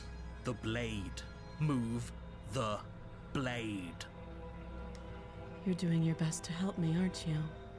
I can see the conflict in your eyes. Yeah, this narrator, kind of a prick, if I'm being honest. Like, we didn't really start out on the right foot, so. I'll make this quick. Appreciated. We're gonna be back, but, much obliged. She steps forward and pries the blade from your rigid hands. I really need a manicure. Maybe I'll see you in another life. You will. And then she slits your throat with an almost clinical ease. Hey, you're pretty good at this too. Didn't feel a thing. Her face remains unchanged as she watches you collapse to the ground, blood flowing from your butchered neck. This is the end, isn't it? To the end. Friendship and love to the end. I'm afraid it is. Everything goes dark, and you die. I hope it was worth it. Yeah. 'Cause it annoys you. The prisoner. Alright, what fun extra voice do we... You're on a path. Yep. You're here to... To the cabin! A warning. She will lie. Yep. Yes. Skeptic. Don't believe a word she says. Just go in, take the knife, and do what you're supposed to. Wink. Did you just say wink out loud? No, I didn't. Wink. Just ignore this clown and focus on the princess. I mean, at least it's not that, the romantic or whoever that was. That guy's annoying. Into the cabin we go. The interior of the cabin is less a cozy woodland retreat and more like a dungeon. A few pathetic wisps of starlight attempt to illuminate the cold, uninviting stone walls, and thick, wrought iron bars barricade the windows, reminding anyone who enters that this is a prison. The only furniture of note is an iron table, bolted to the floor, a pristine blade perched on its edge. The blade is your implement. Pardon me. You'll need it if you want to do this right. Well, let's just head on into the basement. I'm afraid I'm going to insist we take the blade. We're in a dangerous situation, and I'm not letting us go down there without a weapon. Ah, she's really nice. She slit our throat without us feeling a thing, you know? Are you sure? What if she... I don't know... turns it against us? Which I'm bringing up in a purely hypothetical manner. Yes, I'm sure. Turns it against you? She's a prisoner here. She'll only be able to turn it against you if you give it to her. Which you won't be doing because she's an existential threat to the entire world. Whoops. Alright, there we go. Okay. I'm trusting you. Hey, don't I get a say here? What's the big idea? Normally, yeah, but not about this. Call it a reflex. We take the knife as we go. Oh, the voices are overriding me. Wonderful. You do exactly that, sweeping the knife from the table before proceeding to the basement. Don't worry about it. We have a knife, so what? It's not like we have to use it. Well, I mean, the only thing we have ever used this damn knife for is chopping her arm off and then trying to kill her because the narrator forces our hand, and then we get stabbed or sliced or something. So we've never once tried to, like, pick her lock. Of course, we've never actually had the option to just slide her damn hand out of the manacle, even though she can clearly do that. No, you don't have to do anything, but you do well to use it regardless. Moving on. Moving on. Oh, the mirror disappeared. The door to the basement creaks open, revealing an old stone staircase. A few sputtering torches attempt to vaguely illuminate your path, dancing across glimmering patches of slimy moss on the stone steps. If the princess lives here, slaying her would probably be doing her a favor. But I mean, if she's like chained down here, this isn't really exactly where she lives now, is it? Her voice, harsh but controlled, carries up the stairs. Is that a visitor I hear? Please, come downstairs. It's been a while since I've had company. Don't mind if I do. I wonder what visitors she could be referring to. Are we not the first? Hey, You walk down oh, the stairs jeez, and lock yeah, eyes okay. with the princess. She looks up at you, the heavy collar around her neck clanking loudly as she moves. The chains binding both her wrists to the far wall, joining the metallic chorus as she adjusts her hands in her lap. Boy, I hope we're allowed to, like, try to pick the lock, because I don't think... She may be okay with us chopping through her wrists, but I don't think we really want to behead her to get her out of this one. Should we be worried about the one around her neck? Why would you be worried about her restraints? If anything, they'll make your job easier. Like, hey, we got 2 around her wrists and 1 around her neck. We've got a 4th. Should we, like, put it around her, one of her ankles or something? Or just leave it? Yeah, just leave it, it's fine. Have you noticed the empty chain on the wall? Odd that in a place where everything seems to serve a distinct purpose, there would be something so obviously useless. Well, I don't know. Every time we've come down here, it's been 2 chains with a manacle, and she's only been attached to 1, so... What an interesting development. Why don't you have a seat? The 2 of us should chat before you bury that thing in my heart. I agree. Well, I'm not going to do that, but I agree.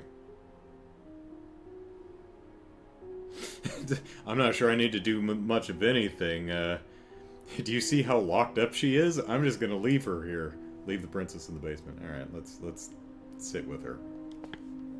You step towards the princess, but she stops you before you get too close, holding up one shackled hand. I like your head jewelry. There's fine. I'd prefer we keep some distance until we've sorted this out. Alright.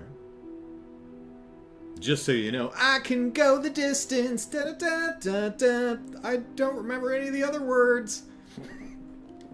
That's reasonable. We do have a weapon. Might as well put her at ease. Sit where you were told to sit, or scooch closer. Yeah, sit where you're told to sit. You do as she asks and sit on the floor, still a good distance away from her. Thank you. Now, what are your intentions for me? Get you out of here if I can. Without chopping bits off. I mean, you know, I try not to be too picky, but... My intentions? What do you mean? I've been here before. I'm the only one who remembers that. What happened after I died last time? That other chain on the wall. I am just gonna leave you here. Slay the princess. Intentions.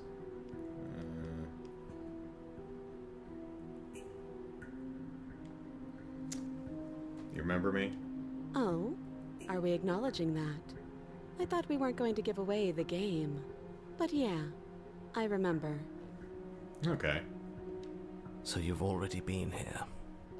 As much as I would like to remain in denial, it's no use. This has complicated things. It's complicated things how, exactly? Ideally, this was supposed to be one and done. You go to the cabin, you heroically slay the princess, and in the process you save the entire world from being damned to oblivion. The situation right now, where you're getting a second shot at things, is a contingency. A contingency for what? For you failing, obviously. And you being here means that things are going to be a lot harder than they were.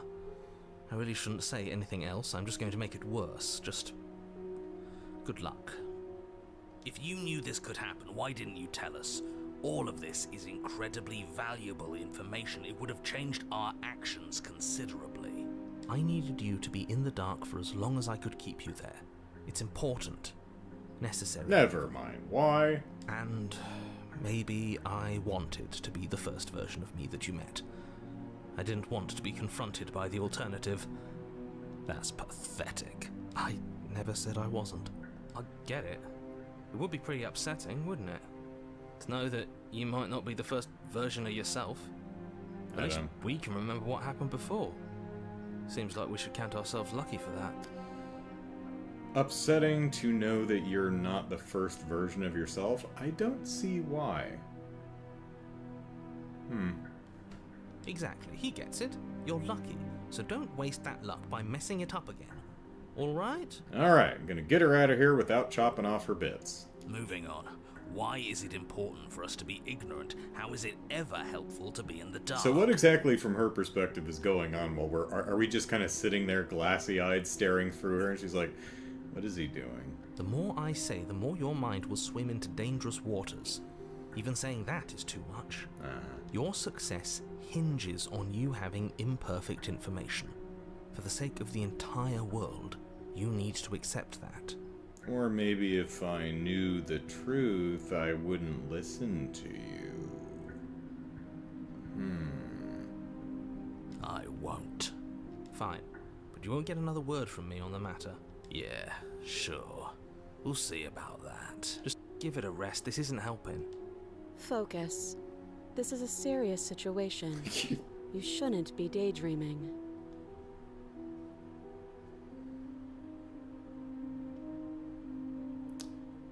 So what happened after I died last time?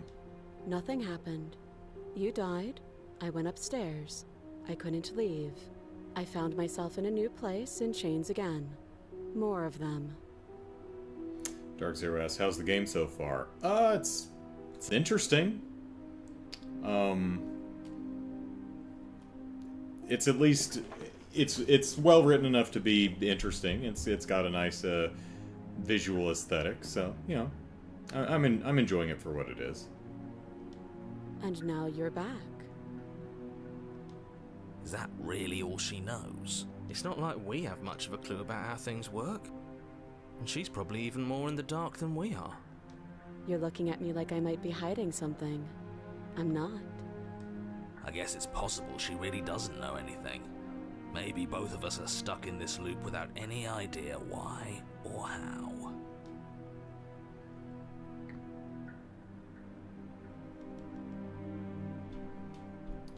Yeah, so what's the other chain for?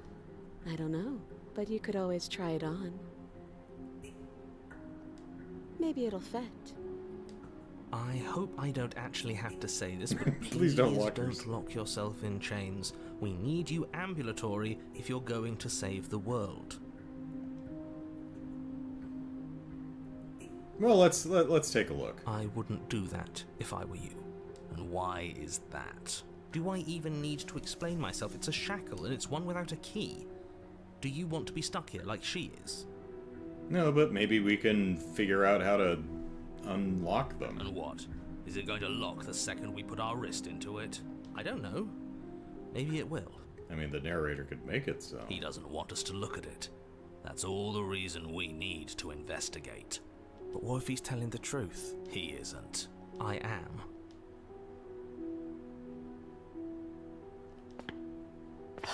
Against your better judgment, you approach the chain dangling from the far wall.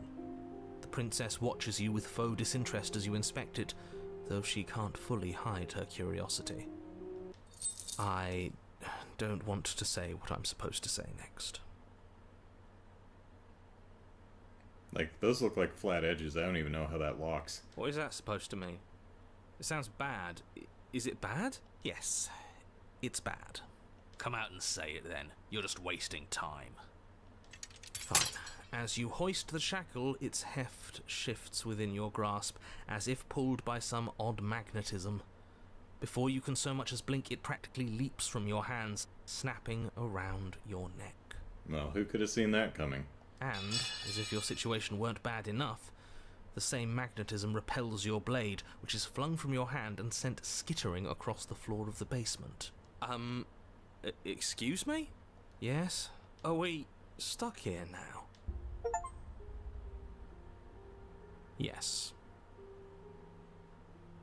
But now we've got someone to talk to. Huh, so it does fit. And I guess it doesn't like your knife.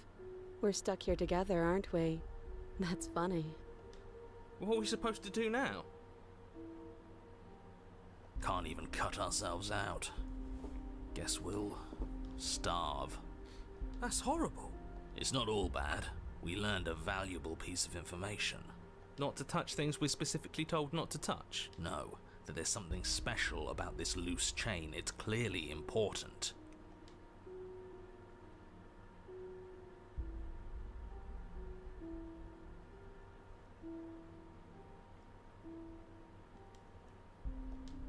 Yep. Wait, I guess. Maybe something else will happen. Maybe not. Not one for small talk, are you? Nope. That's rude. Alright. You and the princess wait in silence, though neither of you knows what you're waiting for. But you're waiting for something. You're waiting for anything. So tired. Tired of waiting. Tired of waiting for you. Ooh, ooh. This is so boring. There must be something we can do to get out of here. There must be something we're missing. But there isn't. Time passes. It passes and passes and passes. And the basement of the cabin remains much the same. It is cold and silent. At least the world is safe. It isn't. You're stuck. Too far away from both the princess and your blade to do much of anything. But she's not ending anything. She's just sitting there. Her very existence is a threat. It harms everything around it. How exactly does that work? It just does. See, this is why no one believes you, Mr. Narrator. But your line of questioning is interrupted by the passage of even more time. And after that, even more time passes again. And let me guess, the cabin remains the same.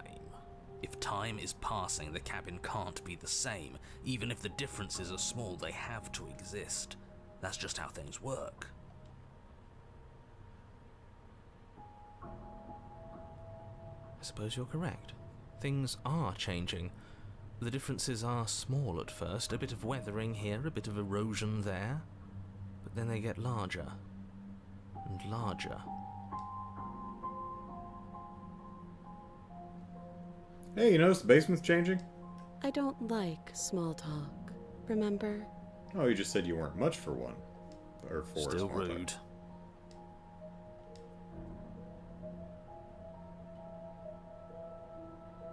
You continue to wait in silence, and the cabin continues to change. The decay comes faster now. You can see earth through holes in the stonework, can watch lichen spread along the seams of the walls. Cool. If we don't, starve to death, or thirst to death, the whole cabin will rot, and the chains will just detach from the wall, and we can just walk on out. Fun. That doesn't make sense. Has our entire concept of time changed? What happened to starving? We should have died by now if the rocks around us are starting to erode. She hasn't starved. I guess she hasn't.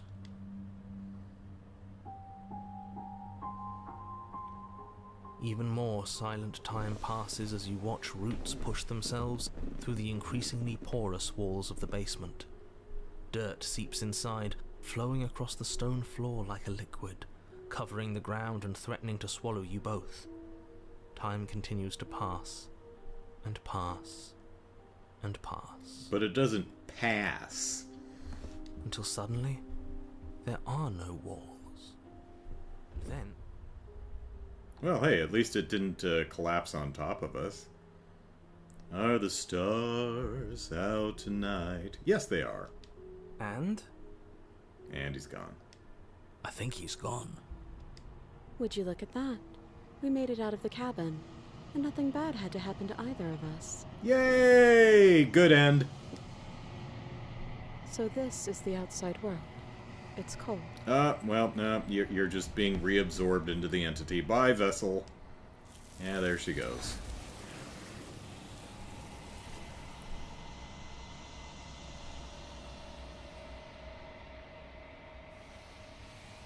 She's gone. And is that a... Into the mirror. This... You're right.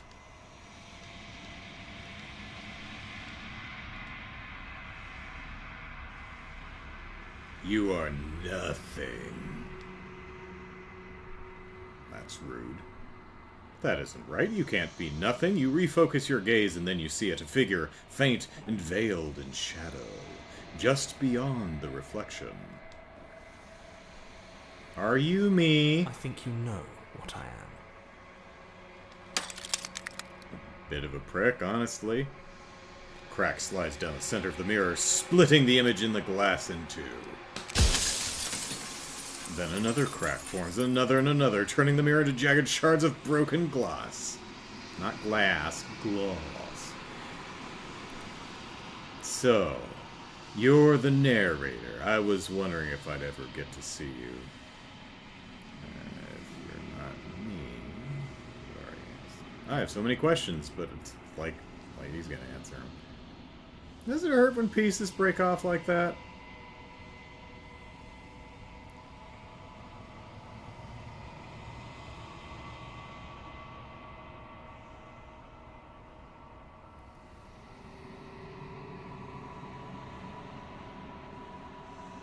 Destroy the mirror. Let's see.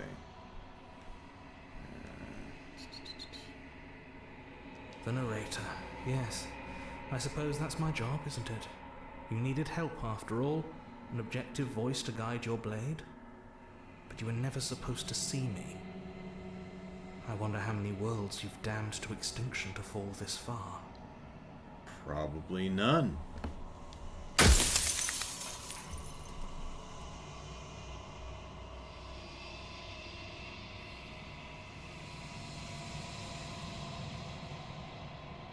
It doesn't hurt. I don't feel pain. Not physically. Oh, good.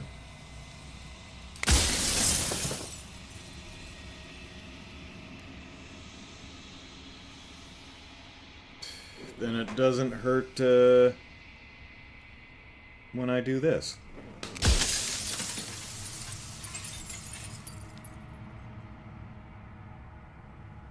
You already know what you are. You are the Long Quiet, a vast and nascent god. And it is finally time for you to wake up. All of this is you. You already... whoop, there we go. Proceed to the cabin. There's no final vessel for you to bear witness to. There's nothing for you to find.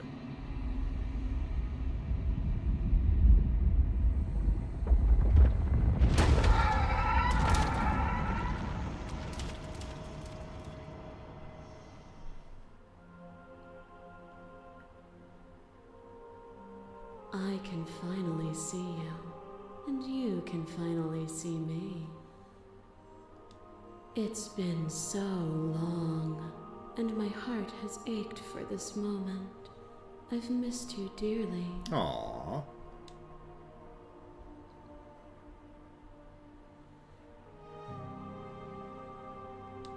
Names are their attempts to capture that which cannot be captured. They call me the shifting mound, a pale imitation of what I actually am. Ever the passive player, always reacting and never acting. But it's woven into your nature, isn't it? When the echo spun us from one into two, he gave you a choice and me a role to play. I am not death, but I contain it in my multitudes.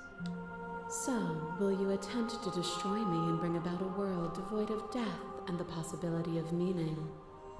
Or will you open the final doors to our liberation? I mean, the latter sounds better to me.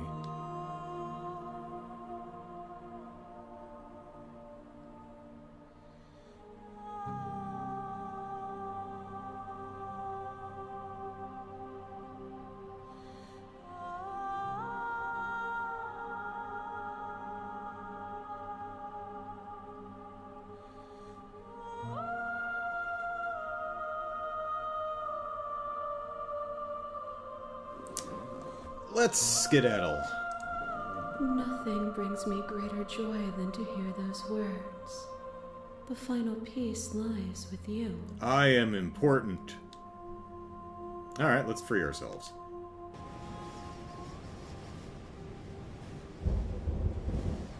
You fall into yourself. The body of an ancient creature stirs from its hibernation, and you feel sensation in limbs you once couldn't fathom.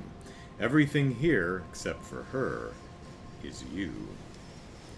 You feel your wings spanning a cosmic scale, but twisted and crumpled and bound in agonized tension to a finite plane. You can feel the glass of your cage pressing in on you, confining you across infinite sides and infinite angles. You push back and strain against it, but it does not yield. I love you. I mean, we hardly know each other.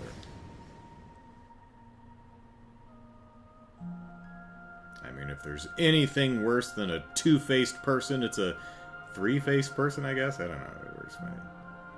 Take her hand. Take her hand. Oh, she got big old paws. All at once, the unyielding tension breaks. And we still need a manicure. And some calamine lotion. We seem to have a skin thing.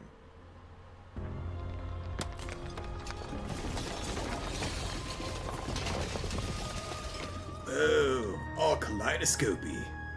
You're free, and she is with you. It's magnificent. I hear that a lot. Thank you. There are no words, no thoughts to describe absolute reality. Something that simply is. Let's step into the infinite. Whee! You and she step forward into 1,000 dawns and 1,000 sunsets, each of which contain 1,000 more. You exist, and you are aware, just as you have always been, and just as you will always be. Though conflict is in your nature, the two of you will never be alone, and the two of you will never know fear.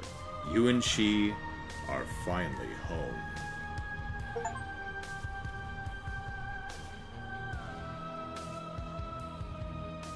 Yay! We win. Nicole Goodnight? Okay, that's... And Jonathan Sims. Yeah, don't recognize the names.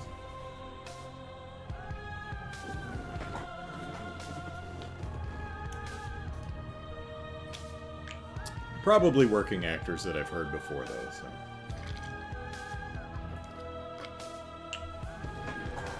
so... Yeah.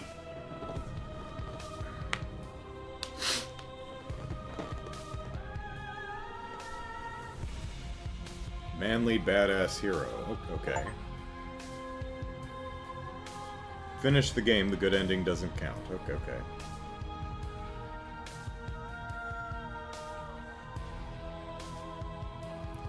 That's an expression. Here's a track order for a special playlist just for you. If you'd like to take a screenshot, you can hide the UI by hitting it. Oh, well, that's fine, but thanks.